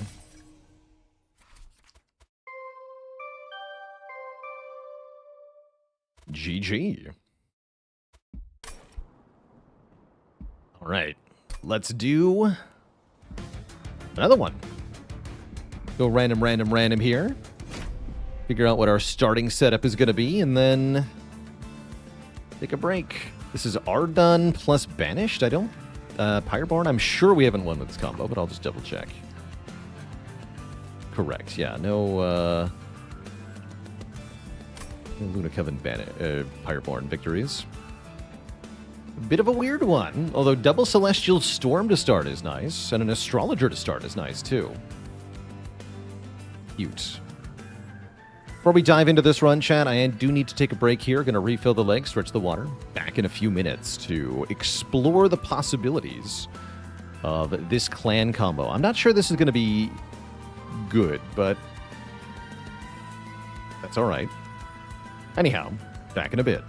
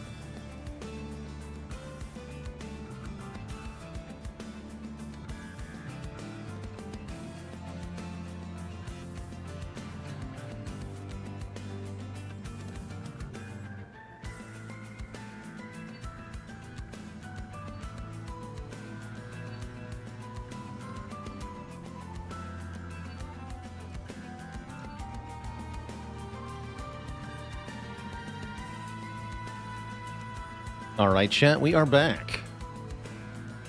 The double Celestial Storm, double Pyreballs, quite a bit of area damage. We also have Bloated Whelps, which also offer area damage. The Moon Rituals and the man himself are done. Not a whole lot of tanking to be had. Neither of these clans are very good at tanking, so I'm definitely worried about survivability here. But what if we just had the Pyre Tap again? And then I could do anything I want. Alternately giving Retain to the Celestial Storms is kind of cool.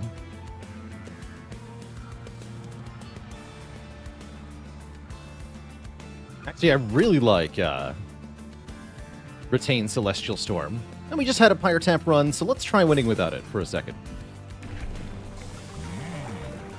Okay, we do get the Encant Armor version of Arduhn, which I think I have to take because how do I live? I don't.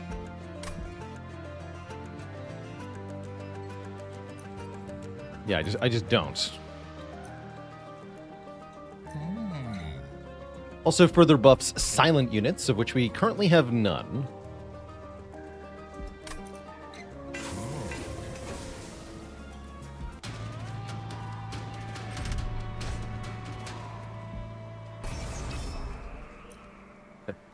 That's true. I had not considered the interaction here with a volatile gauge, where you retain anything that rolls 3 costs. That's pretty tough.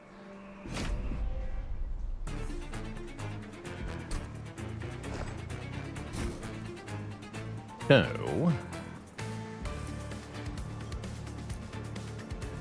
attack in large bursts to achieve victory, they say. I guess I'll put Arduhn on the top floor here. We want the Astrologer to get as much attack power as possible. Stewards on the first 2 floors.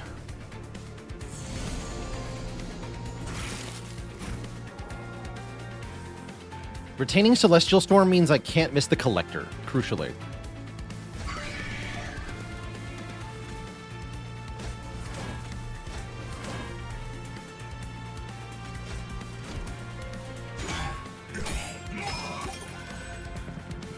Also, Astrologer might scale super hard here. +5 attack power on every phase change. Definitely adds up. The Bloated Whelps do nothing. Oh yeah, and I have more Retain. I forgot about that. Retain Pyre. Oh, Pyre Tap. Pyre Tap was the right answer, by the way. That's alright. I'm sure we can find a winning line without it. Alright, let's nuke you.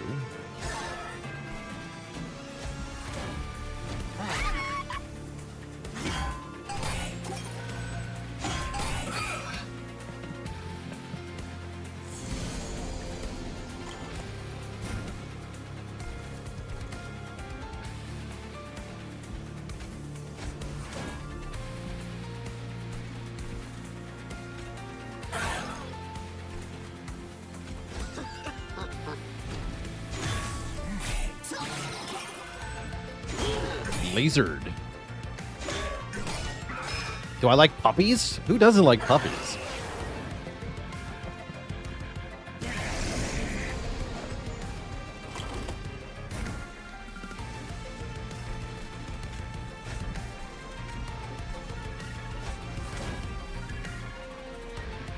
I guess maybe if you're allergic to them, you get a pass. Otherwise, they're pretty lovable creatures at large.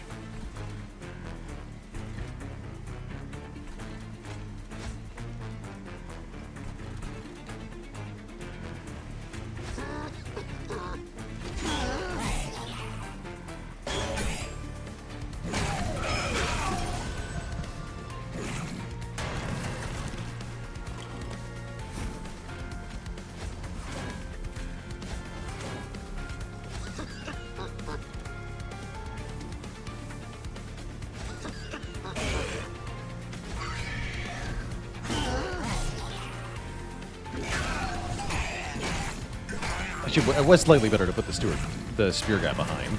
I don't know why I put him in front there. It doesn't really matter.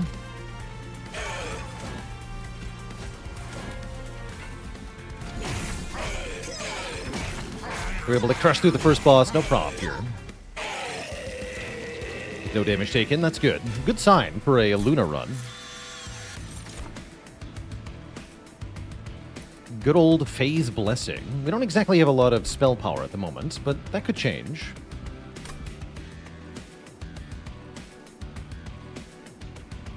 Yeah, I'll take one of these.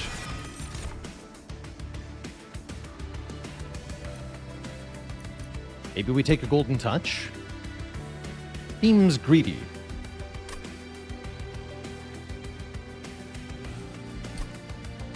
Skip here. I should maybe think about the Meddler a little harder, but not into it. Do we ever go Merchant of Magic first?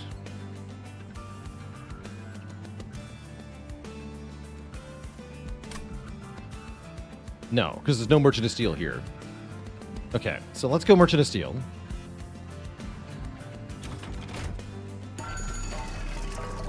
Dualism and Conduit. Ooh, interesting. So anyone who's good with dualism here? Visor, technically? Hothead. Deal damage equal to this unit's attack to all enemy units twice. So good if you can scale it, not great otherwise. Just being able to hit backline enemies is pretty valuable, though.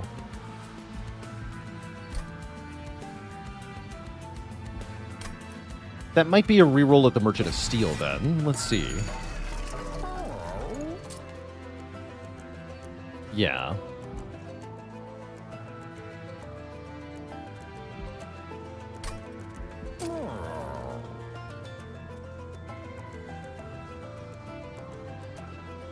Astrologer wants multi-hit.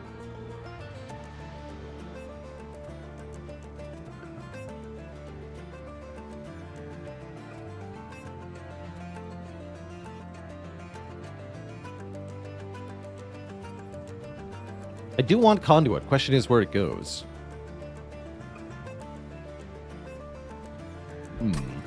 Tough call.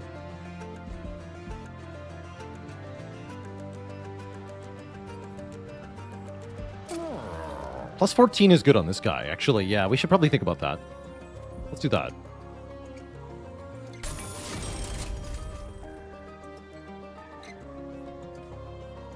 And then maybe I just reroll without buying Conduit, because I'm not sure where it goes if not a Whelp.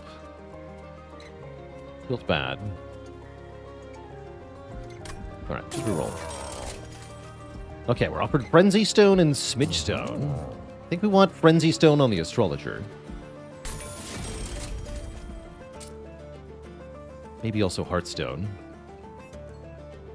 We could give it Avarice. Avarice is really good on a random Whelp, actually.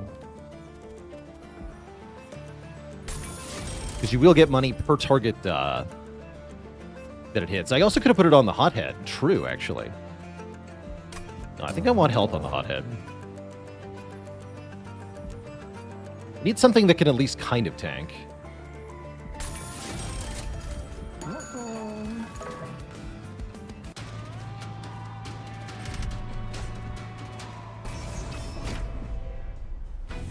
Good luck to us.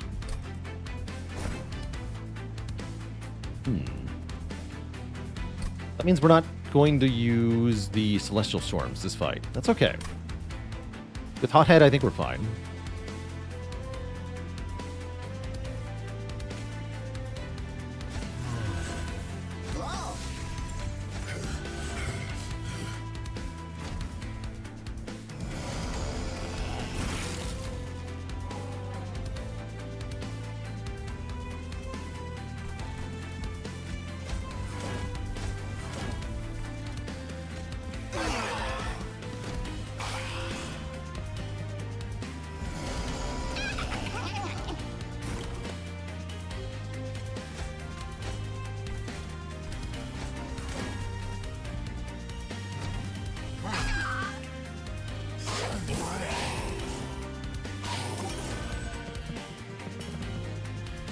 Oh, nice on, Rob. We got a mirror run.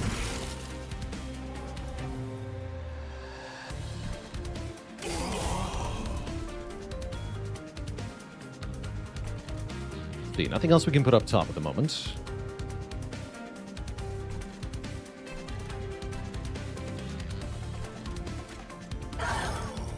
freeze these. Tons of cards in hand.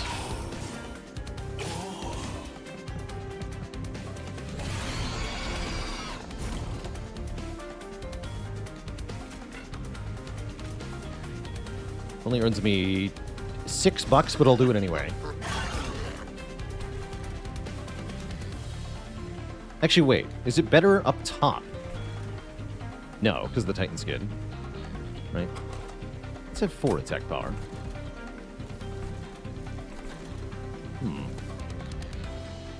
Whatever.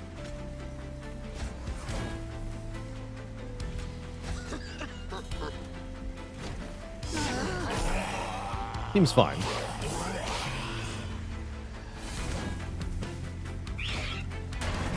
Hey there, Tachi. Got done with all the Pyreborne combinations. 180 total is crazy, right? As a streamer, I don't mind. If I was a casual player, though, it'd be not a thing, right? Crazy.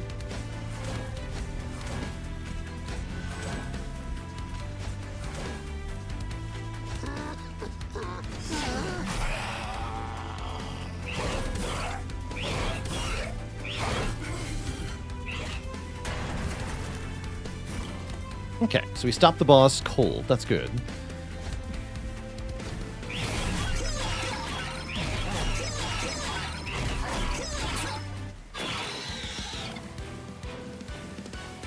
Made a little bit of money.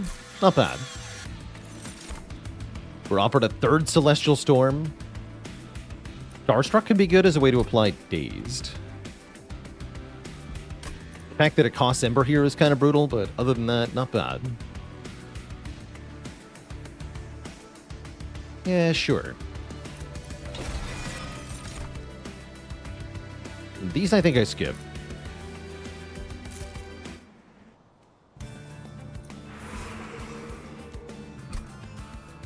Does the calcified ember get frozen? Yes. Yes, it does.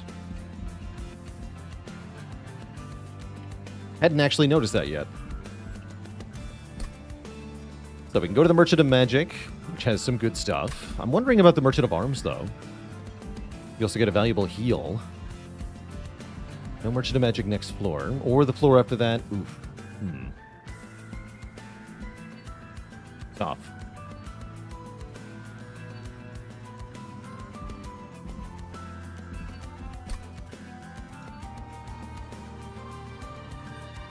We can get some good stuff, though. Equipment or rooms can provide lots of spell power as well. Go to the Merchant of Arms.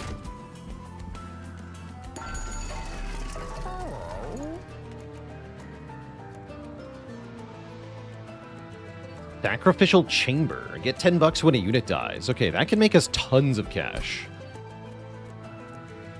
Oh, that's strong.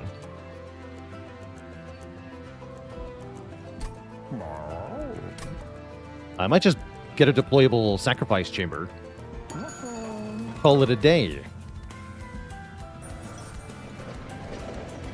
Let's see what the upgrade, the event is first, though, before we lock things in. Oh, the Red Crown. I am the one who waits. I require a vessel, a sacrificial beast, for whom death cannot touch.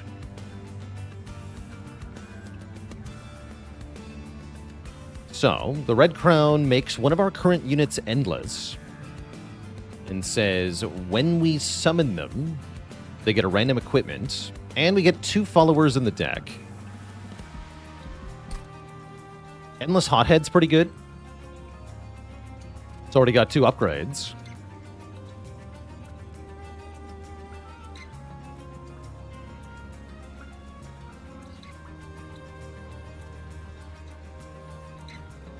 Interesting.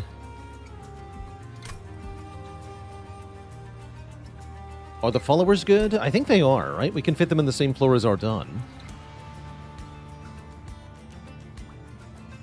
Neat.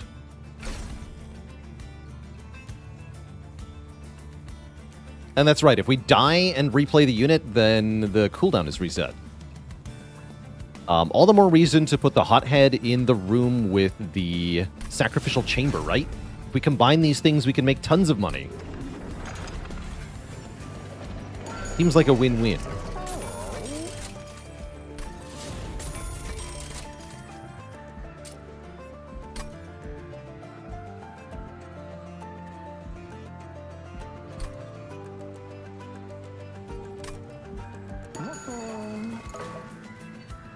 Okay, I'll just save money for one floor here. Curious how much we can make from the Flesh Weaver. Dominion's powers have merged a huge mass of bodies together into a powerful amalgam.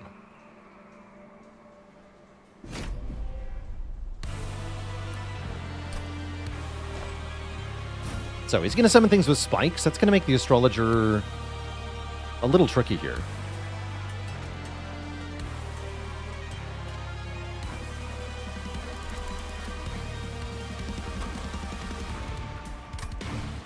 My hope is that I can just deploy a chump blocker turn 1 on the top floor.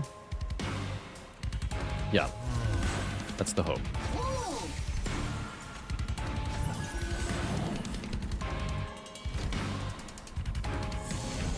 Other option was to deploy a shield steward up top instead of the astrologer to lure the flesh weaver, but yeah, we can just chump block him. And then these ones are used to make hella money.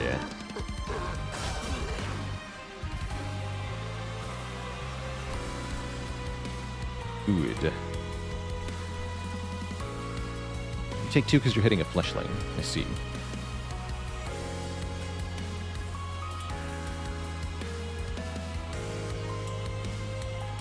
I think I want fire breathing next turn.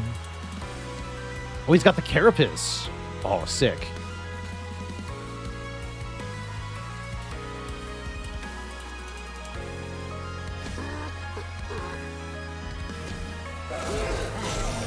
Yeah, that's awesome.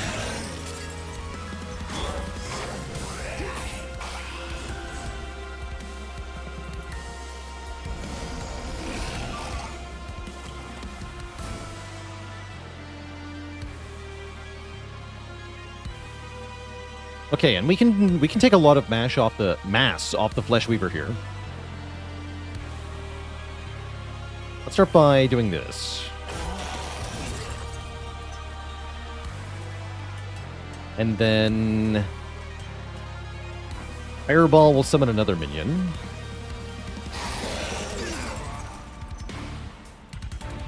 And then Fire Breathing will kill a lot.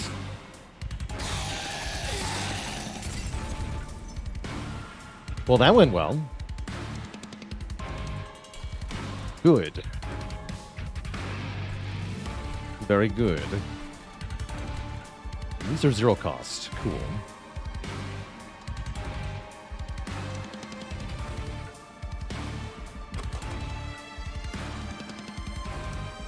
Just a blocker.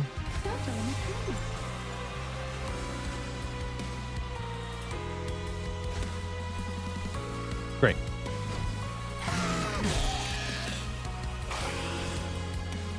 Okay, that middle floor is a little daunting here.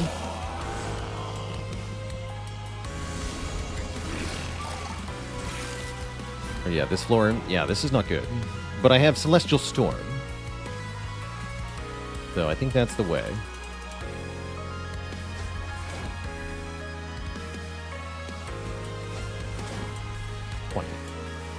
That's it?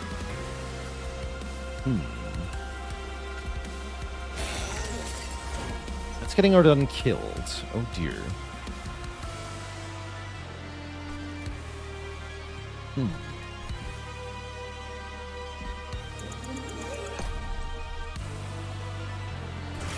Well, this is not good. I guess I have to phase Blessing, huh?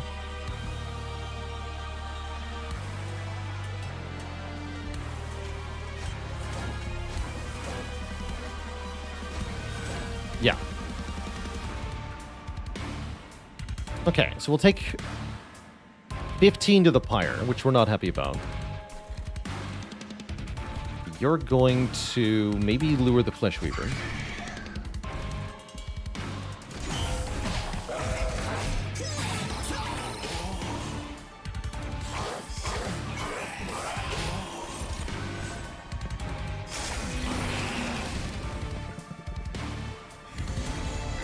Okay, I think we're all right.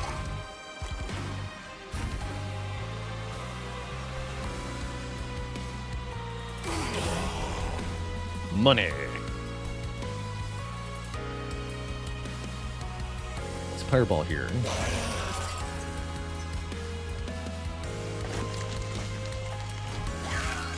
Probably actually should have taken the 1 damage to oh, the room's full. Never mind.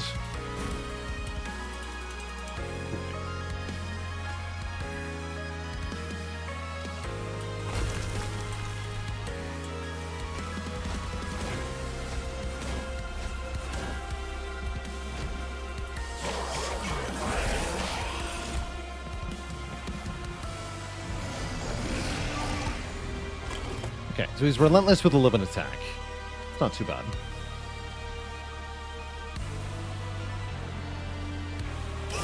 Blah. Yeah, we basically win instantly. Good.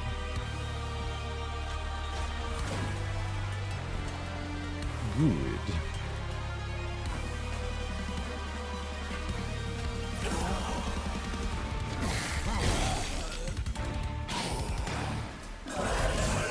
In the name of the moon, I will punish you. I didn't catch that, Tom.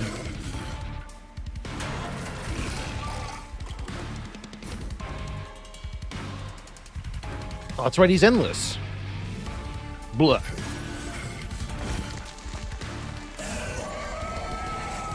Roasted. GG. Okay, not too bad. The cycle staff. Pretty decent with the hothead, especially, although not with being endless. Home of Contracts. Reduce a unit's cooldown timer by 1 to a minimum of 1. That will make the hothead able to activate every turn. That's pretty dang good. Title turning is also pretty dang good, but I'll take the tome.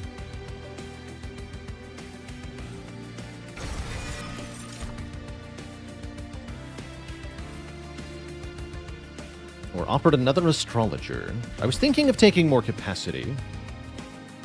Potentially. Yeah, because we're armored to a whole floor, so I want to stack more units in one floor. I guess that makes another astrologer pretty good. What about another hothead? They're kind of expensive. Maybe another astrologer. And yeah, I'm going to take capacity. I might regret that, but we'll see.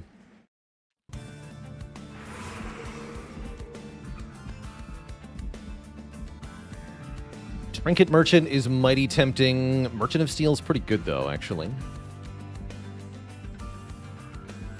I guess I could just go to this Merchant of Steel. No, let's go to the Trinket Merchant now. I'm feeling it. I want this event, too. Fully healed champions.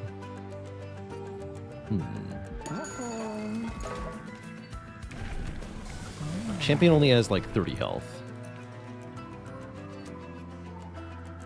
Shadowcast. Phase to New Moon. No, let's take the Incant Armor 3.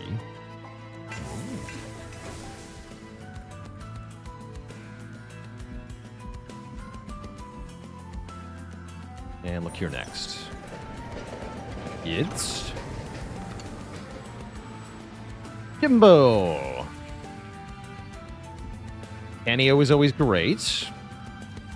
Urkio is very good, though. At the start of battle, get a calcified ember that converts to excavated ember after not being used one time. Or the banana. Ooh, banana with hothead is actually kind of disgusting, right? The banana is really good.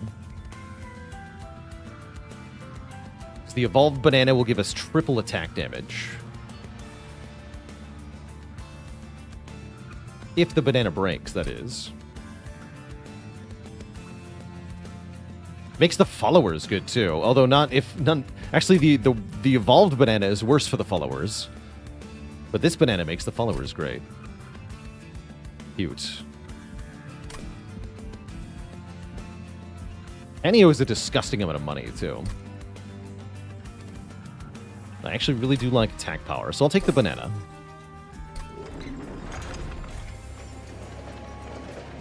Yeah, until we lose the big banana floor 6. I've had it happen. I have had it happen. I honestly don't think I'm going to buy any of this. They're all kind of bad. Let's reroll. Here we go. First unit you summon each turn gets Conduit.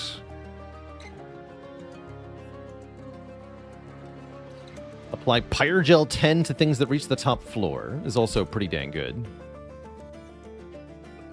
Yeah, because that makes a top floor setup really strong, actually. Let's take Stardust Treat and Hellheart. How do I feel about Lunar Lantern? Okay, because of the astrologers, but I don't think I care. Rather have the money. Although, how much money am I making? Maybe I don't need the money. Alright, I'll buy it. I'm making a lot of money. That's what I learned. Ooh, Pyre Dampener. It's kind of an oof, isn't it? Well, it's only the oof that deals damage to me. No, this is fine. Because I can still play Hothead and the Sacrificial Chamber turn 1. I can't play the Astrologer. That's okay. Or I beat this boss. Don't worry about that. Just use the banana.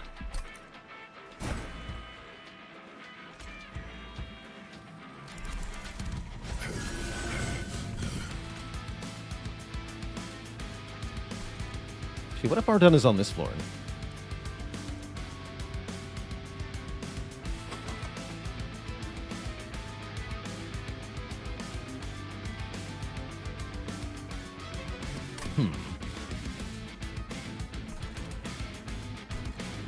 Yeah.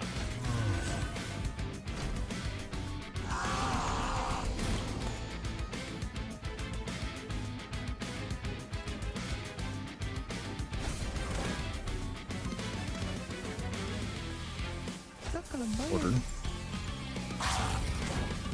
That's all right. That's fine. Hey, what's this equipment? I didn't even notice. Dark Mantle.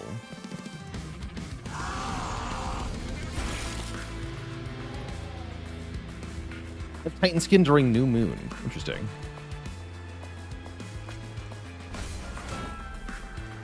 Very interesting. Oh, come on. Die.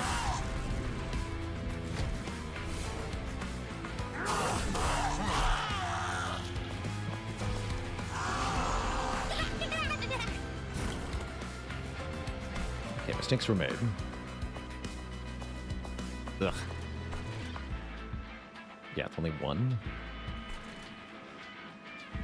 Ugh.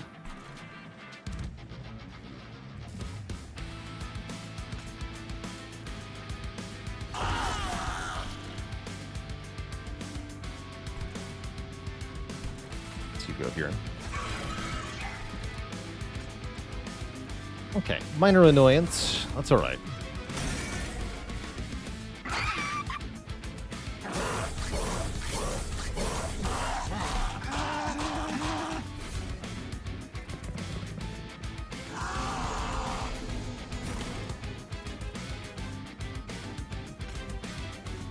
You may barf.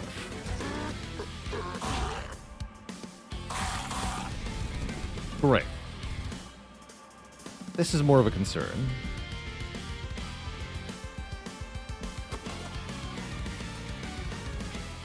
Mistakes may have been made.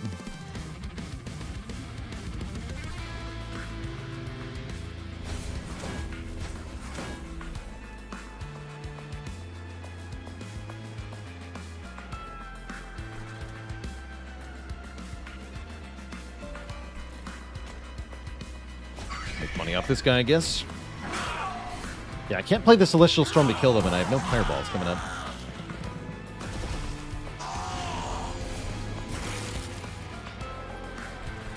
Oh, but the Bloated Whelp can just kill them because of the Pyrogel. Okay, that's good.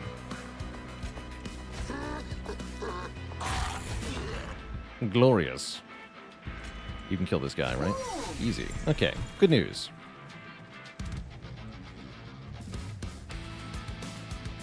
And freeze this guy.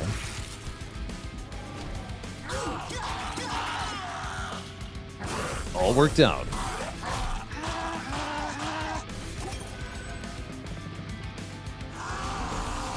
Oh yeah, and everything comes back down here so I can make more money. Except I'm losing. Like a loser. What if I do this? Blah. And I'm still losing by a large margin. Wait. That's not good.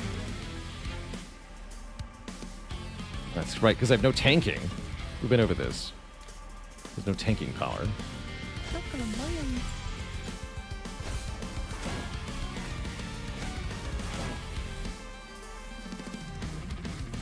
Oh yeah, because I gotta be in the right phase. I see, I see.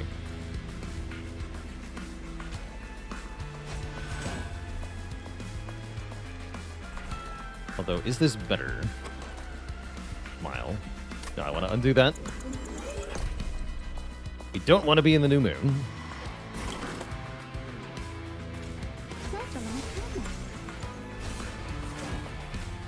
I want to buff you with the Titan skin. And then, yeah, we win. But that ain't so bad. Yeah, the hot-head was endless, actually, so I was making more money the other way, wasn't I? You're right.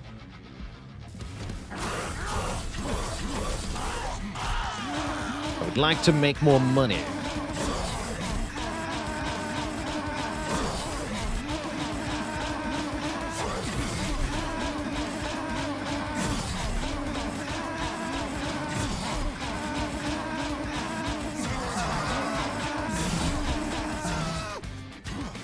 Extinct! No, the banana! But at what cost, Twitch chat? But at what cost? Also, do I even win?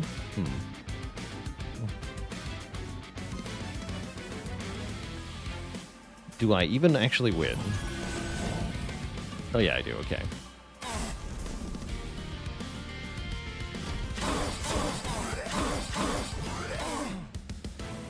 Great.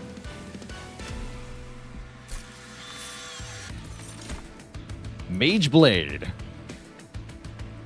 Pretty strong. Mooncaller makes Moon Cycle happen more, which is very nice with the astrologers.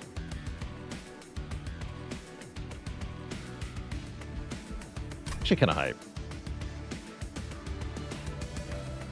I don't have that much conduit. Let's take a Mooncaller.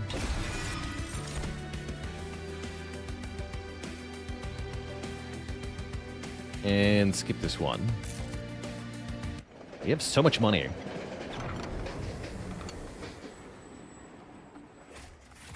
It's Jimbo the Joker. Thanks for the Cavendish.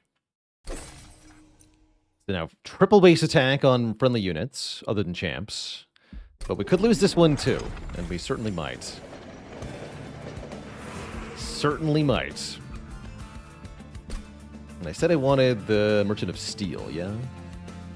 Yeah, because I have 2 astrologers who need help. Can you have multiple sacrificial chambers? Yes. Yes, you can. Okay, quick is pretty good on this guy. Yes, I like quick on this guy.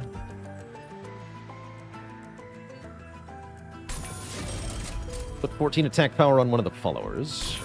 Actually, yeah, just basic stat buffs on the followers. I don't think I'm going to put dualism on anyone. It doesn't look like anybody has good use for it. Just reroll. Avarice Conduit Smidgestone. Tiny. Tiny is good.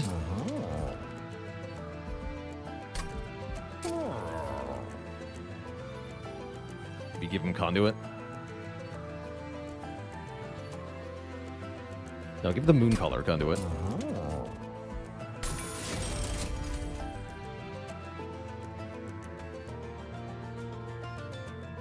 Do I choose what win condition I go for? It's kind of whatever seems viable. Oh, hard to say. You don't get a whole lot of choices from this game, so it's usually, at least to me, pretty apparent what to try to work towards. Or what are the successful options that I can go with? Actually, yeah, Avarice on one of the followers is pretty good, right? That seems solid. Yeah, early game solve for the Ring 3 boss, then design something around Seraph. What is our Seraph answer? Celestial Storm? Question mark. No, the Hothead is. Breathe fire on everything. Of course, then the Hothead dies every turn. Seems bad. Oh well. Lose 1 or 2 cards here.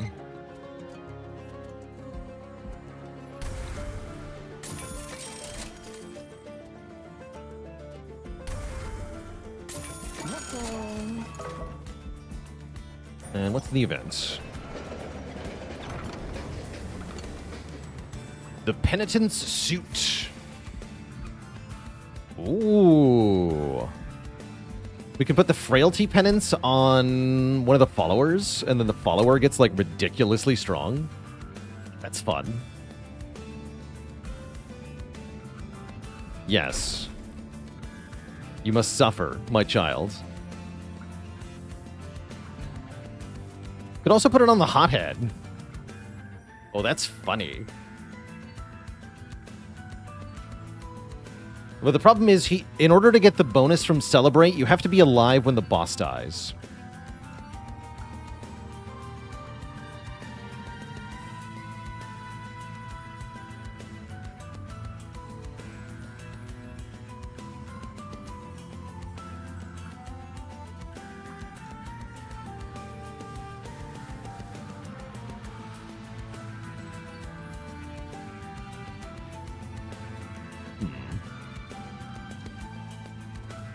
Why not put it on the follower? Although, this does give crazy scaling to this thing.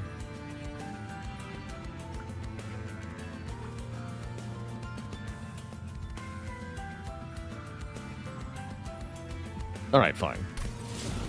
Plus I like stacking more upgrades on one unit. Let's do it. Please remove 1 bloated whelp. Does Arduhn give armor? Yes. Yes, he does. That's partly why I considered doing it.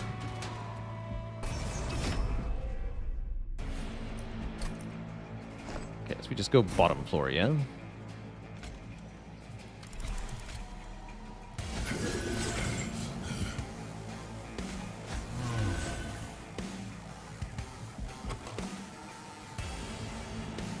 We don't have room for a lot of other stuff yet.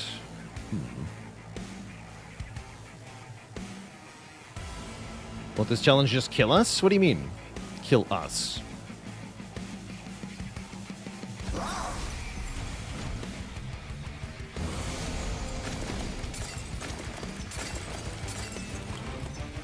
Who's us?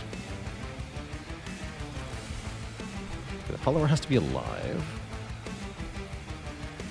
Or no, you're the one with Celebrate. Oliver does not have to be alive.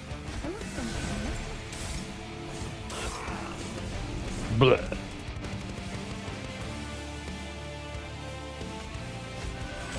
Yeah, easy. Easy peasy. And then I guess you guys can do stuff up here.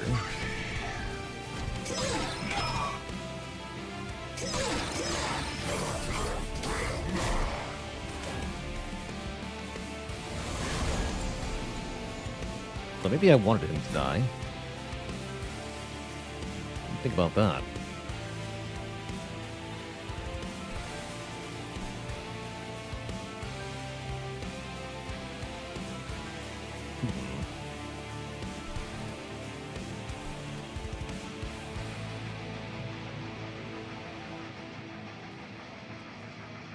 Yeah, I should have let him die, actually. That's what I should have did.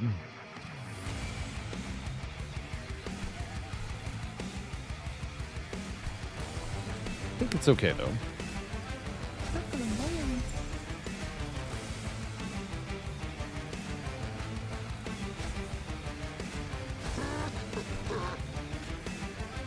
Sap. Yeah.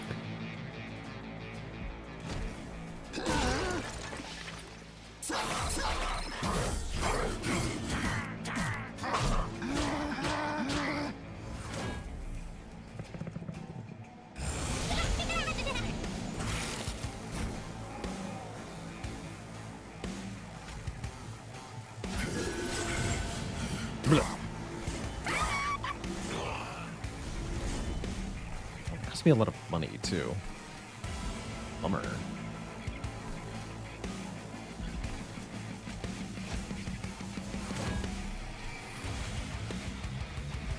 And I cannot redeploy up top because he's too big. I can do this, though.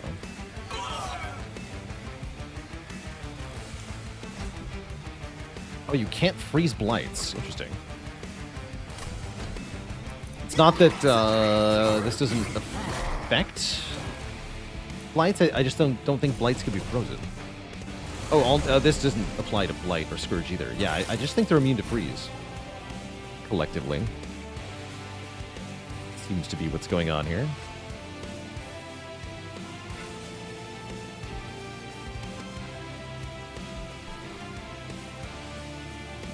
Can I have to play you? It's kind of bad. Might as well play you up top then.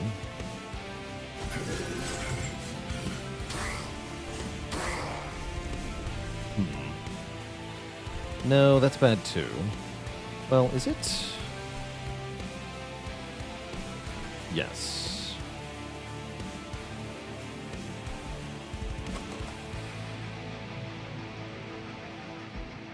If you hit him with Pyreball. No, I think I gotta undo that.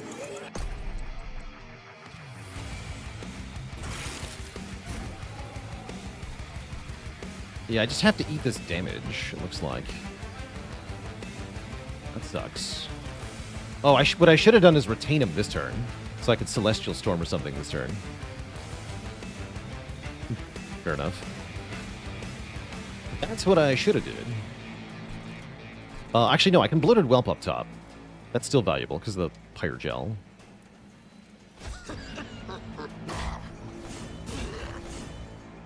Although that does give him Harvest. I'm not sure that's better.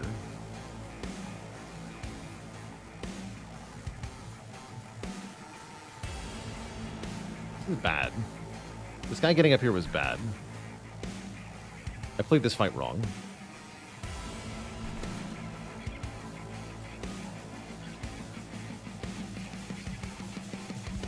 Bummer.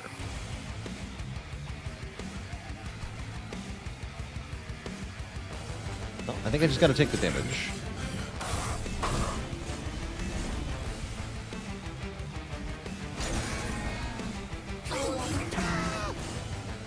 I might just be dead. Not quite. Okay. I accept.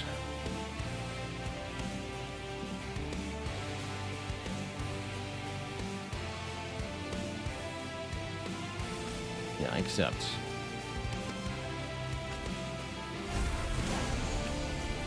Oh, that doesn't... Put the cooldown to 0. Okay. How unfortunate. Am I undoing them? Might be undoing here.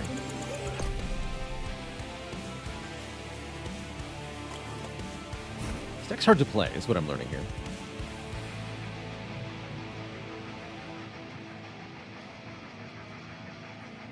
Very much so.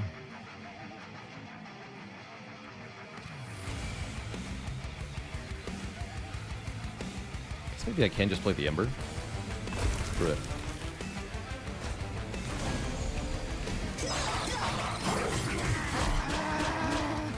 He's not making it to the top, surely. Smile.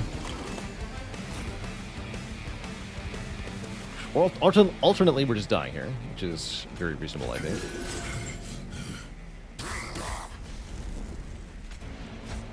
Yeah, I think we just lose entirely. Okay, that sounds fine, too.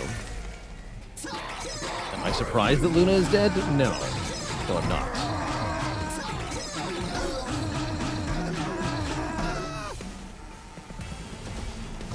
Did I play this fight correctly? Also, no. Would playing it correctly have let us win it? I don't think so. No, I don't think this deck works. And the Fragile was not helping on the only unit that can actually take any damage. I didn't think about that.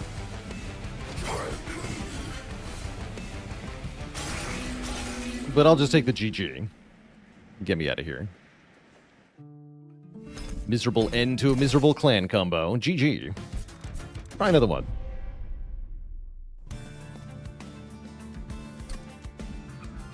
Fhyra's Greed. Banished Awoken. I feel like we've won Banished Awoken.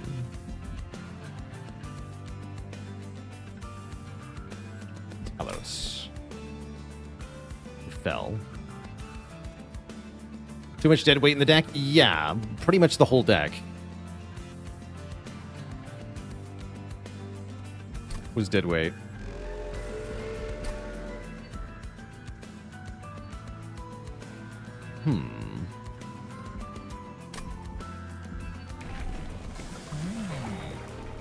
Alright, Shift Fell looks pretty good here. With 2 selfless sacrifices. Yeah, let's take Shift Fell.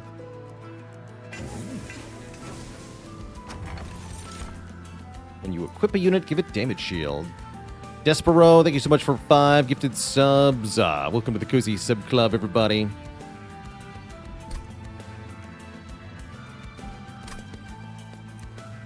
The Radiant Arms.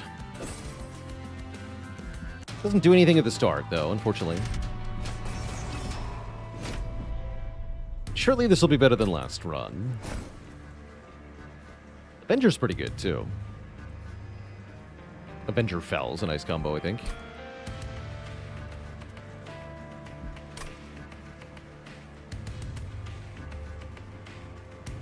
Yeah, because Fell doesn't need to be in front. Well, Valor makes her want to be in front. She doesn't need to be, though. They can also be on separate floors. Okay, these are Bell guys. So let's put them both on the bottom, see what happens.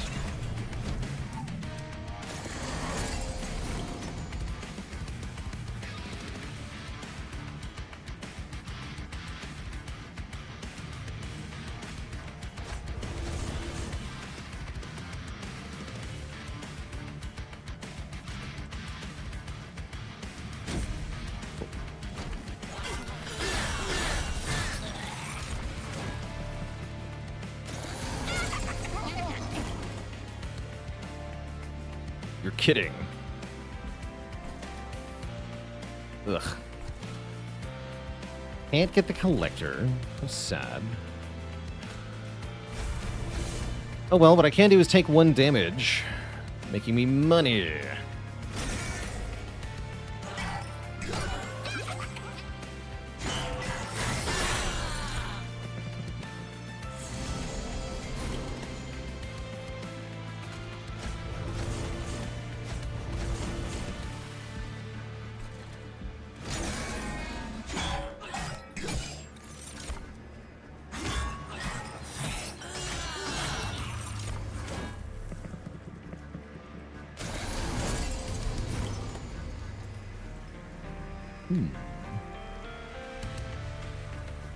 Oh, Glimmer's now 3-3, I see. Interesting.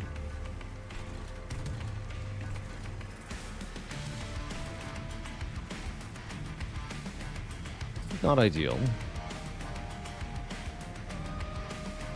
Oh, because Fel is dying to spikes, right? So this should change something.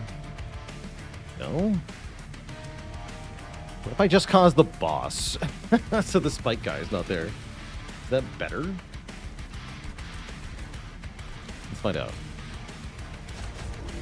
Slightly better, but then he does more damage. So is it better? Let's see, looks like I'm just dying again. Looks like I'm dying again.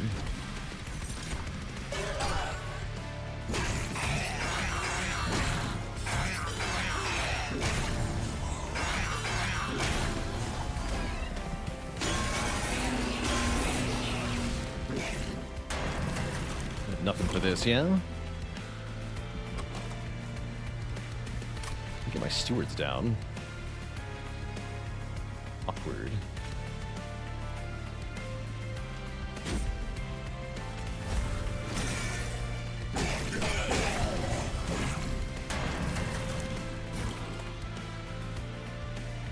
Yeah, I can't actually do anything. Got too clogged there. Wow. Definitely not playing properly. some mistakes here.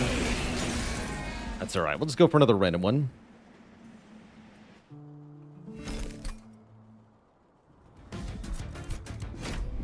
We go again, as they say. And I get the exact same combo, so I guess it was meant to be. Okay, sure. We even get the same pyre, right?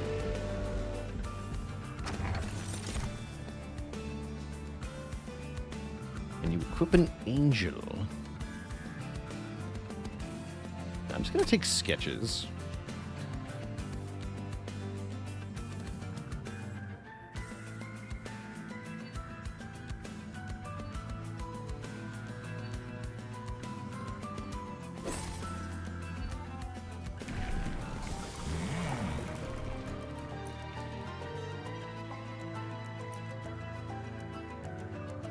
Was it just that Unchained Fell is really weak? Is that what happened?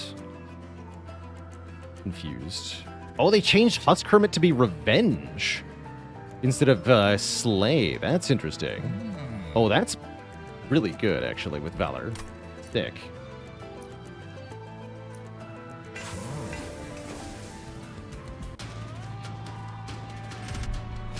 Okay, this guy. This guy's easier. In my opinion.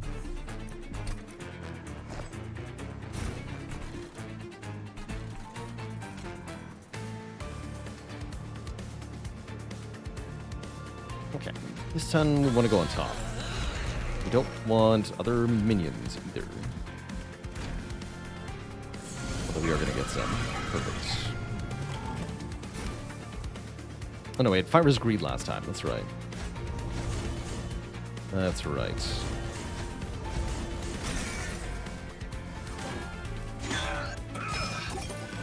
Could use the retain there, actually, to avoid taking one. I'll do that next time.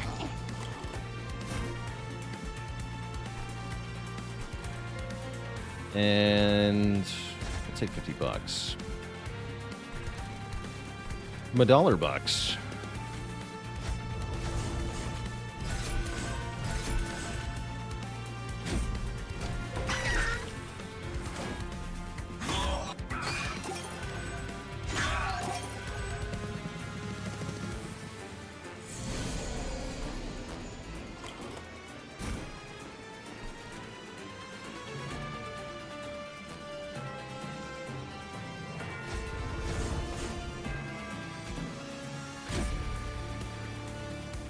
Take a little bit here. That's all right.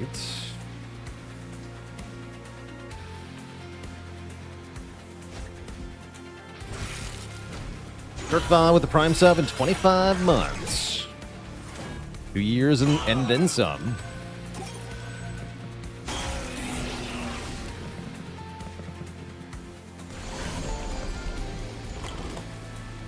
Okay, perfect.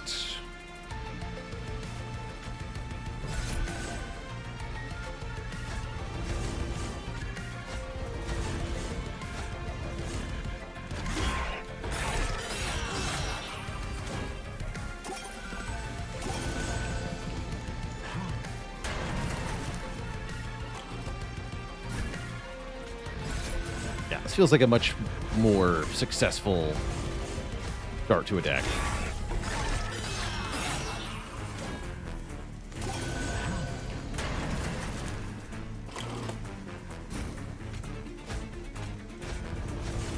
We get quite a bit of Valor here. 12 on Fel in the first fight. That's pretty good.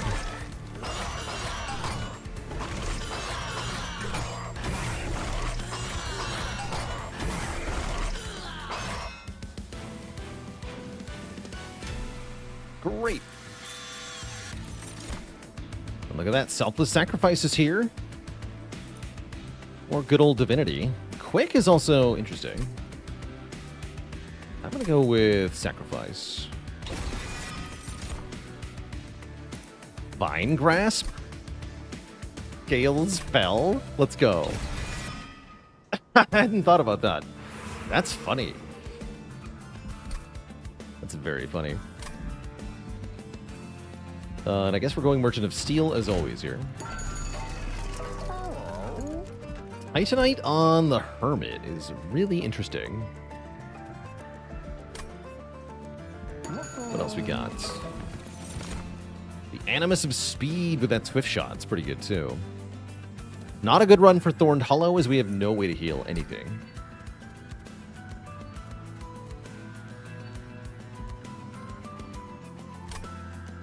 I'll take the Animus of Speed, though. That's kind of nice. And then, yeah, I'm going to put... I could put Quick on the Husk Hermit. That's cute.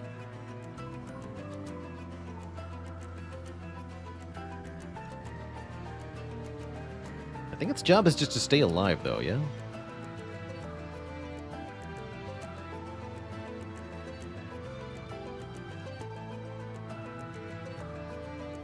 Yeah, Quick on a Revenge unit does not feel good. Swift Shot just says, attack any unit right away. I just want to give it health. Large Stone would be good, too, actually. Gonna make it beefier.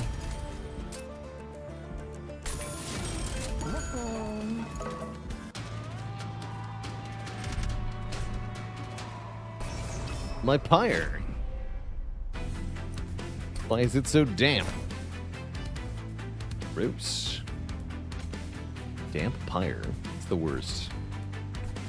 Alright, so I'm going to put Husk Hermit, Animus of Speed down here. Fel, you can dance with the Steward up top.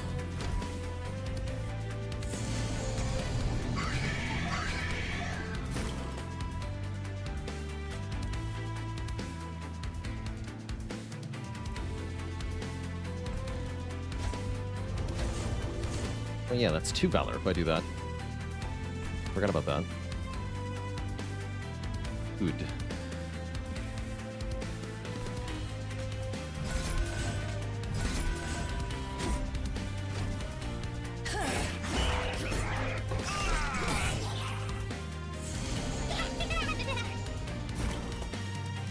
Lords will not rest.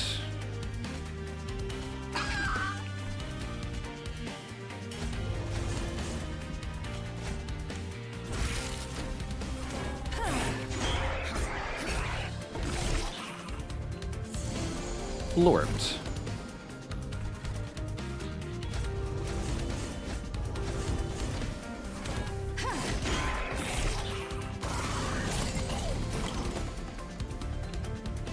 We win? Bad. Oh, it does have to be an enemy unit. What if I put you in front? Still winning. It's a shame. But I can Rising Rage. Hold on. That's what I want to do. Rising Rage you. And it lives. The reason we want to do this is we want to get more scaling on Fel here.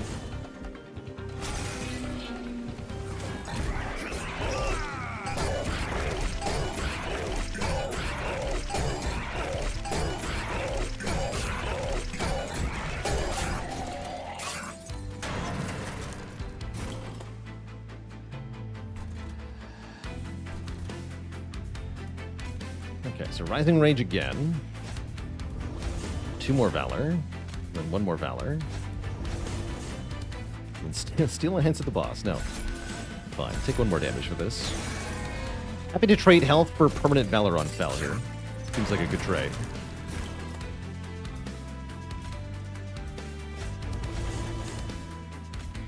Yoink.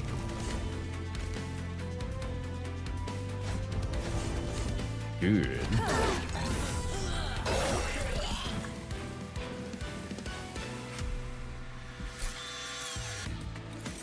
Really good. Another Rising Rage. I think I want more of these. They're just making Fel better. A lot better. Razor Sharp Edge has some nice applications. Glimmer is a way to heal. And to ping things, which we do value. Let's try Glimmer.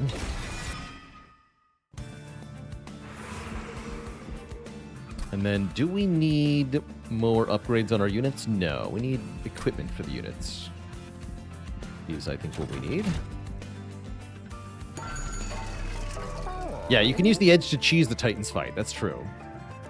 I have yet to do that. Does sound kind of fun. These really aren't it, though. It's looking like a reroll. The Diadem does not do a whole lot for us. I guess it lets us fit Fell, Animus, Husk, Hermit on the same floor. Oh, it has been fixed. Oh, good. Good.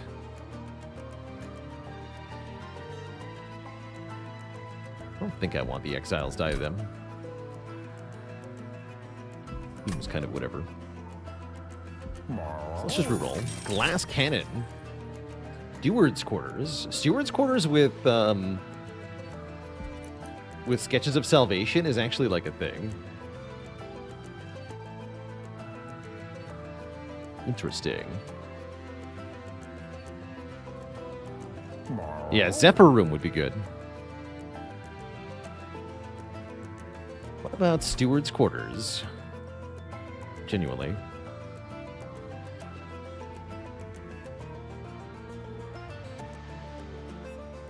I don't hate that. I'm going to do it.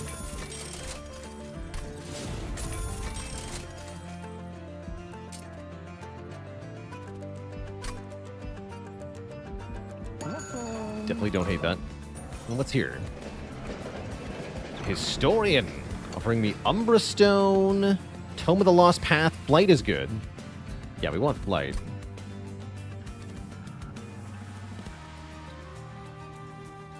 Definitely want Flight. Say no more.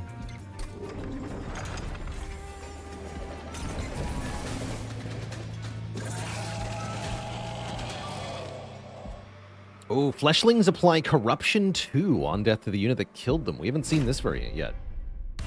That's a bit spooky.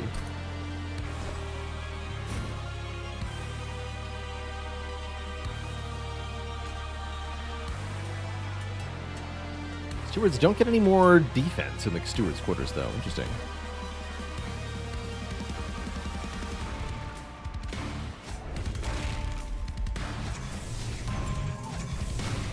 Last stop. I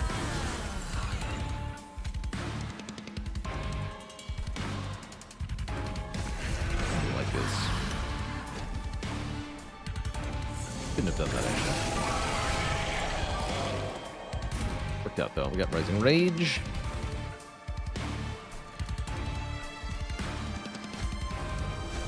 Get 2 Valor from that. These are getting wiped out.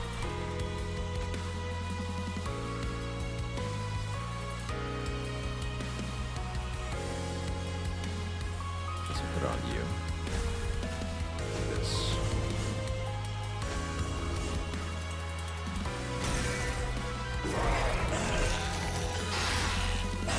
It's 2 Corruption on Fell, which is bad.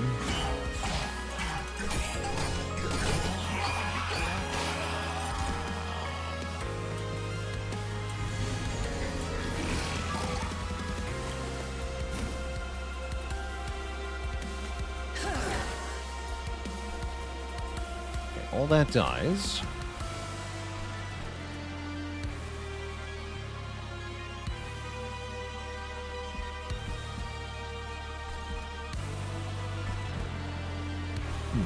How am I keeping Fell alive here? Well, Valor will do it.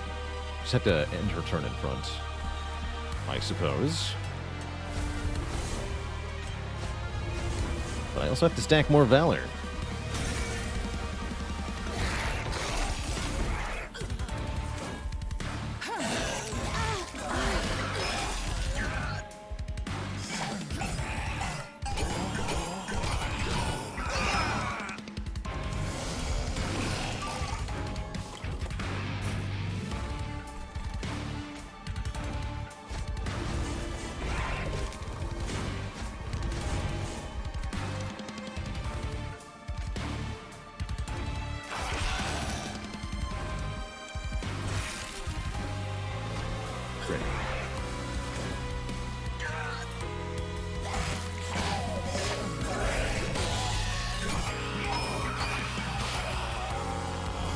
Still loads of mass on the Flesh Weaver, but that's alright.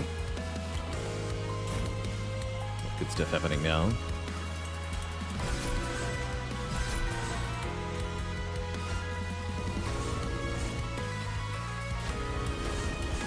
Great.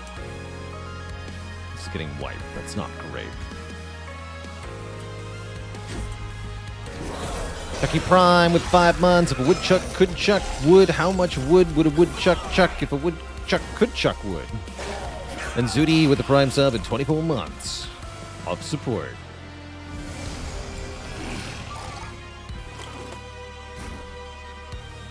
Alright, need to kill curse spawners.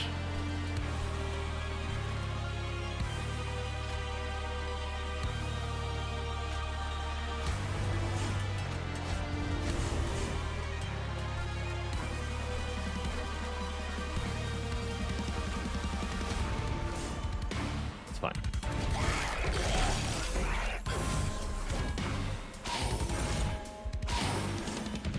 Are we going to beat the boss?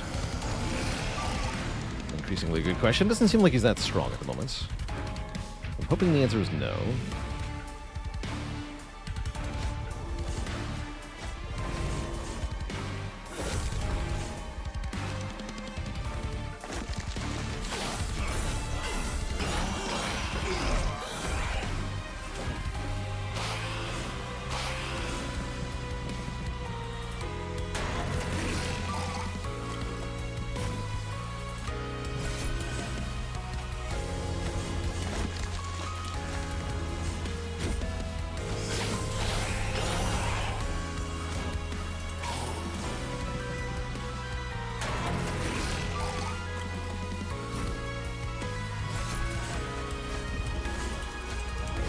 Okay, that worked out really well.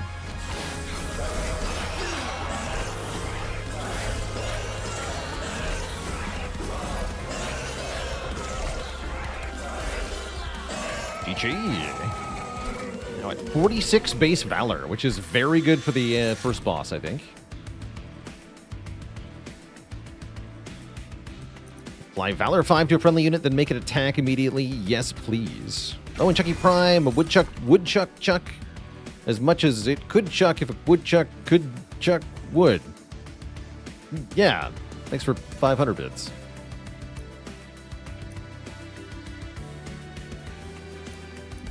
Fast Crusader has an ability on them. Nailed it, yeah. It has been nailed.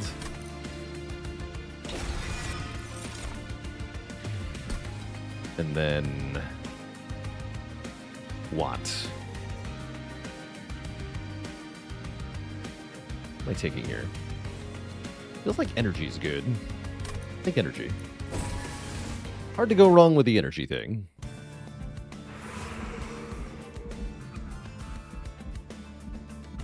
Can duplicate the train steward room. I guess I have to upgrade the train stewards. Seems hard.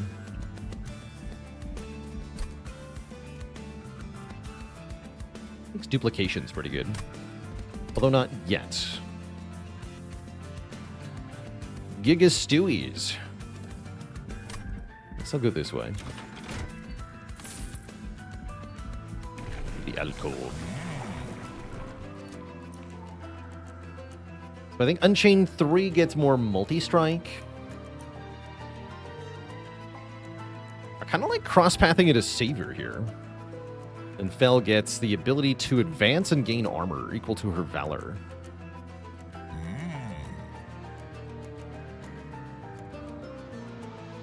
It's just one multi-strike, right?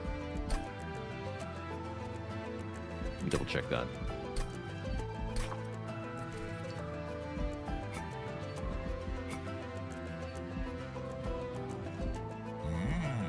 Yeah. Yeah, 75 Valor gain, one multi-strike. So if you need that third hit, it's pretty good.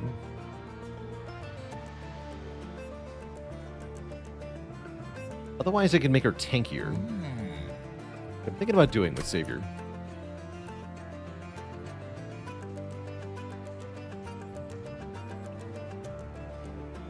Let's try it. What are you?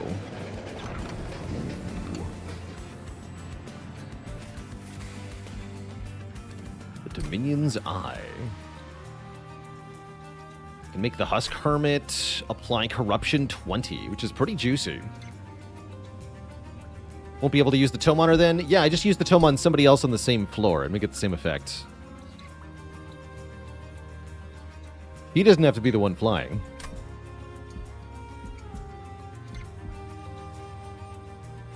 Yeah, give me more power.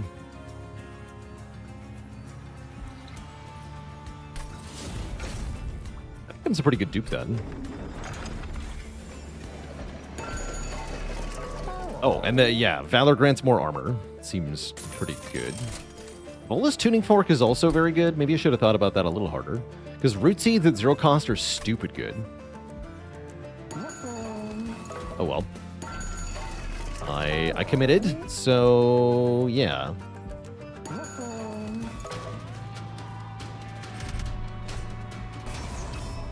I'm sure it's all fine.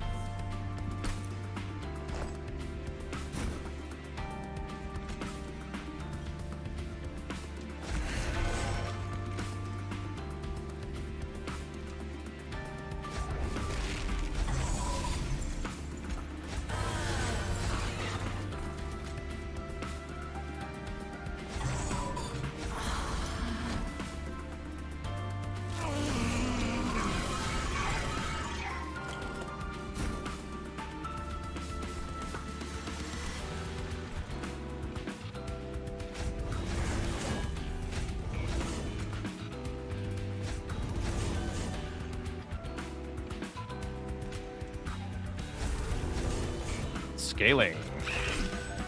Oh, the Titan skin. Oh no.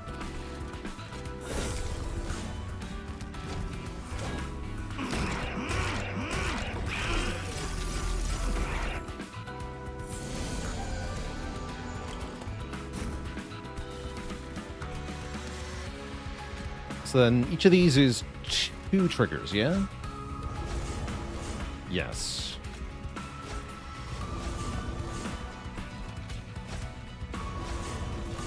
It's dumb.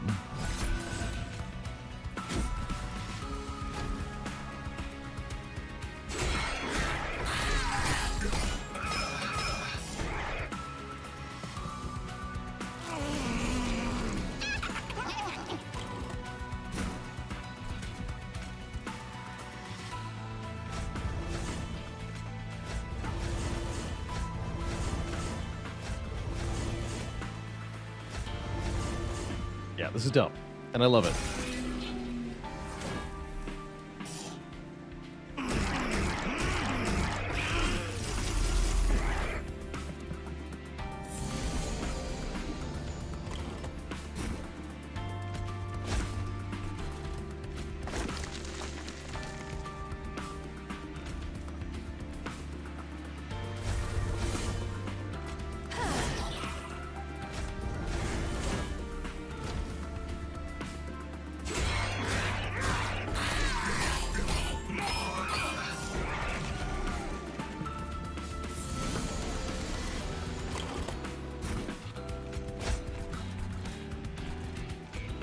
Oh, now I need to know, is this 1 or 2?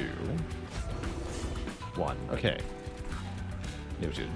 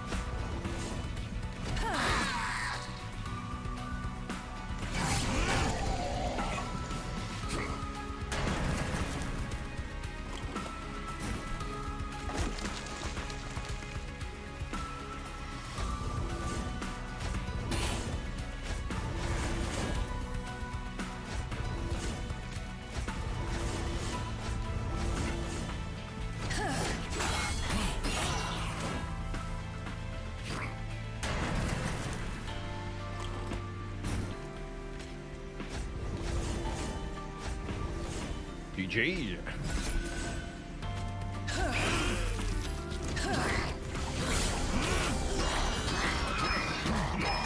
Stop the fell. Fell's the only one fighting, by the way. Everybody else is just watching out.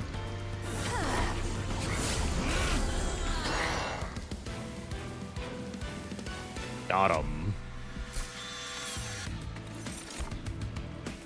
Ooh, Imprisoned Zephyr is here, too. I think we probably want that. I think we do. Everlasting Light's also not bad. Nora Chat, thank you so much for 24 months, 2 years of cozy content. Scaling goes burr, yeah.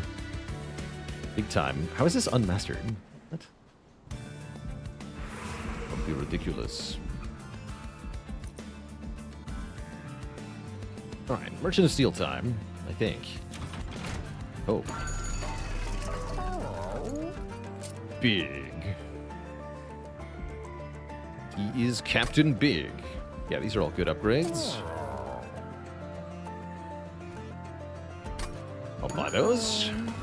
What do you got here? Steel Singer. I mean, I can take it just for sketches.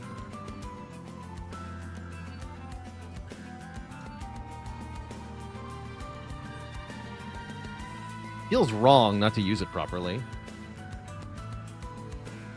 But Giant Animus of Will, that's also decent.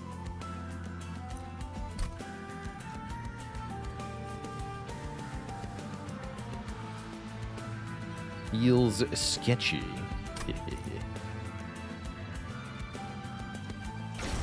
Screw it. Welcome aboard, buddy.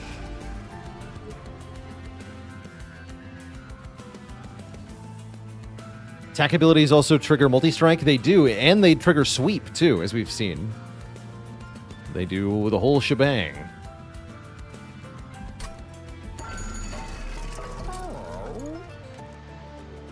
I think I'm making a steward big. Big Stewie, they call him.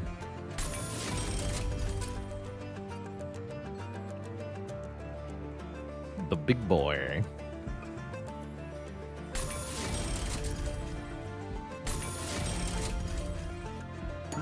I'm gonna reroll though.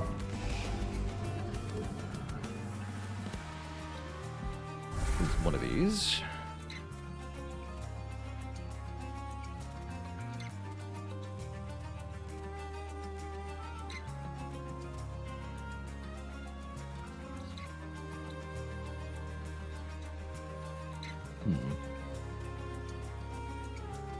Both of these actually.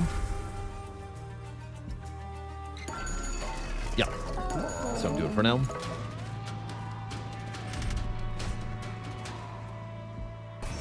Does it matter to remove with the sketches? Yes. I want to guarantee what the sketches hits. Mainly. I want control. That's what I want. He's big though. He's really big.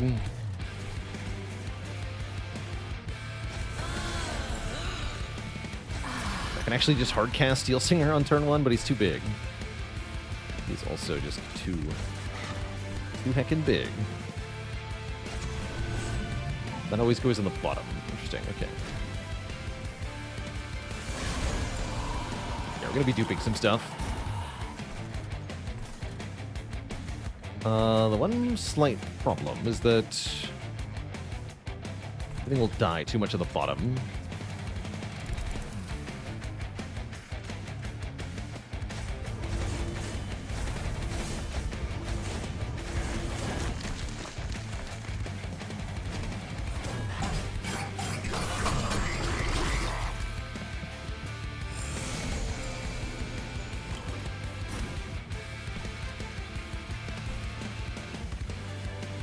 I could do this.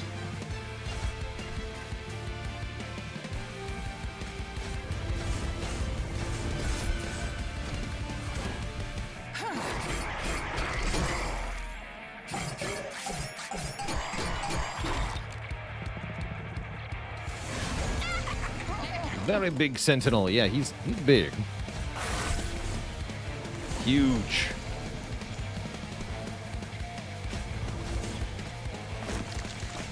Positively ginormous.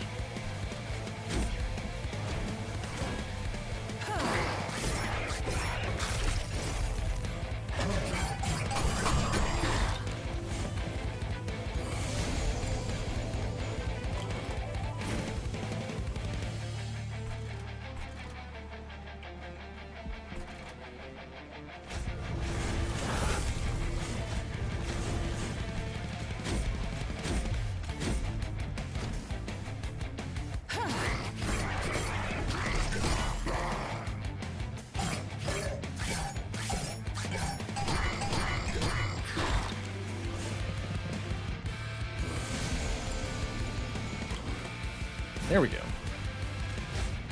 Do all the rising rages at the same time. Okay, freeze this hand. You're going up. I assume you're getting flight, too.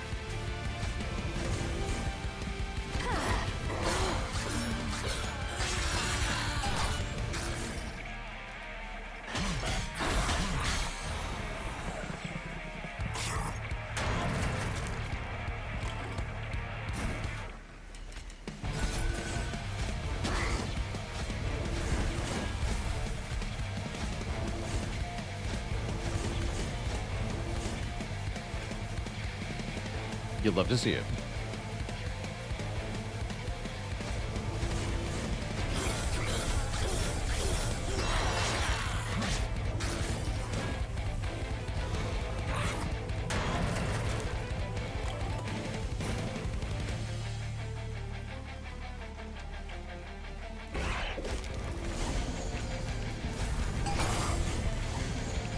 Then the more I sap my units, the more permanent valor I get. Is that right? I think that's correct.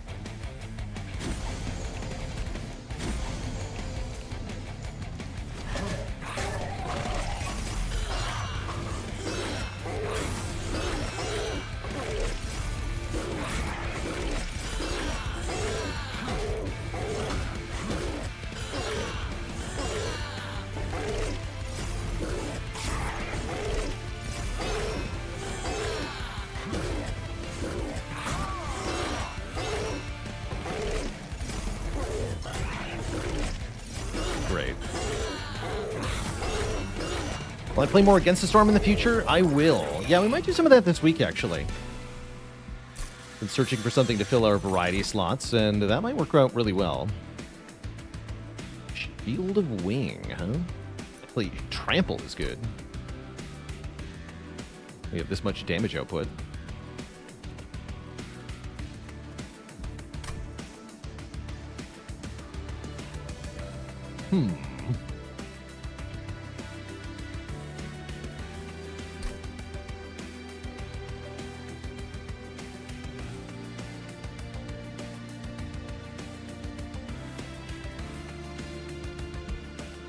Oh yeah, the Zephyr makes it really hard to protect your units, is one weird thing about that. We just saw against the boss. I guess I'll take Demon Eyes.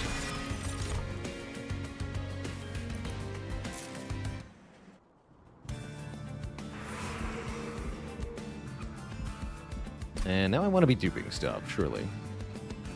We could also deployable the Zephyr, which seems important. Also buy another one. We can get a Void armament for Fel. That seems decent.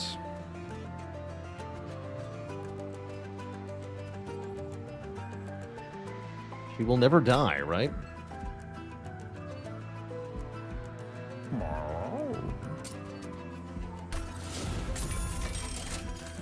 if I just put her on the bottom now?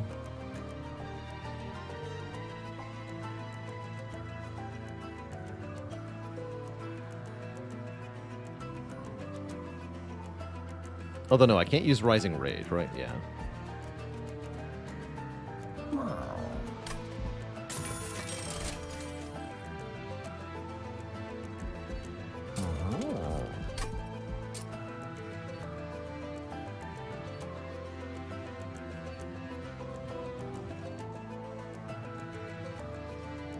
Well, I sort of can. Because I start on the bottom doesn't mean I have to stay there.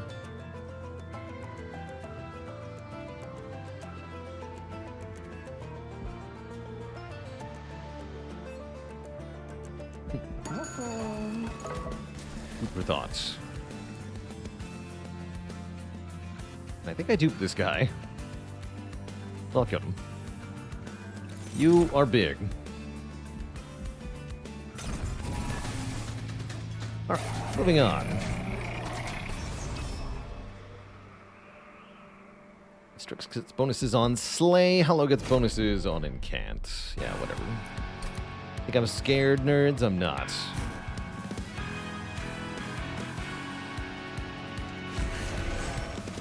Absolutely not scared.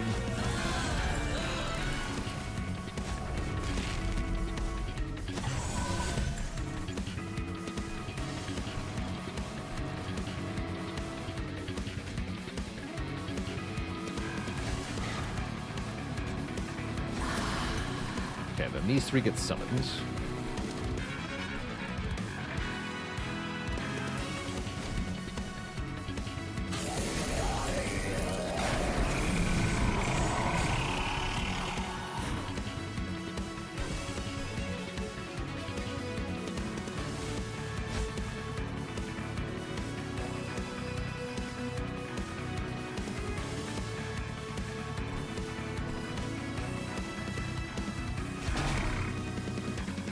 Nerd. You're gonna have flight.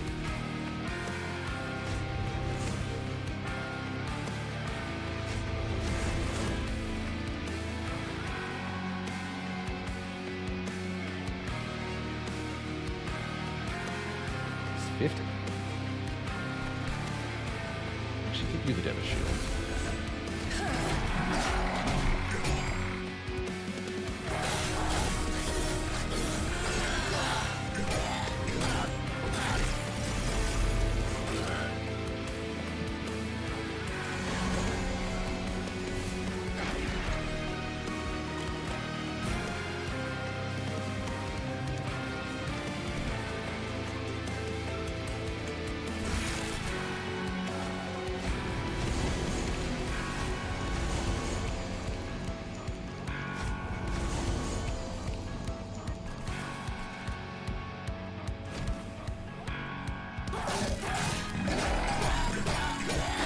Bonkening.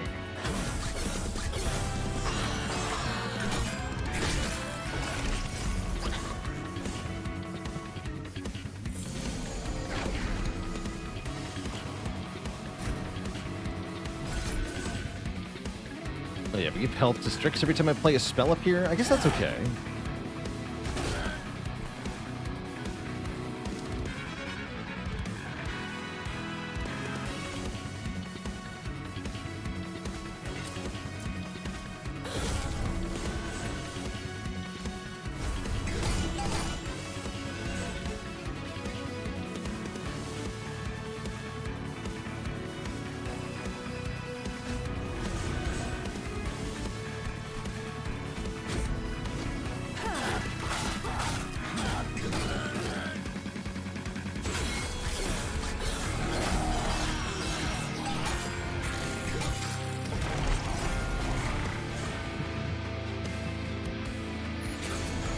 Makes it hard to end with Fel at the front of the fight, actually. A little annoying. Too bad, though.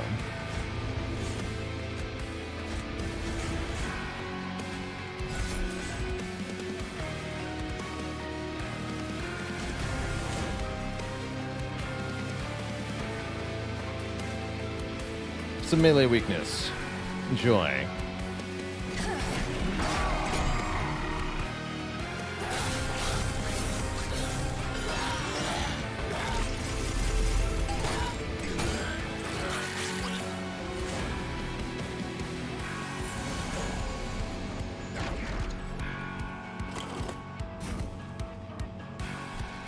Here's our Void Armament. We feel like we need it. I don't feel like we do need it, so I'm gonna not take 1 damage.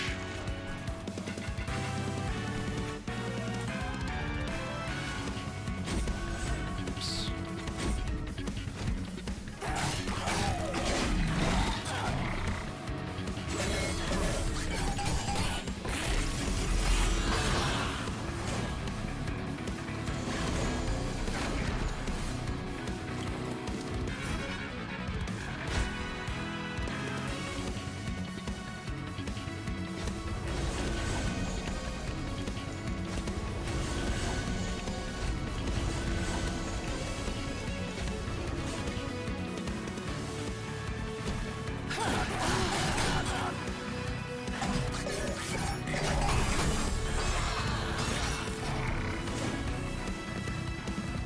Two waves left.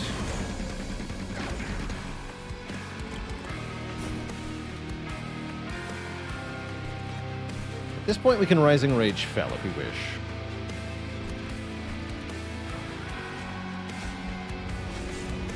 And that gives Fell 2 permanent Valor as long as there was anybody else on the floor, it looks like.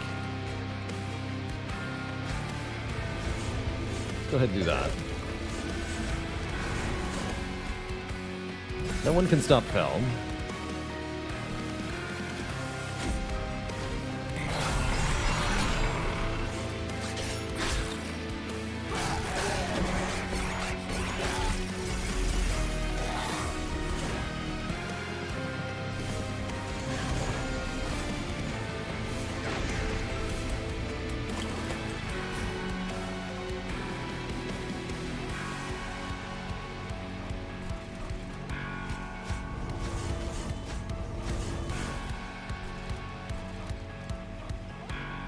Wept.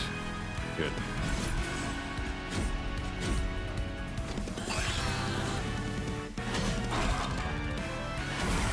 Yeah, all these other units, we have them all, but they're just here to support Val in doing her job. Getting super strong.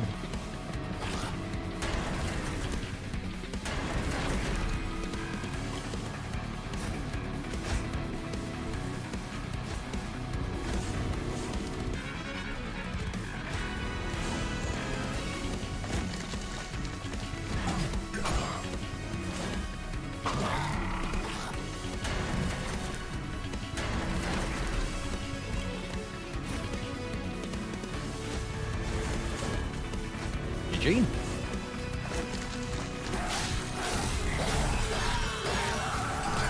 I think 600 armor certainly makes you pretty powerful.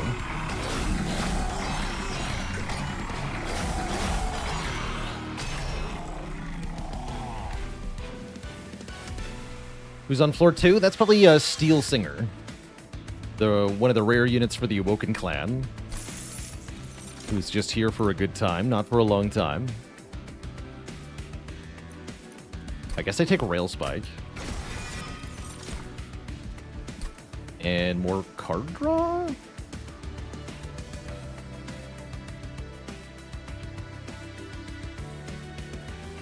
think and more card draw. We have to get some cost reduction upgrades, but we can do that. Merchant of Arms no longer seems that good. Remove 2, get spell upgrades. That seems alright. Offered a holdover. Holdover, remove, consume, Awoken Rail Spike, Smile. No, remove, consume, and cost -2 Rail Spike. Seems great. Giga. And then, I don't know, holdover on the Vine Grasp, genuinely. Seems good.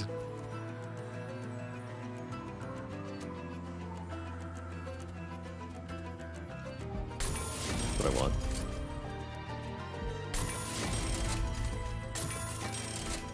There's cost reduction. What about Spell Chain?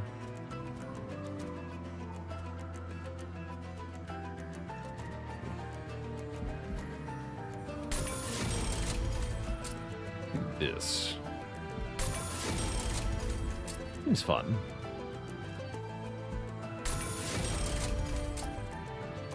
And Holy Stone the Demonize? Sure. Then remove it.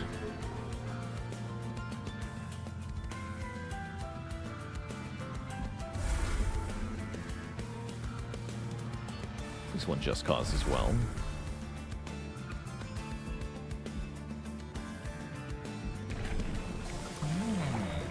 Savior 2.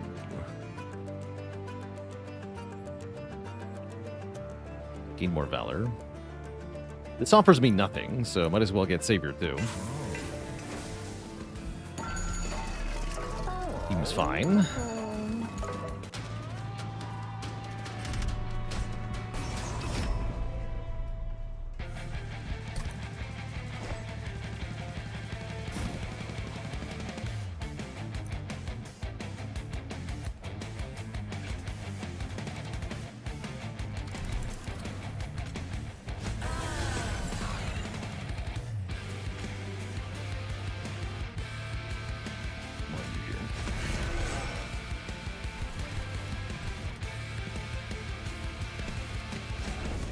Big stew.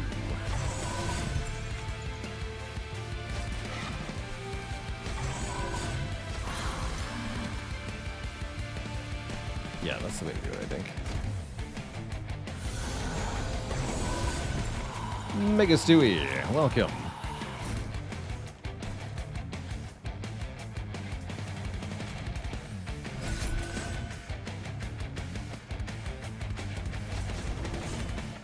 Oh, you silenced me. How rude. If I did this. Triple Bop, thanks for 60 months. Oh, yeah. What's up?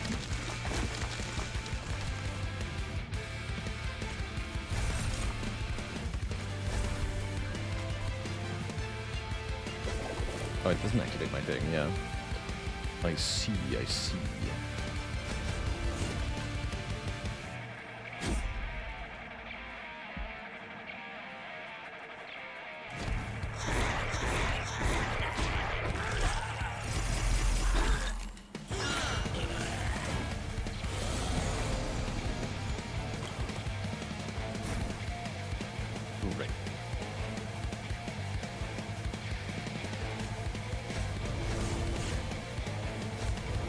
They will get mega attack power, but it does not matter.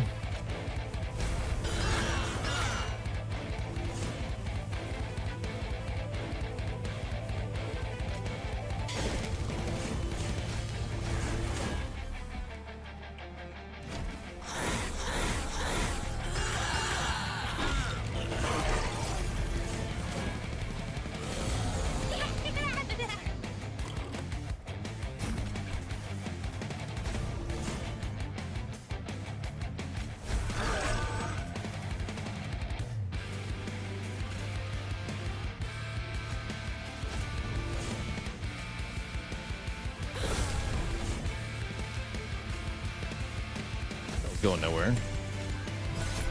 Make her super strong.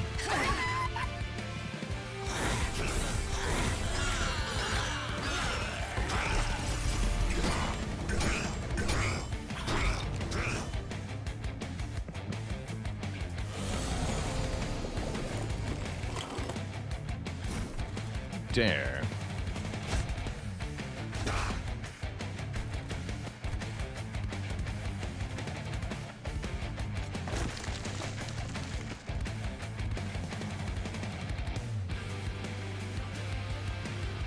Everything's dying. Let's just keep it that way.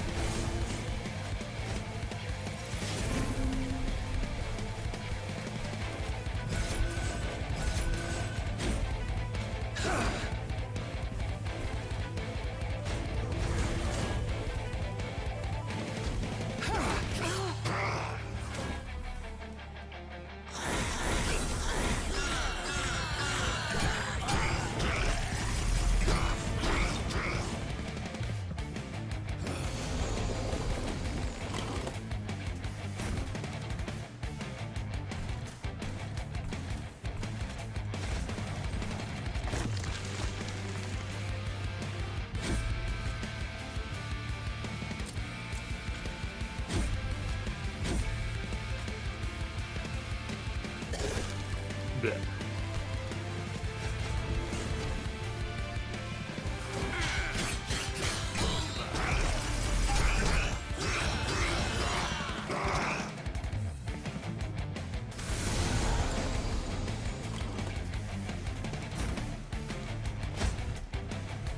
Great.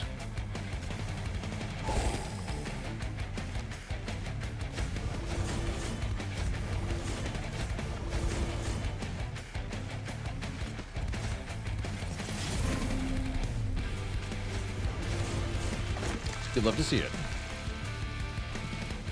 Cool. That's good enough. Might have been able to get a little bit more scaling out of this fight, but I'm very happy. We seem to be strong enough for the endgame. And then some.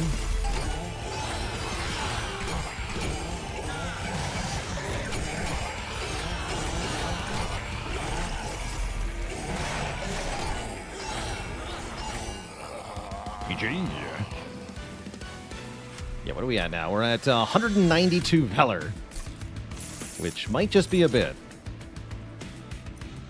Me another Demonize. And I don't hate a Pyregrow, actually. I'll take a Pyregrow.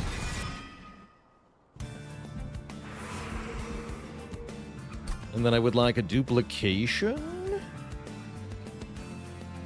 I go with a yes. Would like to duplicate something.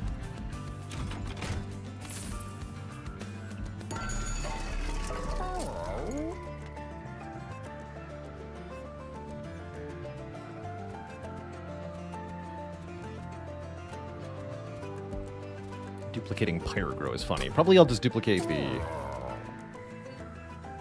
Rail Spike, in which case this is actually correct, I think. See how I feel about this choice. This might make a really bad turn too. We'll see. Only one way to find out.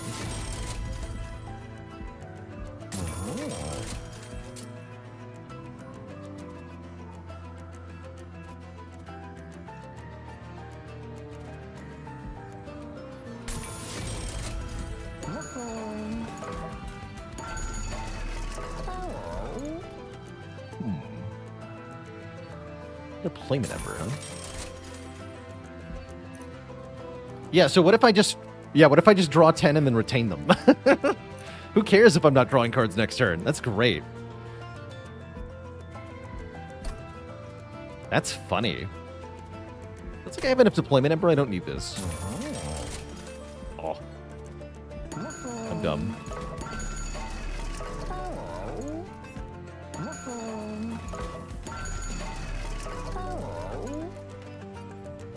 Start of turn? The front friendly unit on each floor gains 15 health? Wait, that seems like it got buffed.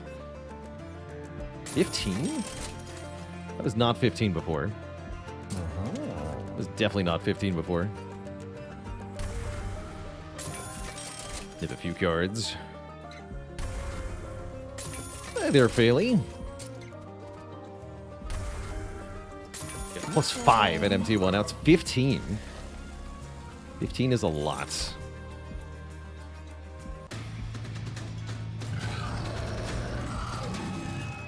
Alright, what's my answer to Seraph Eternus, Chosen of Savagery? Let's just start in the middle.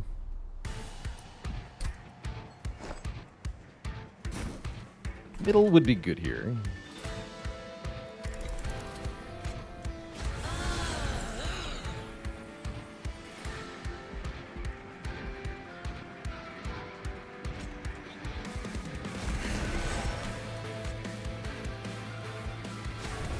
Big Stew. He's the answer, of course.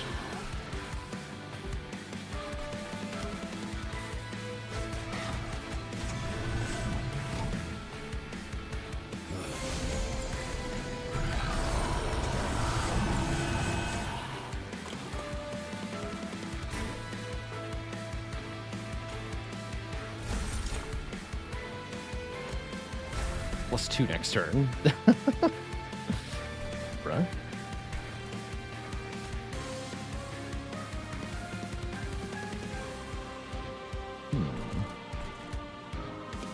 Do one more damage.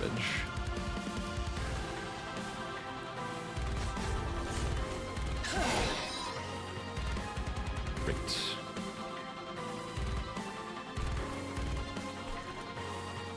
Then you're going up top.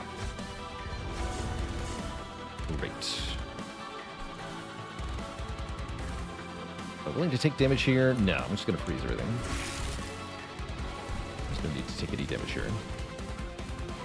You go to the front so you gain your armor. Great. Okay, this seems good.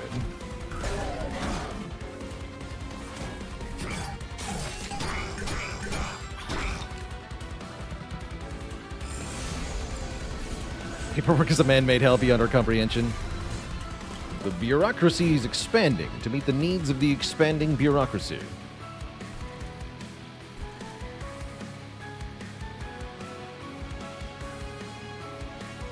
Alright, how about you have damage shield so you don't die?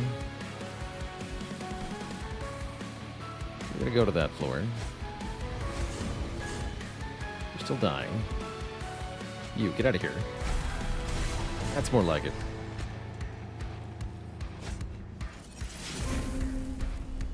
Now it's X plus 3? Sick. I think I broke it.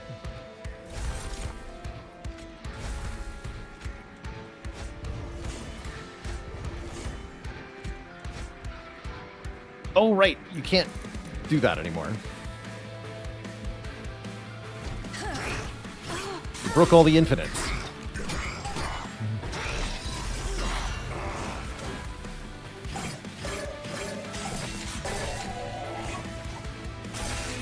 Oh yeah, you jerks. Right. In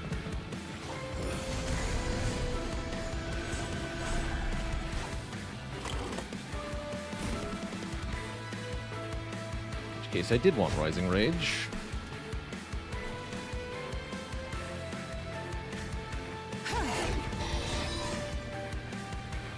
Wait, why did that make you advance? Oh, because of the room. Right. Right.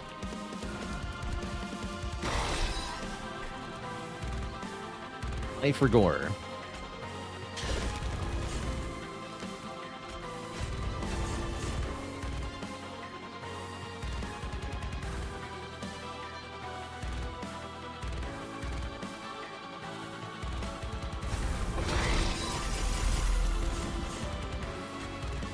Still dying. Oh, because you get rotated in front? Yeah, whatever. Doesn't seem that bad.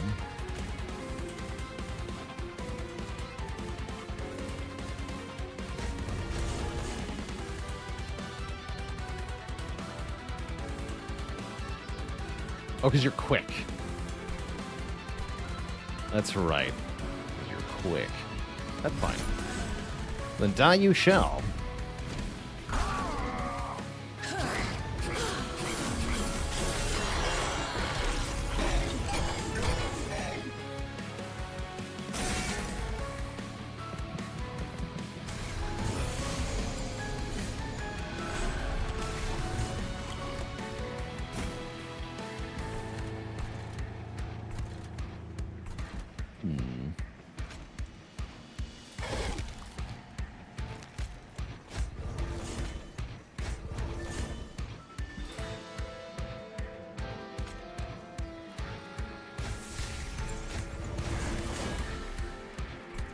Pretty good.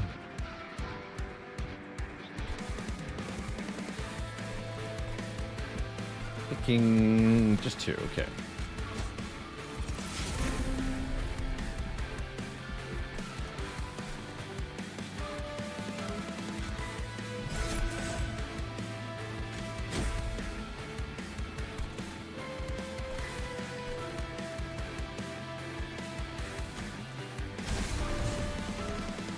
That was a bad idea. Yeah, that was a bad idea. Don't do that. Don't worry about the Titan skin.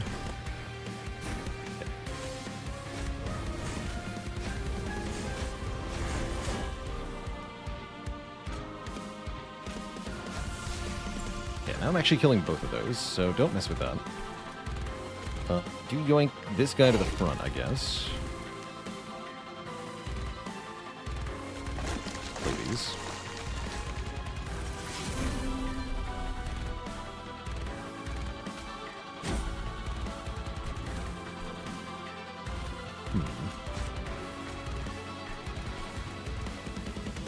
mess with anything.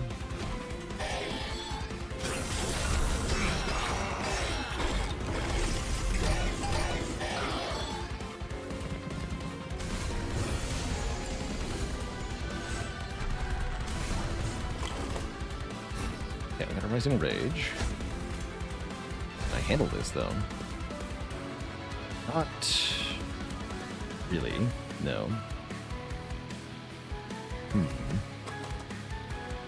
Spooky.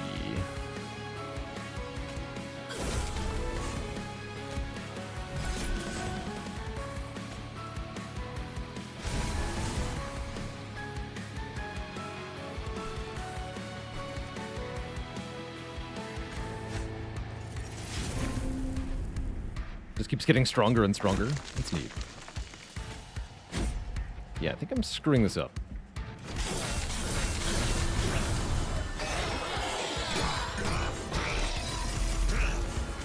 Turns out Fel can't solo the whole game? How sad.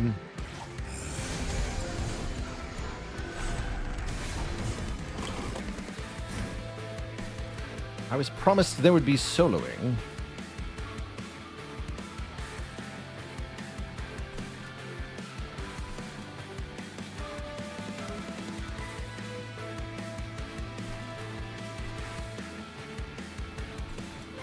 Looks like I gotta head to the top here.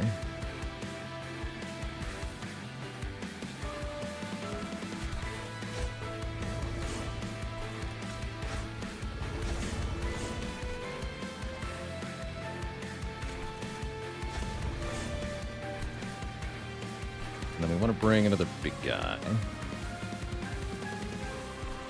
Semi big guy. Yeah, one of these guys, actually. Yeah, you. Perfect.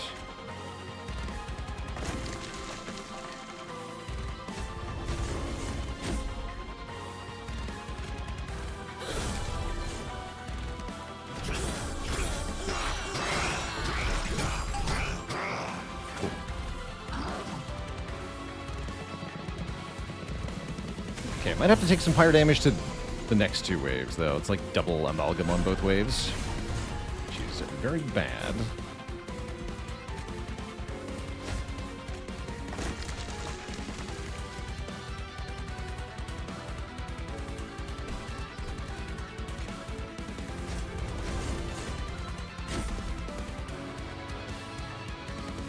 Draw 10, huh? What do you got? Can't keep the demon eyes, sadly. You don't do anything on your own, so I think we Rising Rage you. Yeah, then we can wipe out the whole floor.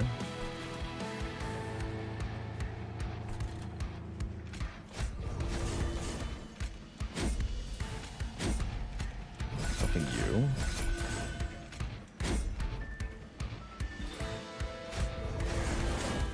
Great. You take 10.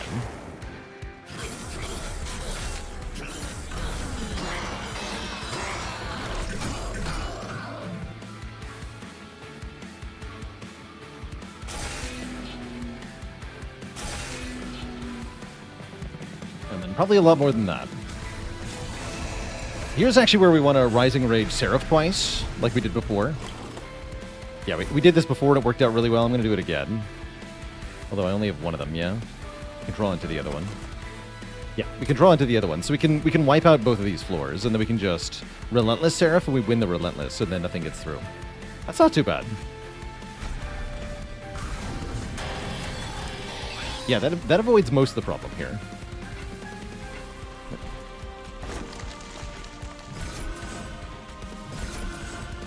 Seems really good. I do have to draw 7 cards, though. Can I even do that?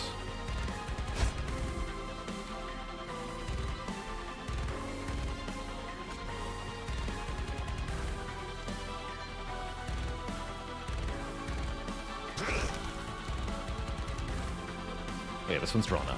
Great. Perfect. So we Rising Rage Seraph. Blech. And then Seraph dies. GG. I should have scaled more, but whatever. I'm over this run. We win, I think. Hope so.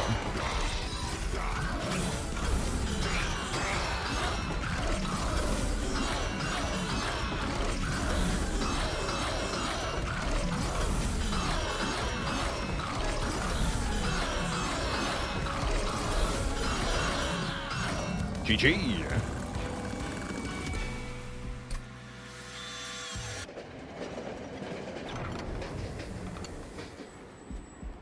Now that I'm no longer using it for scaling, I'm not sure that I want the Zephyr anymore. Because it's mostly inconvenient at this point. The only thing it was doing is giving us permanent Valor on Fel. I don't think it helps me... We don't have any, like, mid-battle shift procs that matter. So... because of that...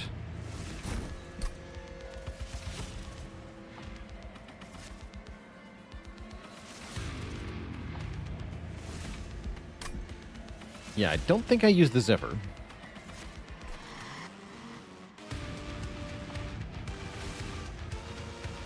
So let's override it with the Steward's Quarters. Delete it.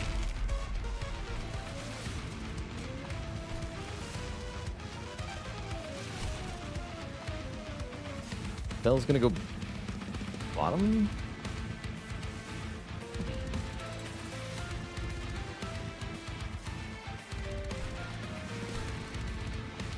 Fel can just gain armor immediately. Yeah, Fel can go bottom.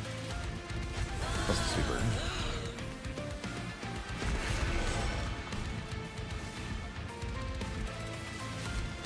My big boy in here. There we go.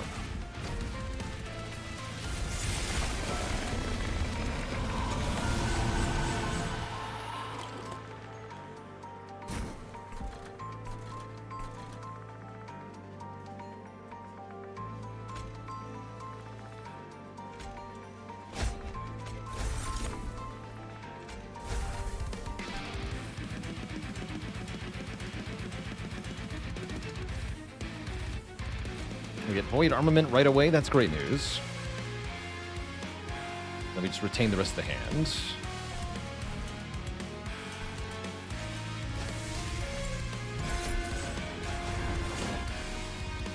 Great.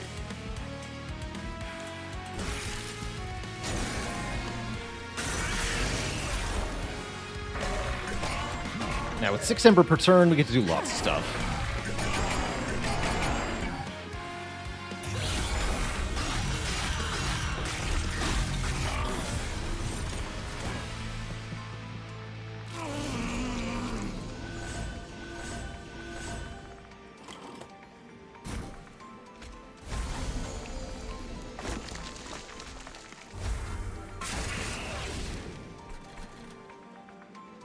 Not getting wiped out, huh? What if I did this? That's what I thought.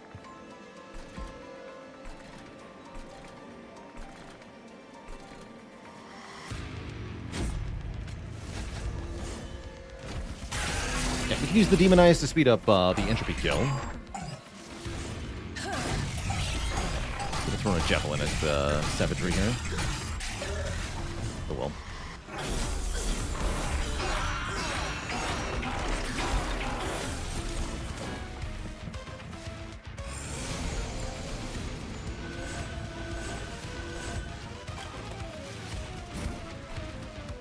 Actually, we should be buffing you.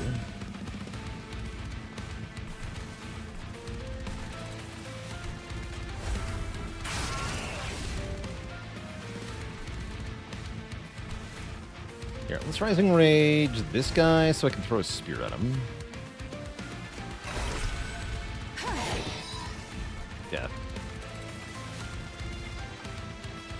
Draw 5. Oh boy, I drew Curse of Entropy. Good for me.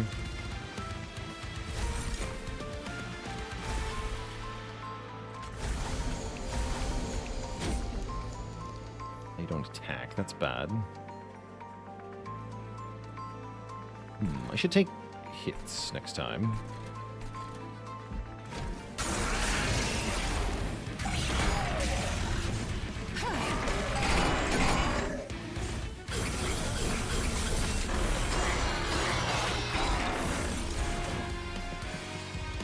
Get him back into the positive.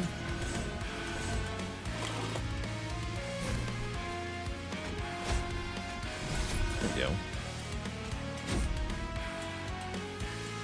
Step 4. Why is it sap 4?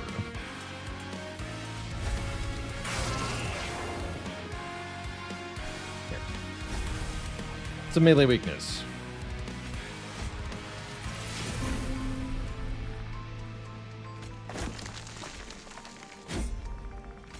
I can tolerate step 4 again.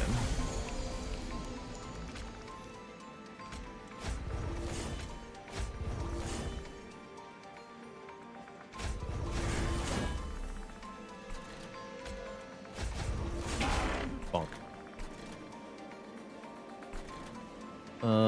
This is fine.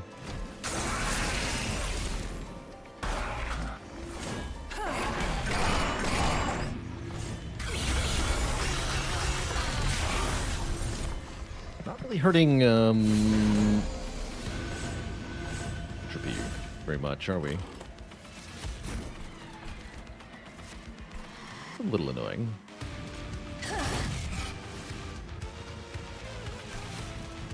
You give everything attack power, which I guess doesn't matter.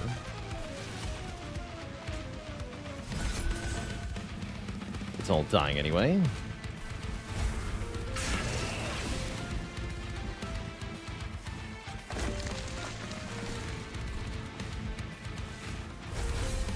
Stay alive longer, buddy.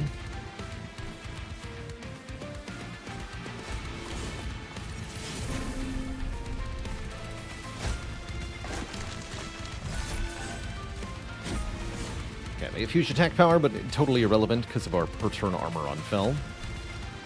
We'll take another 3. Avoid more sap here.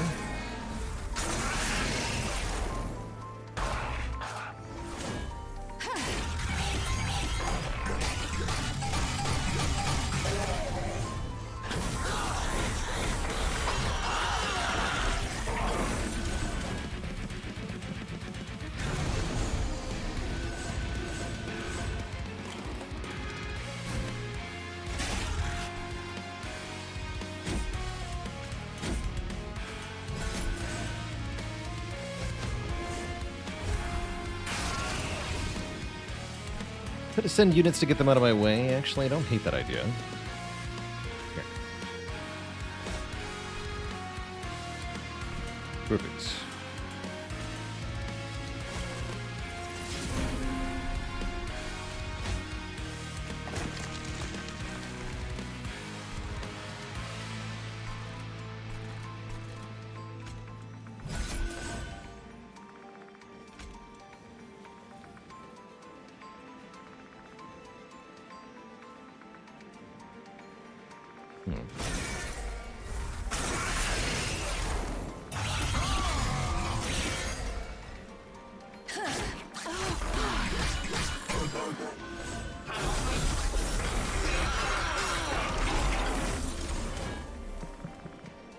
Okay, so we have some fun things we could do shortly. Know how we're going to get the killing blow on entropy. I like it, actually. We get almost everything down on savagery here. Let's see if we can do a bit better.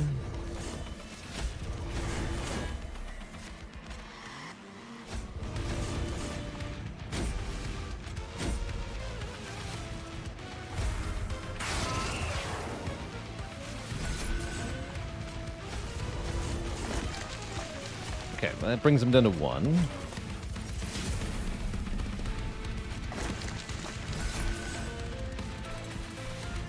Perfect. Enjoy.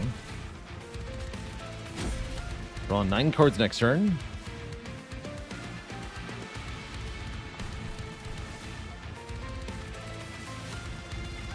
Okay, this seems fine.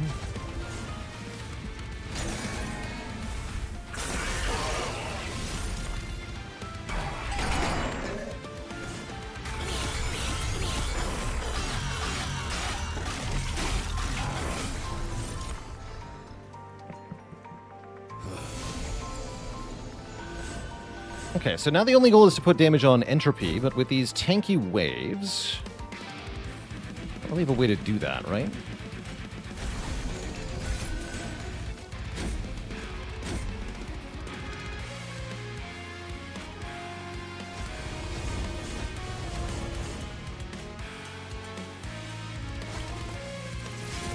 Except I do. Use Rising Rage to move Fel up the level of Savagery. It's going to result in everything else wiping, right? Better be dang sure I could pull this off if I want to do it.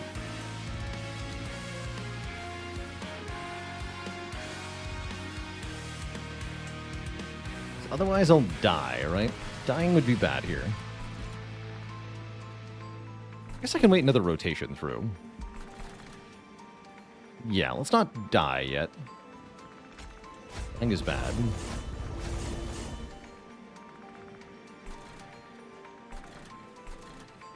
Although, we can send you out. Getting this cheaper was key in this fight. I think we're okay, making this a one-time use.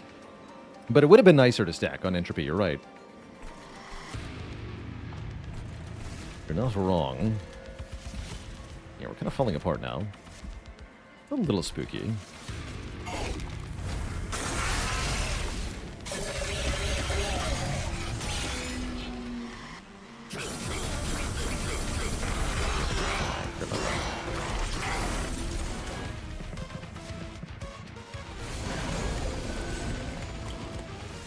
Maybe now we go. Yeah, I think we go now.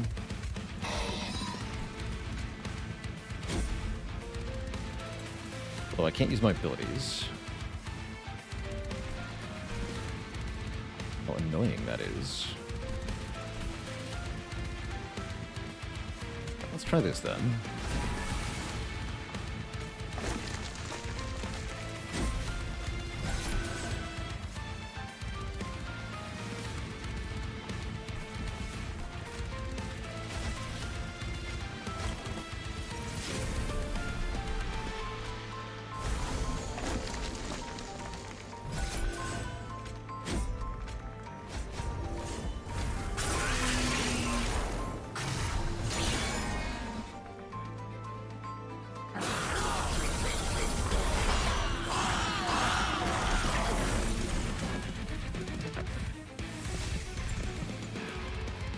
Now we should be able to line up enough free turns to get a win here.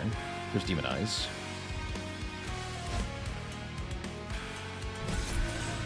Just Demon Eyes you. Yeah, huge damage. Okay.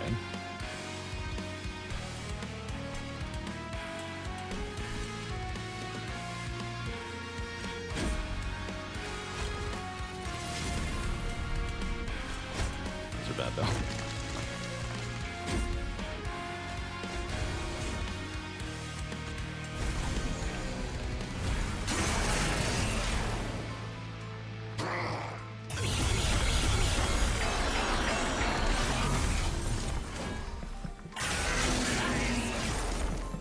Alright, now I think we have it. This wave is too chunky to get through. But I just have to Rising Rage.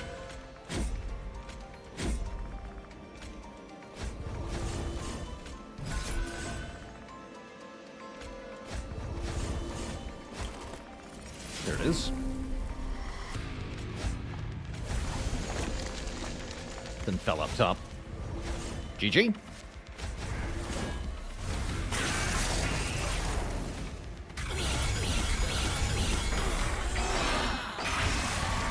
Tell those Titans to go to heck. Toodles. GG. Hard-fought run for Fel, but a very victorious one. Sure beats losing on floor 1 like last run. I'll take it.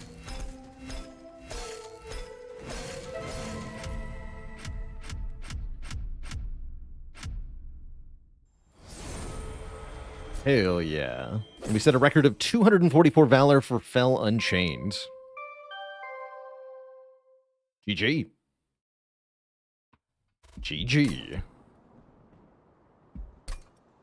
Alright, chat. That's about all the time I've got for today, so that's where I'm going to be heading out here.